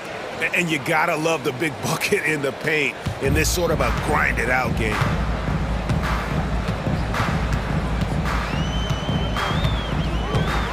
Pick by Reed. And Vucevic pulls it down. Chicago leading, and here we go. The Bulls, fast break. Ball, no good. Here's Alexander Walker. Giddy defending. Reed gets the bucket. A great competitive game so far. And from the look of it, this one could go right down to the wire. Vucevic off target from three-point range. For Minnesota, they've gone 5 of 7 from the field in the third quarter. Let's see if they can keep it up. Ball's knocked loose. Reed the pass to Alexander Walker. The 3 sinks the three-pointer. Now it's a 4-point Timberwolves lead. And he found the perfect spot behind the arc there. Big gap in the D. Reed with it, defended by Giddey. Reed kicks to DiVincenzo. Reed with a screen for DiVincenzo. Rebound by the Bulls. Third quarter here, and 3 minutes have come off the clock. Phillips' shot is off. Timberwolves leading by 4. When Naz Reid is out there, Clark, spacing the floor is a real asset for him. For sure, and, you know, he really puts a lot of pressure on the defense because he can score from anywhere on the floor, and he's got great size and strength. And he does the little things, too. I mean, you look at his points and rebounds, but this guy gets deflections. He goes after loose balls. He gets you extra possessions on the glass. He steps in and takes – I mean, he does all the little and big things. You know, Vucevic is pretty good, guys, in catch-and-shoot situations. That's not often the case for a guy his size. On the wing, DiVincenzo. And he can't answer back. The three-pointer offline. Bulls trail by 3, and it's out of bounds. Well, they say it was last touched by DiVincenzo.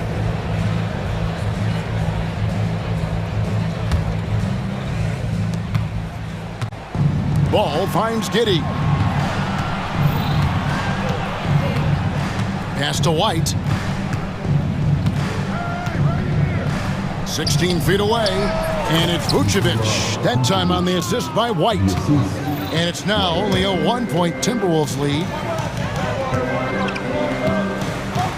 Pick by Reed. Shot's good by Alexander Walker. And the lack of effort to fight over the screen there makes that an easy shot. Well, I'm going to credit the screen. I mean, that's a good... And folks, the coach's challenge has been initiated.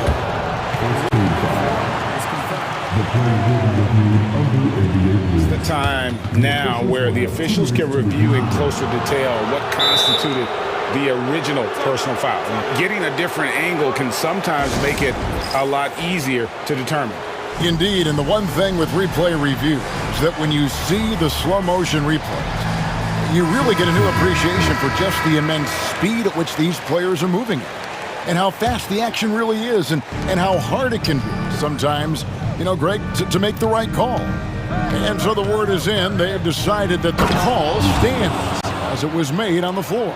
And, you know, even if a coach still feels this wasn't the right call, you got to acknowledge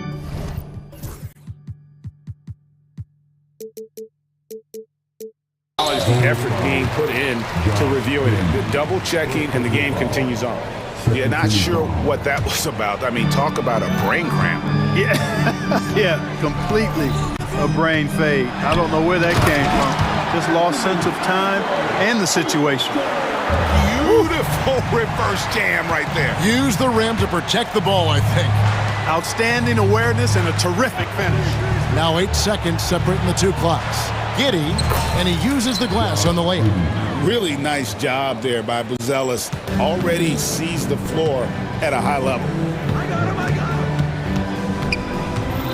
Edwards with it. 23 points in the game. Gobert with a screen on ball. And finished off by Edwards. Oh, he got fancy with that one. Yeah, maybe trying to give them the momentum boost they need to break this game open. And I like it. I mean, some coaches might want to see just a sure-handed lay-in there, but for me, I don't mind a little extra. And the game still closely contested as we end the third. 3/10 quarters behind us. One more to go. Thanks for being with us as we begin the fourth. And we've got a timeout called from Chris Finch. He knows every possession is critical now. And the latest now from our sideline reporter, David Aldridge. David, it's all yours. Take it away. Hey, guys, I listened in on what Chris Finch was talking about with his players. Now it's a close one, so Coach asked his team to keep their focus. He said this game's going to come down to mistakes. If we play clean, we'll win. Great game tonight. Let's see how it winds up. Guys? Thank you, David. We've got Randall. Edwards is out there with Dante DiVincenzo. Then there's McDaniels, and it's Gobert in at the 5 spot. So that's the lineup for Minnesota. Right side, Ball to tie it up. And, you know, when DiVincenzo keeps his hands moving on defense, he's really effective. Great work there. From the arc. Rebound by the Bulls. Smith's got 10 rebounds here tonight. So active. Herter, no good. And here's Edwards. He'll bring it up for the Timberwolves. A 2-point game. Throws it down as the official calls the foul. It may be. And yep, we thought we might see it. And the coach. And this is the time now where the officials can review in closer detail what constituted the original personal foul. Getting a different angle can sometimes make it a lot easier to determine.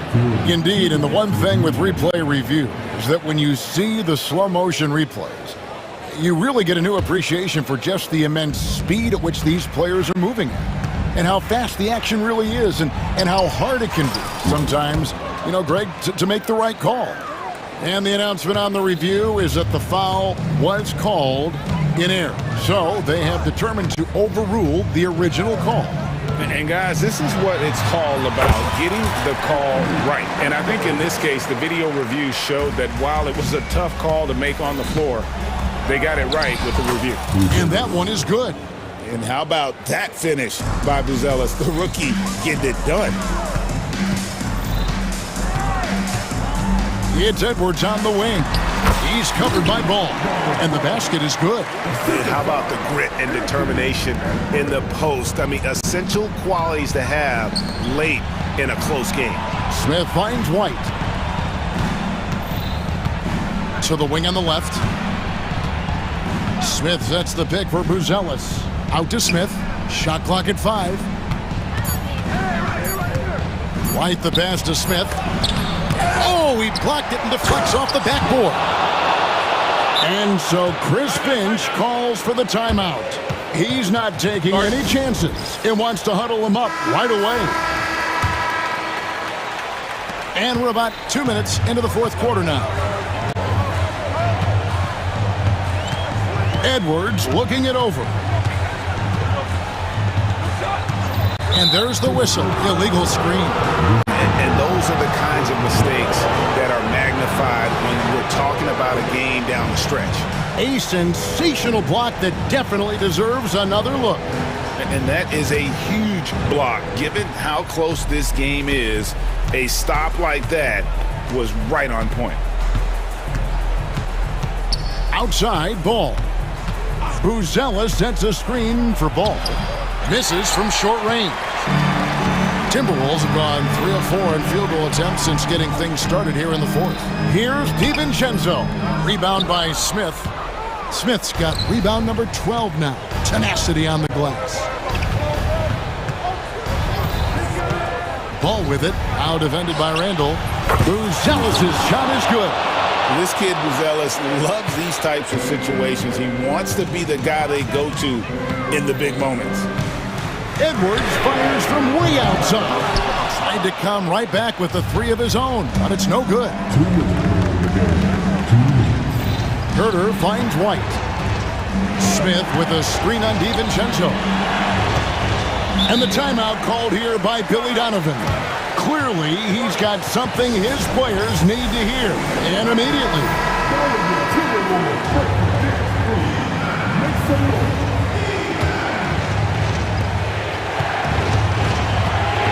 Herter against McDaniel. Drives to the hoop. Smith. A shot off that time. Gobert with the defensive effort. Ball against Edwards. Gobert with a screen for Edwards. And so it looks like the Timberwolves will retain possession here.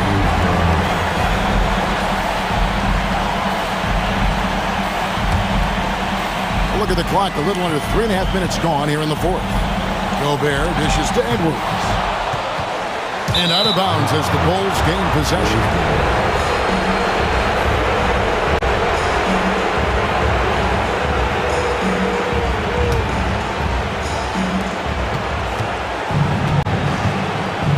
Here's White.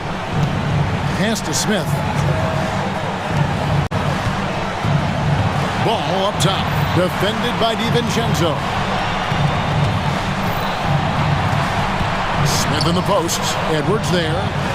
He gets it in there. And that's 12 points for Smith. Terrific trip down the floor that time. Jalen Smith ends up scoring down low. You want that ball in the paint and in his hand. And the call will be against Lonzo Ball. That will get him his 4th foul of the game. 1:02 left in the fourth quarter of this one. For 3, Edwards. It drops. And oh, that was an enormous three-pointer. Oh, you just love seeing a player with absolutely no fear. Cool, calm, collected, and confident in the biggest moment of the game. Yes. Boy, I'm absolutely shocked he didn't get that one to go. Usually he's money from deep. Gobert with a screen on Herter. To Gobert. Now here's McDaniel. Gobert with a screen for McDaniel. It's good. Coming up big in the clutch. McDaniels with the highlight reel hoop. This isn't a done deal yet, but they have got to move quick. That's the way to go. About 3 seconds between shot and game clock. Screen by Smith. White the pass to Smith. This one for 3. The 3 won't fall. And that's an intentional foul.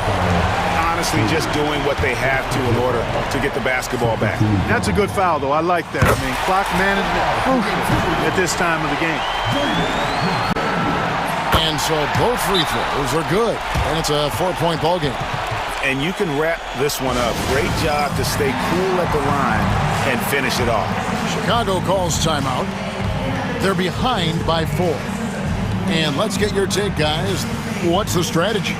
Trying to stay alive. They've got to work quickly. They're going to draw up a play here, I think, to get a shot right off of the inbounds pass and not waste too much time at all. Herter passes to Phillips. And the Bulls with another miss.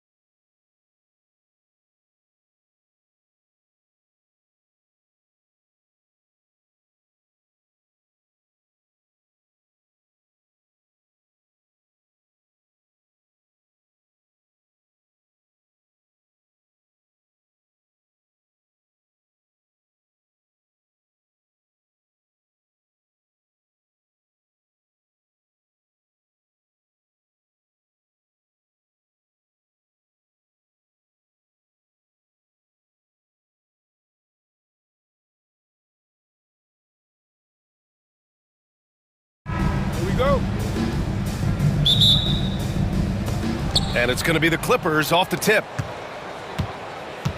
And now the Los Angeles starters. Derek Jones is out there with Kawhi Leonard.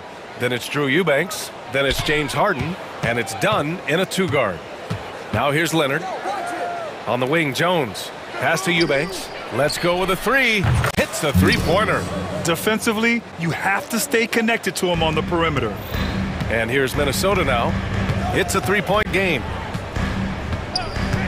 Here's Edwards going inside, and the layup is good off the glass. Combination of size and athleticism makes Anthony Edwards so tough to check on the drive. Good luck and good night.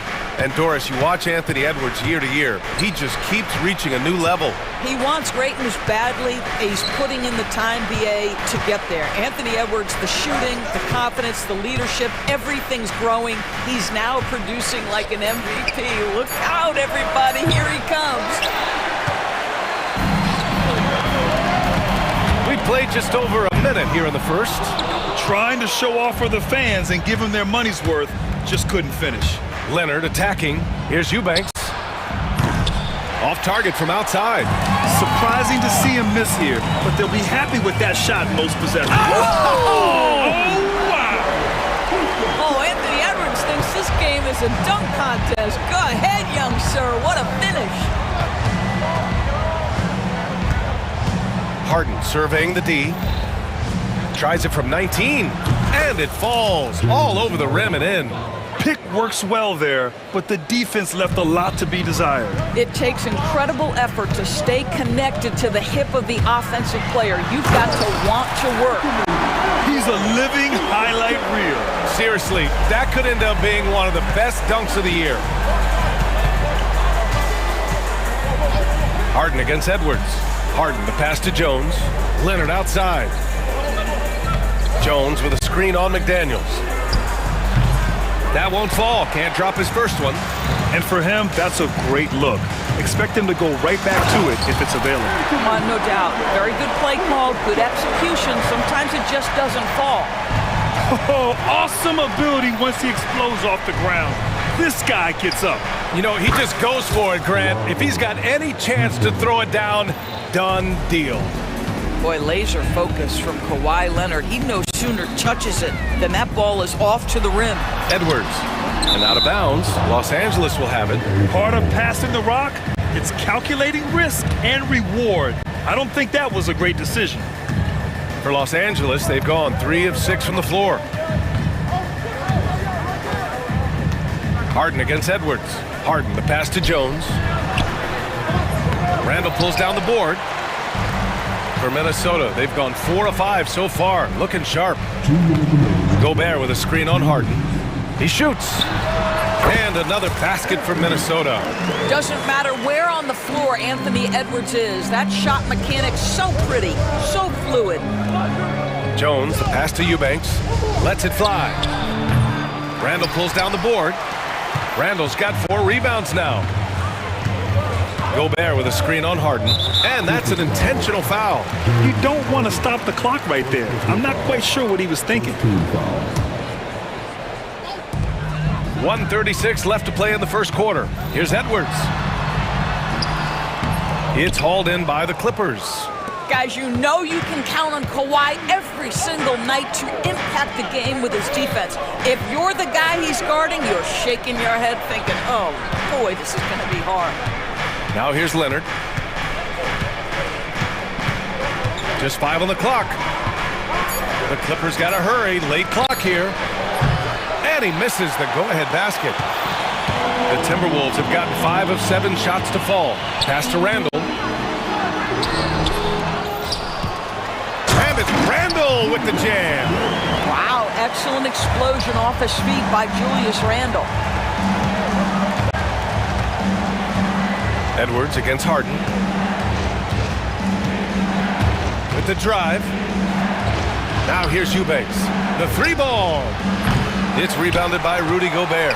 This has not been his best quarter. And you know what? They keep calling his number, and they're simply trying to get him out of this funk. Minnesota shooting their first free throws. First trip to the line in this one, and he knocks down the first one. Well, we know Edwards has an impressive skill set, but what really separates him is the competitive edge that he plays with. The way he's shooting free throws tonight, you simply don't want to put him there. Now here's Harden. Eubanks the screen. Harden drives in. This one for three. Edwards pulls it in. The Timberwolves lead by 6.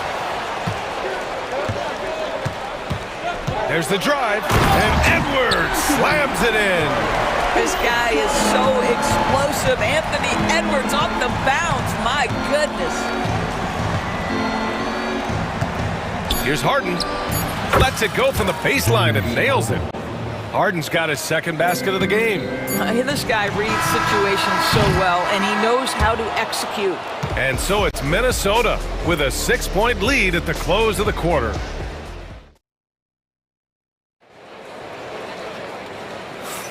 And thanks again for tuning in. If you're just joining us, we played through 1 quarter of action so far. And a closer look here at the scoring breakdown for the Timberwolves. Well, they found their offensive openings in the mid-range, and they continue to find ways to open up those jump shot opportunities. I think the other thing they've done a great job of is making their presence felt inside, converting tons of paint opportunities. Edwards out there with Dante DiVincenzo. Then it's Julius Randle. Then there's Rudy Gobert. And it's McDaniels in at the 3 slot. That's the 5 to begin the second quarter for the T-Wolves. Now here's Eubanks. Back to Harden. And every team is looking for length on their roster. Yeah, the reason being is because of the quality and skill of shooting. Guys are coming across half court, and they can shoot the basketball at 35 feet. The reason you need length is there's more area to cover. Increasingly, Brian, it's getting harder and harder to play as an... Get up, Anthony Edwards! I think his teammates understand that Anthony Edwards has every aspect of his offensive game working, so let's make sure he's got the basketball. Leonard passes to Harden. Over McDaniels. And from the field after that one, 3 for 4 now. Quarter number 2 and about a minute in. Picked by Gobert. Edwards looking it over. Good work defensively by Leonard. Ooh, old school right there. No easy buckets. Harden against McDaniels. Harden, the pass to Leonard. Back to Harden. Yes, and it's Leonard with the assist that time. Harden's got 8 points. Now, this is just where James Harden's decision-making, his ability to read the floor. You want to concede... Oh, wow! Can you say immediate entry into the highlight reel? Woo, what a tough PA. It's showtime now, man. They've built up a lead, and they're starting to rub it in. And timeout called by Ty Lue. I think right now he must be looking at some adjustments.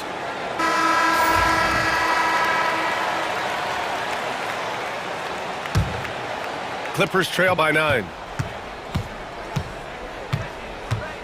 Outside Harden. 2 minutes now played in the second quarter. Count it! Leonard for 3. And he's a selective three-point shooter. Kawhi only takes them if he feels he has a good look. It's Edwards on the wing. Leonard defending. And Gobert with the stuff. Such confidence as a passer. He hits guys in stride and makes it look easy. Edwards against Harden. Jones with a screen on Edwards. Here's Harden. And Harden with the slam. Oh, my. James Harden with a statement right there. Doris, looking back at James Harden's time in Houston, what an incredible individual run he went on. Come on, Brian. Finished in the top 3 in MVP voting 5 times with the Rockets. Came so close to getting to an NBA Finals. He's still beloved in the city of Houston. Jones up top. He takes it in. Oh, the big dunk right over Julius Randle. Not only is James Harden one of the elite one-on-one players, this guy is an elite passer closer, and it's on display there. With the windmill, too, turning this place upside down. Everybody looks stunned. Harden, the pass to Eubanks. Leonard outside. From downtown, and it's Gobert with a rebound. Gobert's got 4 rebounds in the game. Here's Edwards. Oh, Anthony Edwards takes flight. Goodness, Anthony Edwards, always on the attack. This guy is just so dynamic. And Harden with the slam. Hey, kept it simple. No reason to get fancy right now, BA. Yeah, he's just looking to find shots and produce for his team. Here's Edwards. Oh, Edwards packs it home. Slams it down with 2 hands. Man, they're really getting aggressive now. Nice shot by Harden. James Harden, with the ability that he has both from a smarts, IQ, and skill standpoint, nice drive right there. Gobert with a screen on Leonard. It's Edwards with a drive. And Edwards slams it in. Can you say immediate entry into the highlight reel? Woo, what a tough BA. It's showtime now, man. They've built up a lead, and they're starting to rub it in. Back to Leonard.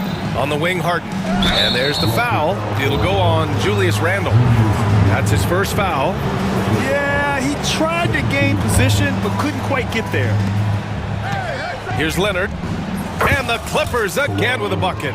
Well, the mid-range absolutely a part of Kawhi Leonard's offensive arsenal. Defense can't expect him to pass those up.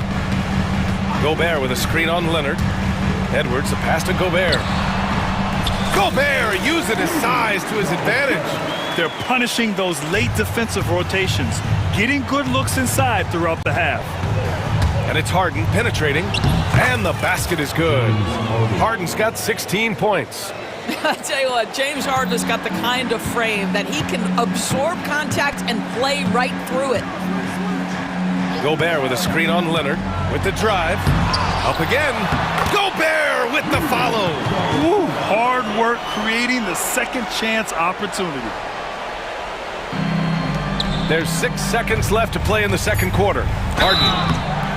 And a foul called on the way up. So he'll take 2 from the free throw line. They'll pin that one on Julius Randle. It's his first trip to the line. Harden hits them both.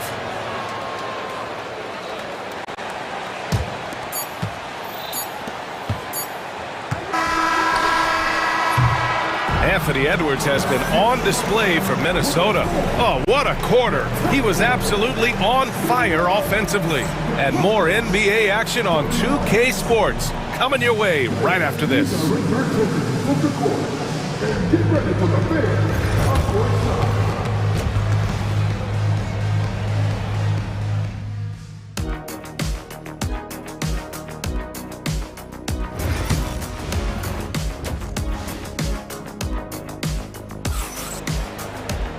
And we hope you've enjoyed the broadcast thus far. We're halfway through the game. And you know, Anthony Edwards has been really making it happen, guys. You just love his patience offensively in the first half. Waited until he got the looks he wanted. You know, as a coach, you can preach good shot selection, but it's up to the players to execute, and this guy has done just that. And Ty Lue has called a timeout. He'll take the opportunity to regroup.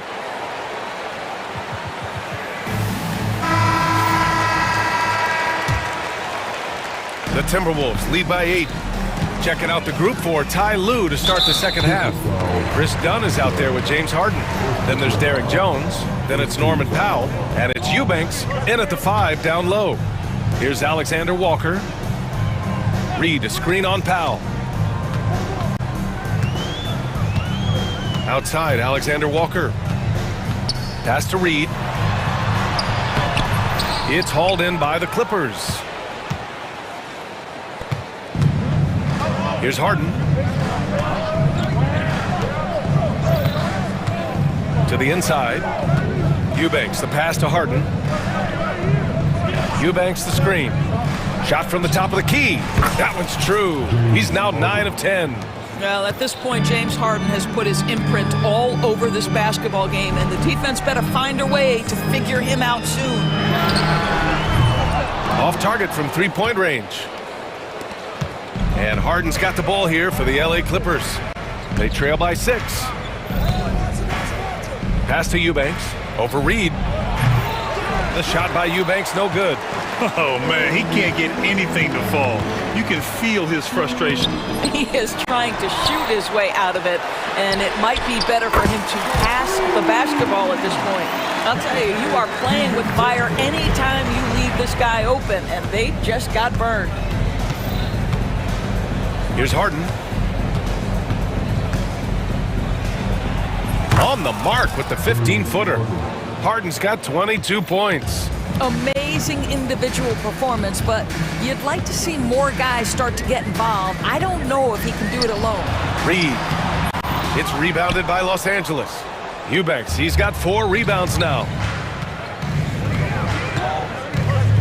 Harden against McDaniels. Eubanks the screen. Harden the pass to Eubanks. Back to Harden.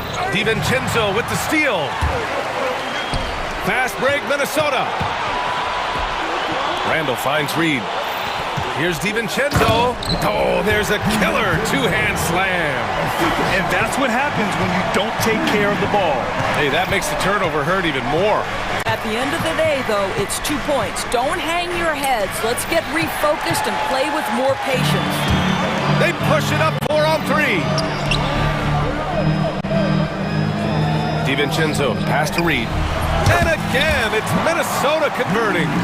And just not letting up at all. I mean, you have to love this approach. You want to get the ball to the guys who make plays. One thing we've learned in the NBA, the game is never over. So you've got to continue to score, continue to build your lead. Here's Powell on the take. And he was fouled while in the act of shooting, so he'll take 2 free throws. Well, Doris, you won't find too many players that can provide the instant spark that Powell does.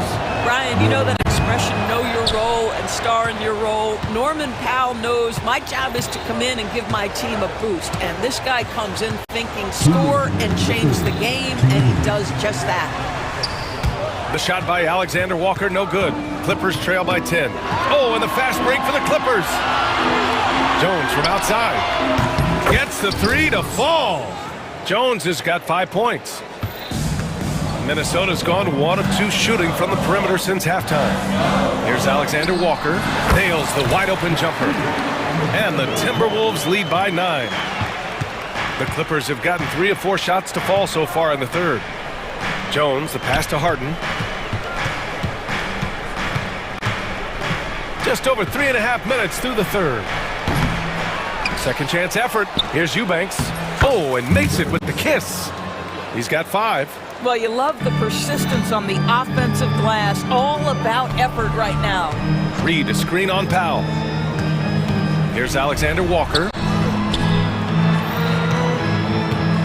And now we have an intentional foul. I'm not sure why. Yeah, bizarre play, B.A. Not sure what got into him. And timeout called by Ty Lue. He wants to make sure everybody's on the same page.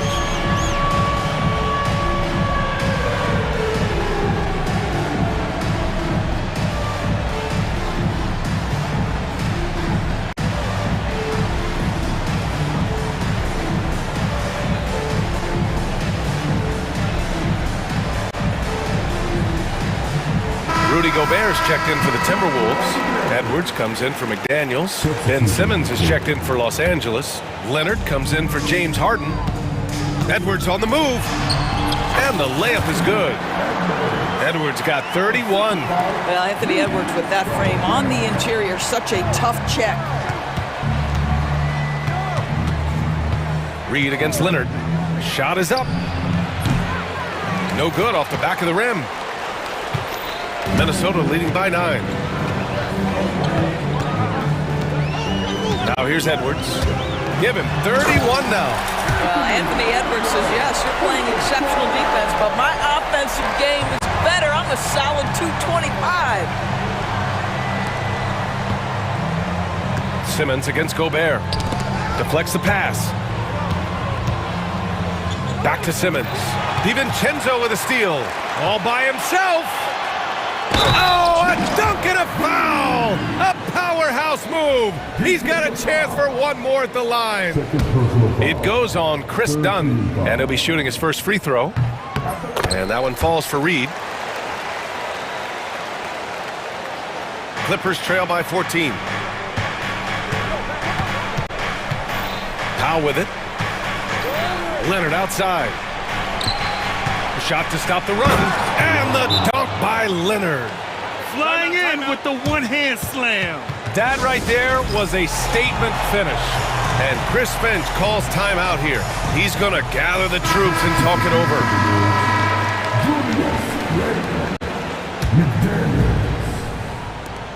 There's 6 seconds left in the third. It's Edwards with a drive. Can't hit from in close. The shot comes out. And so it's the Minnesota Timberwolves, now holding a 12-point lead at quarter's end. And now we have a moment to reveal our State Farm assist of the game. You know, I'm kind of stoked this was a choice because I love this pass. A remarkable find. He put his court vision on full display. Well, making the game easy for your teammates. All about putting them in a position to score. That's pretty. And 1 quarter to go in a game that, to this point, has not been an evenly fought contest. And from the sideline, let's catch up with Hallie. Guys, at the last break, I listened to Tyronn Lue address the team. He wants them to show more heart, saying, quote, they are outworking us, you guys. At some point, you've got to decide you want to box out and that you want to protect the ball. He does not sound too pleased with the performance. Back to you. Appreciate the report, Allie. We've got Julius Randle. Edwards out there with Dante DiVincenzo. Then it's Jaden McDaniels. And it's Gobert in at the 5. So that's the lineup for Minnesota. Three-pointer, Harden. It's rebounded by Rudy Gobert. Gobert's got 6 rebounds here tonight. Edwards. And Edwards slams it in. You know, he's flat fueling their success. Most of the offense has gone through him. Here's Leonard. It's rebounded by Minnesota. Gobert's got 7 rebounds in the game. Outside Edwards. Takes it inside. And for some reason, he decided to foul there. Yeah, B.A., that's an odd move. Maybe there's something else behind it. We played just over a minute here in the fourth. It's Edwards on the wing. Leonard defending. Here's Gobert. They had a number of cracks at it. Just came away empty-handed. And it's Leonard with the ball for the LA Clippers. It's a 14-point game. And once again, off the mark by Los Angeles. The Timberwolves have gone 2 of 5 from the field in this final quarter. Outside Edwards. Pass to Gobert. Nifty move. Hits the layup after the sweet pump fake to freeze the D. Gobert's got 4 points in the quarter. McDaniels against Leonard. Now here's Eubanks. Back to Leonard. And here's Eubanks. Offline with a 3. And here's Edwards. And now they decide to foul intentionally. Timeout. And timeout called by Ty Lue. He clearly wants to talk it over and make sure everyone is focused.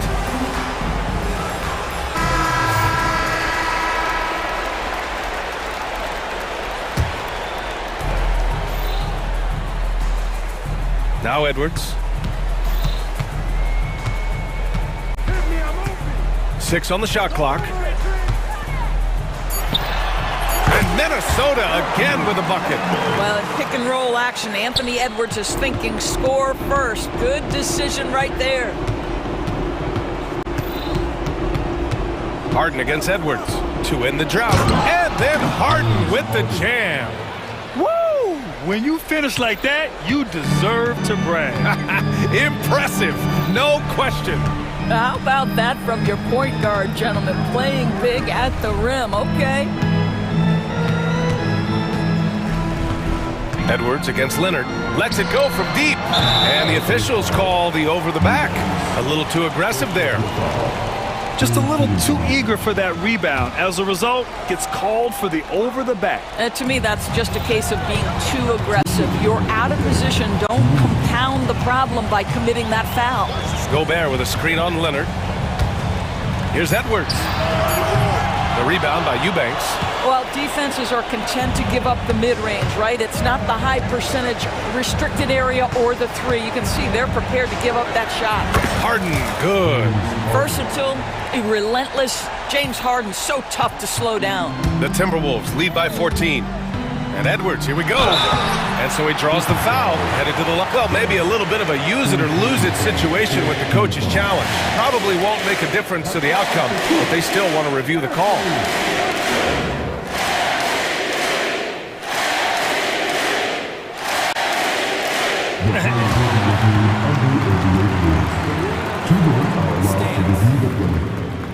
Disputed even after the video review. There's no doubt there's going to be a gray area in a lot of these calls.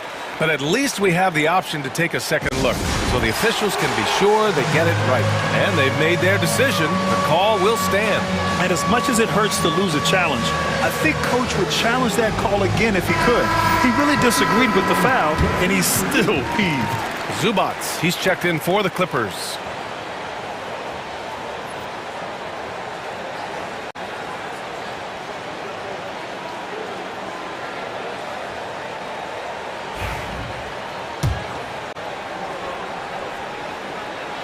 Throw good, Edwards. And both free throws good for Edwards. Clippers trail by 16. Outside Harden. Zubats with a screen on Edwards. The putback. Tries yet again. Done. The pass to Leonard. Persistence pays off as they finally hit a shot. Well, what makes Kawhi so problematic in the pick and roll? He can do about anything he wants out of it, including keep the basketball. Leonard against Edwards.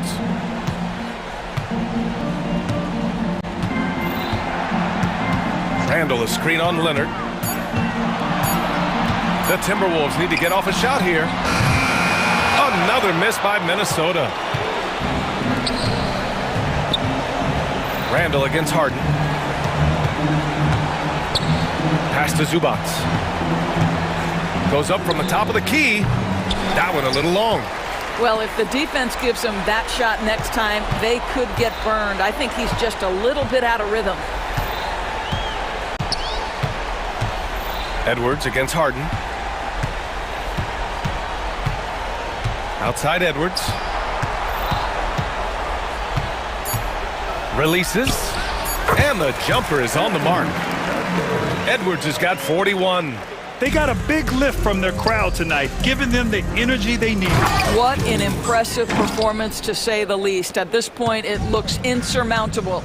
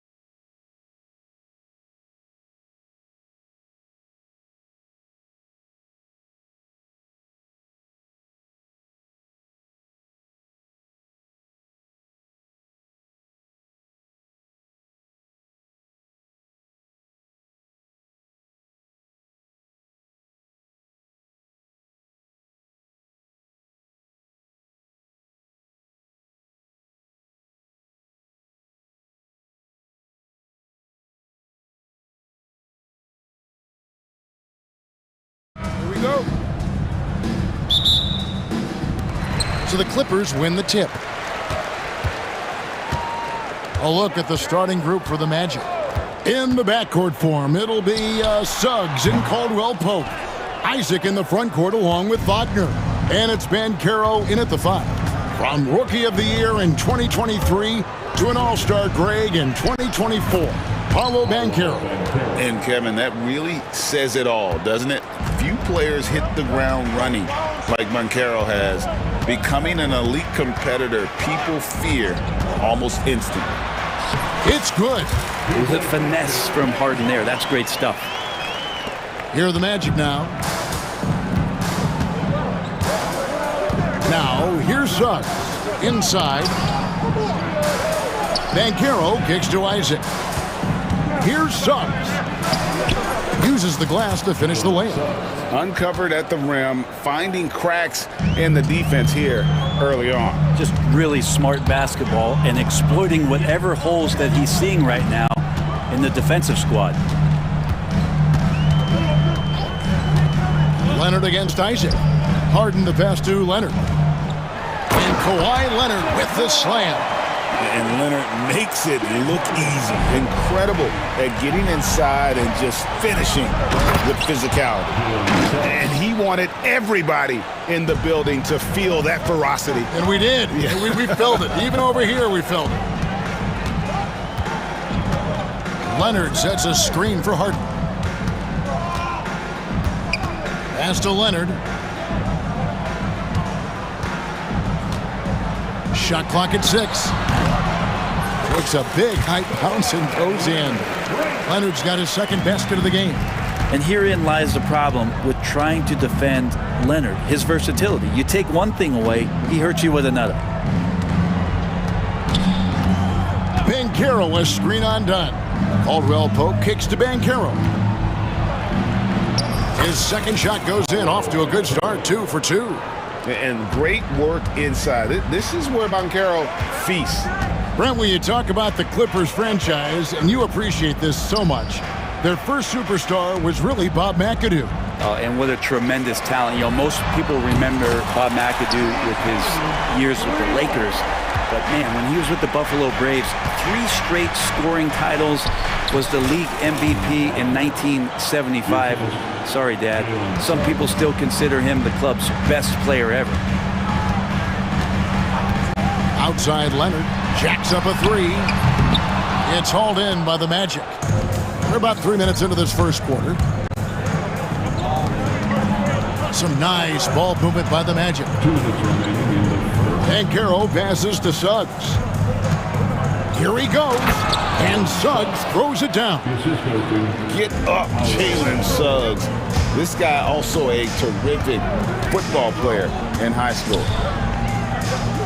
Outside Leonard. 1:39 left to play in the first quarter. Eubanks. And the call on the shot that sends him to the line. That's on Jonathan Isaac. And really the defense fouling there to prevent the layup, but that's exactly what you need to do. Taking 2 shots. And both free throws good for Eubanks. Orlando leading. Suggs looking around, driving to the basket. The dunk and the foul, a powerhouse move, and he's got a chance for one more at the line. It's on Kawhi Leonard. In a moment now to quickly take a look at the offensive approach for the Magic. They've been so aggressive, going strong at the defense, looking to score off of that penetration. Well, not only that, but you love how unselfish they've been to start this game. That's going to get all the guys in a great flow and feeling good. So moving that ball around and scoring off assists, it's a nice way to play. And I like to see this. They're calling his number early, and he's delivering. Well, he's going to just keep going now. That's early confidence for him.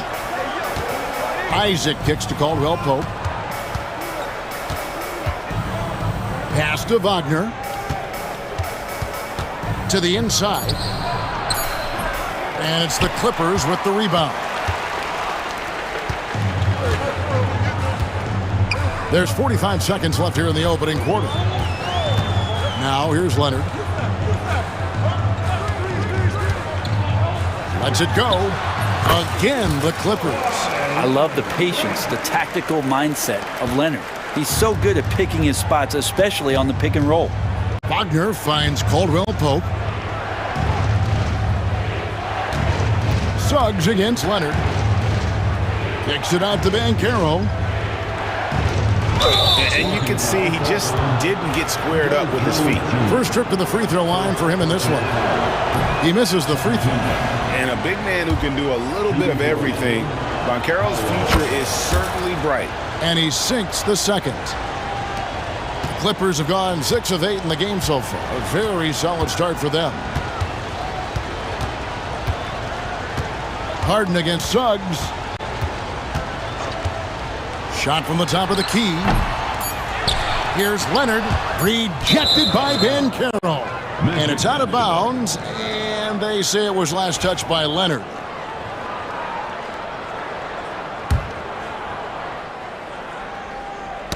Knocks it loose. And that concludes a high-scoring first quarter with both teams tied up. And back in them.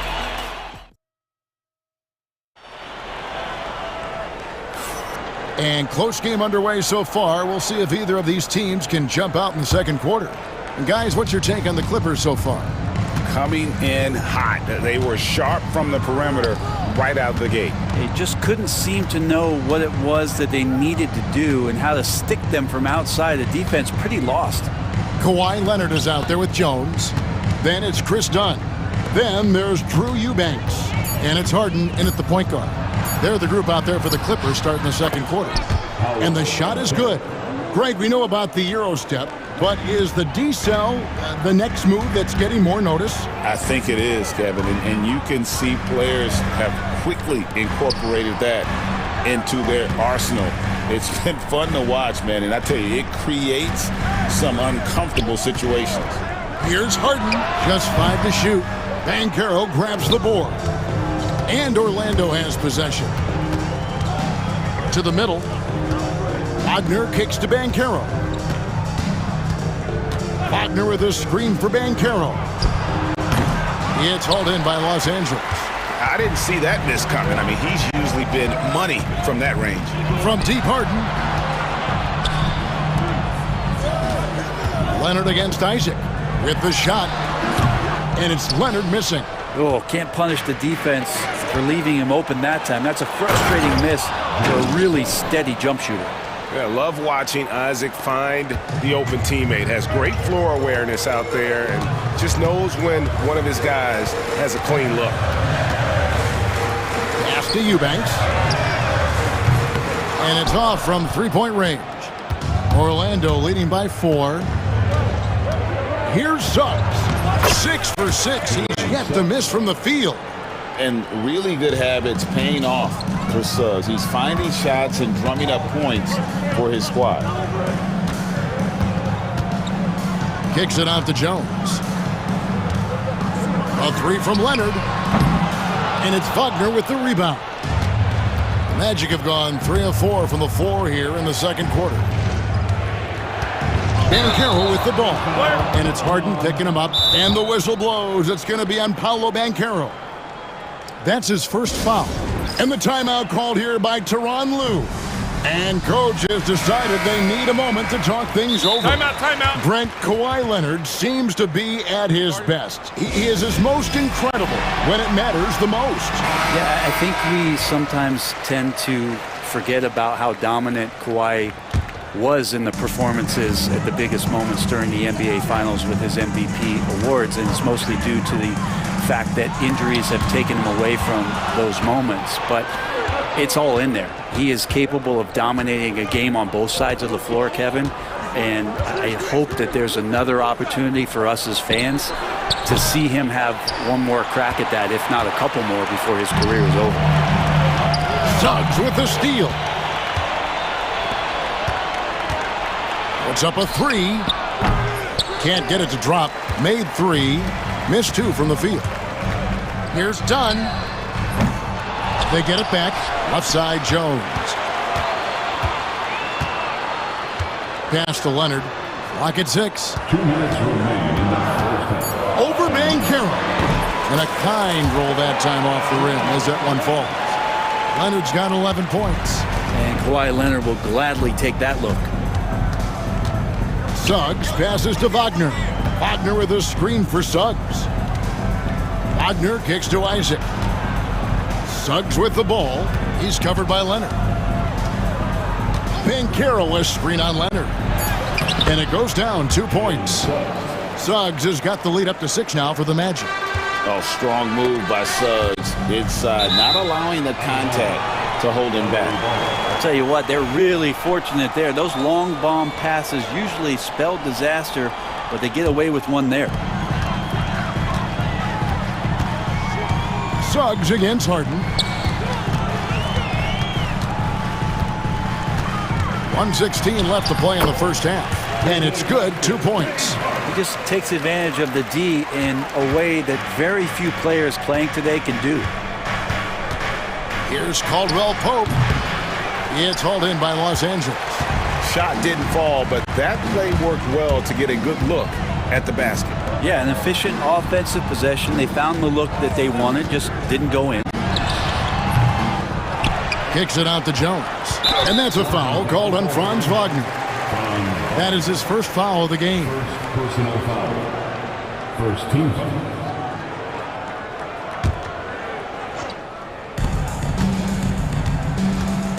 Leonard looking over the floor. Back to Eubanks. Down to 5 on the shot clock. And a strong finish with 2 hands. Oh, and he went for the two-hander on the slam, using some muscle. Some urgency from him there, sure. Banchero traps in the tray. Banchero's got 5 points now this quarter. And he's got a nice fluid motion on his long-range shots. I think Banchero will be a consistent three-point shooter at the NBA level. Harden the pass to Eubanks. Harden against Suggs. Harden's shot is off. Yeah, can't see why he missed that one there. The D's close, but looked like plenty of room.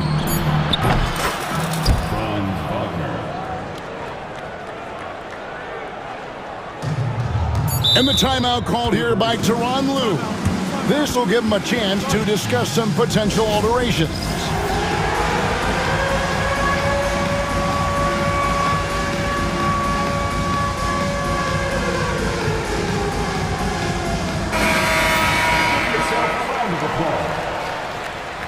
Substitution on the court. A 3 from Bogdanovich. Buried from outside. There will be 2 minutes to review the last play. Not going to halftime just yet. Officials signaling they are going to review the tape. And the NBA Replay Center in Secaucus is queuing it up, and even before we look at the replay, I'm pretty sure he got that off in time. And some good action through the first 2 quarters as we reach halftime. Magic out in front, up by 5. And we've got more action coming your way after this break.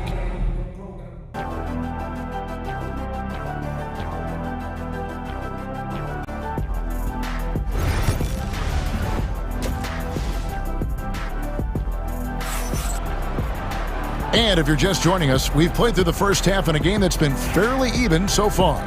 We're seeing a tremendous game from Jalen Suggs. And guys, we saw just how tough he can be with the step to the rim. Great job of just attacking that first half. Yeah, nice job of carving his way to the inside with some ease. Not much resistance out there. So on the floor for Orlando, Kentavious Caldwell-Pope is out there with Black. Then there's Wagner. Then there's Harris. And it's De Silva in at the 4-man position. So for the Clippers, Eubanks, he's checked in for Simmons, and it's James Harden in for Bogdan Bogdanovich. Clippers trail by 7. Harden with it, now guarded by Caldwell-Pope, and they go to the intentional foul. Yeah, not sure what that was about. I mean, talk about a brain cramp. Suggs, he's checked in for Black. That's a 2 from Powell. Dunn, wide open, he fires, trains it from beyond the arc. Dunn's got himself on the board with 3 there. That's a smart read from Powell. He analyzed the play there and made the right pass. Pass to Wagner. Here's De Silva. There's the 3. And it's Wagner missing. Los Angeles has gone 4 of 8 tonight from three-point land, shooting 50% on the three ball here. Eubanks finds Harden. They set the pick. And he drops it in from the low post. Harden's got 9. Well, Harden just outworking them inside. Could we say he wanted it more? When you think about James Harden, he's had such an effect on the game. Brent, they changed the rules because of him.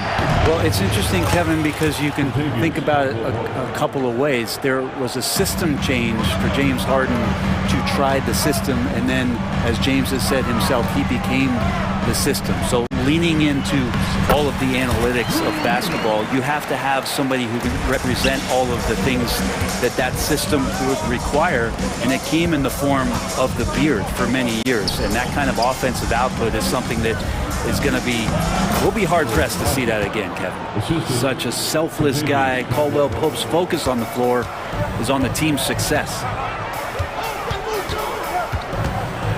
There's a screen. Here's Harden, and the jam by Harden. Big hops from the backcourt. Oh, absolutely. And maybe just what they need to get this game, GA, going in their direction. Defense has got to be better. Flat-out effort was not there. And what's remarkable is how complete Harden's game is. Making shots or making passes, he can create points in a number of ways. Wagner finds Caldwell Pope. Back to Wagner. 6 to shoot. A three-pointer, no good. The Clippers trail.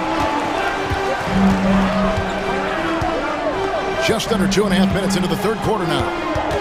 Jones sets the pick for Harden. Pass to Jones. And Jones slams it in. Great pass by Harden. He can put it right where you need it to be. Orlando's gone 0-2 from deep to start things here in the second half. And it's Suggs missing. Now the Clippers with it. They're on a 12-4 run right now. Harden looking it over. To the right side. 17-foot shot on the way. Eubanks, no good. Suggs kicks to Caldwell Pope for 3. Good on the three-point shot. Caldwell Pope's got 5 points in the quarter. You got to stay connected to Caldwell Pope. He's a knockdown shooter, and he can get it going. Goes up and lays it nice and easy.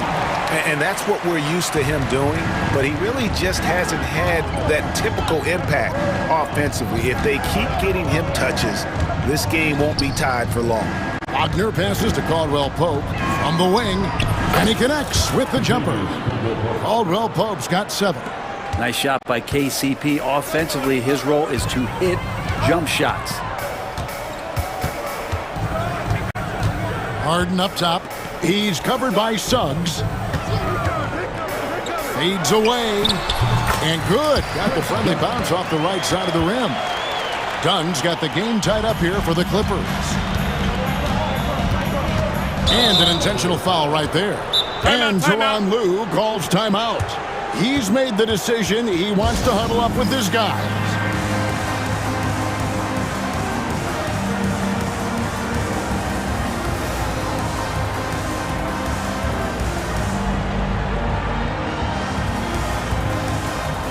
A different look for the Clippers. Simmons checked in for Eubanks.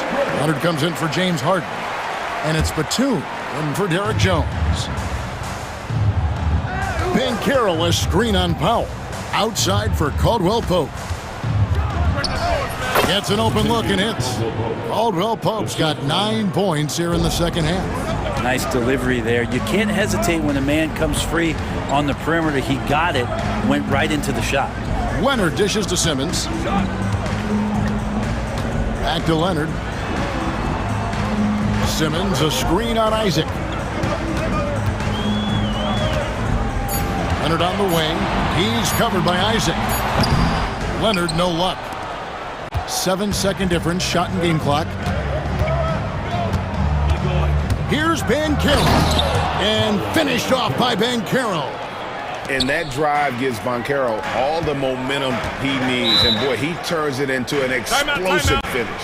And the timeout called here by Tyronn Lue. He wants to talk to his guys.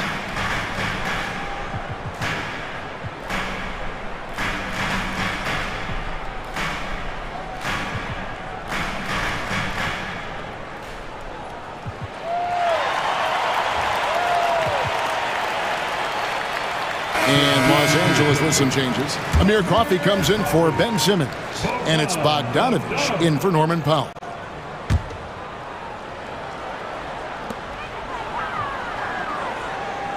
Isaac against Leonard. Batum sets a screen for Leonard.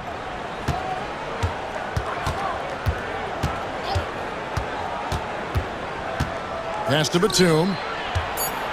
Back to Leonard. With 2 seconds left. That shot, no good. And that does it for the third quarter. Both teams clicking offensively as we approach the fourth quarter. Magic lead by 4.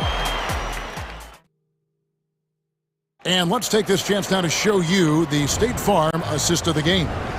Yeah, and I like the fact we get to see this pass one more time. A magnificent feed, and you love to see your off guard taking over the playmaking duties with this much skill. Well, sometimes that's what can separate some of the best players, not just creating for yourself, but creating for others as well. We've reached the fourth quarter, and what has been a very competitive game should be an exciting finish. Right now, let's send it over to the sidelines and get a report from David Aldridge. Well, guys, over the break, I was able to listen to Tyronn Lue's huddle. Now, he reminded his team, keep looking for the deep ball. If the three is there, take it. You've done a good job getting those looks, so keep taking them. Back to you guys. Okay, David, much appreciated. Drew Eubanks out there with Kawhi Leonard. Then it's Harden. Then it's Chris Dunn. And it's Jones in at the 3 spot. So that's the lineup on the floor for the Clippers. And finished off by Banchero.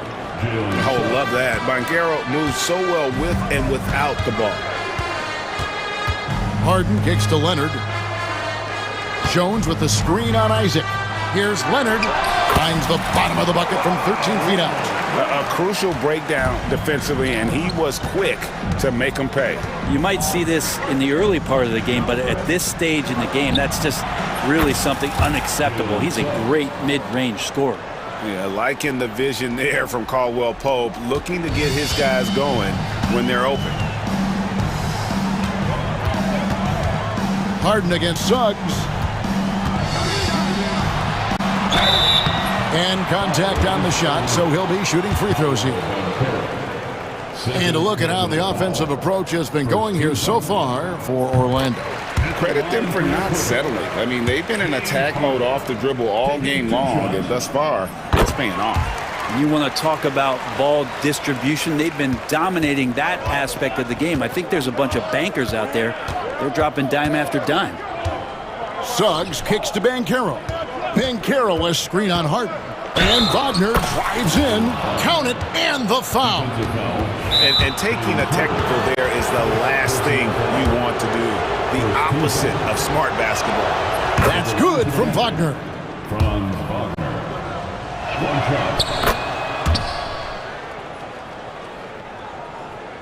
Clippers trail by 6. And here's Harden for 3. And the Clippers miss again. Out of bounds as Orlando keeps possession. A split second late, but almost came up with a steal there. Real close, and I'm sure next time you might time that a little bit better and get a hand on it. Poke loose. Here's Suggs. And Suggs throws it down. And that kind of sums up how this game is going. Attack-minded all the way. Yeah, great read, calls his own number, and then sends it home. And the jam by Harden. Oh, one of these monster nights from James Harden. Magic leading by 6. Here's Wagner. Plays it up and banks it in. Wagner's got 5 points in the quarter. If you came to watch a scoring battle, you're in the right place. Yeah, both of these teams locked in on the offensive end. Going to be a high-scoring affair tonight. And the jam by Harden. Well, pick your poison with James Harden. Either way, he's going to find a way to make you pay. Wagner a screen on Jones. Banchero. Rebound by the Clippers. And here's Leonard from three. The rebound by Caldwell Pope. And that shot isn't the one they should be taking if they want to make this comeback happen. And he jams it with authority. That's the way to finish KCP with a show of force at the rim. Clippers trail by 8. Now Harden. Leonard with a screen on Suggs. Harden the pass to Leonard. Isaac against Harden. 5 to shoot. And Harden with the stuff. And once Harden has momentum behind him, watch out. They love seeing the beard flush it down there with some power. Suggs kicks to Isaac. Pass to Wagner. Isaac with a screen for Wagner. 2 free throws coming up, and they call the shooting foul. Wow, he got whacked on that one. Shouldn't be much debate there. It's the first, and that makes it a 7-point lead. And so he drops them both. It's an 8-point game. We've played just over 3.5 minutes now in the fourth quarter. Harden against Suggs. Harden outside. He takes it in, and Harden with the stuff. One of the best closers in our game. James Harden coming up big. Banchero a screen on Leonard. Suggs passes to Banchero. And not sure they've got enough time to save themselves. Looking unlikely right here. That time ticking away. Banchero against Leonard. Fires from deep. Unable to get that one. Definitely a situation you want to make sure you don't give him too good of a look. We've got 33 seconds left in the fourth quarter. Out of bounds, Orlando takes possession.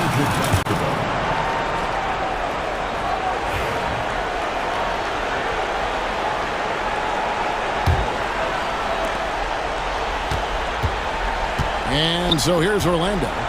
6-point lead. Here's Suggs.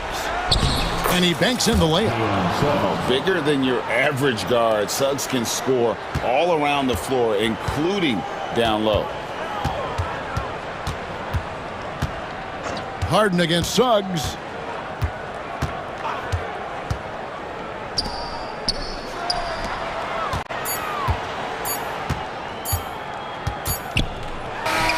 And that one, good. So the Magic win it. This was a hard-fought, well-earned victory for them, Greg. They really had to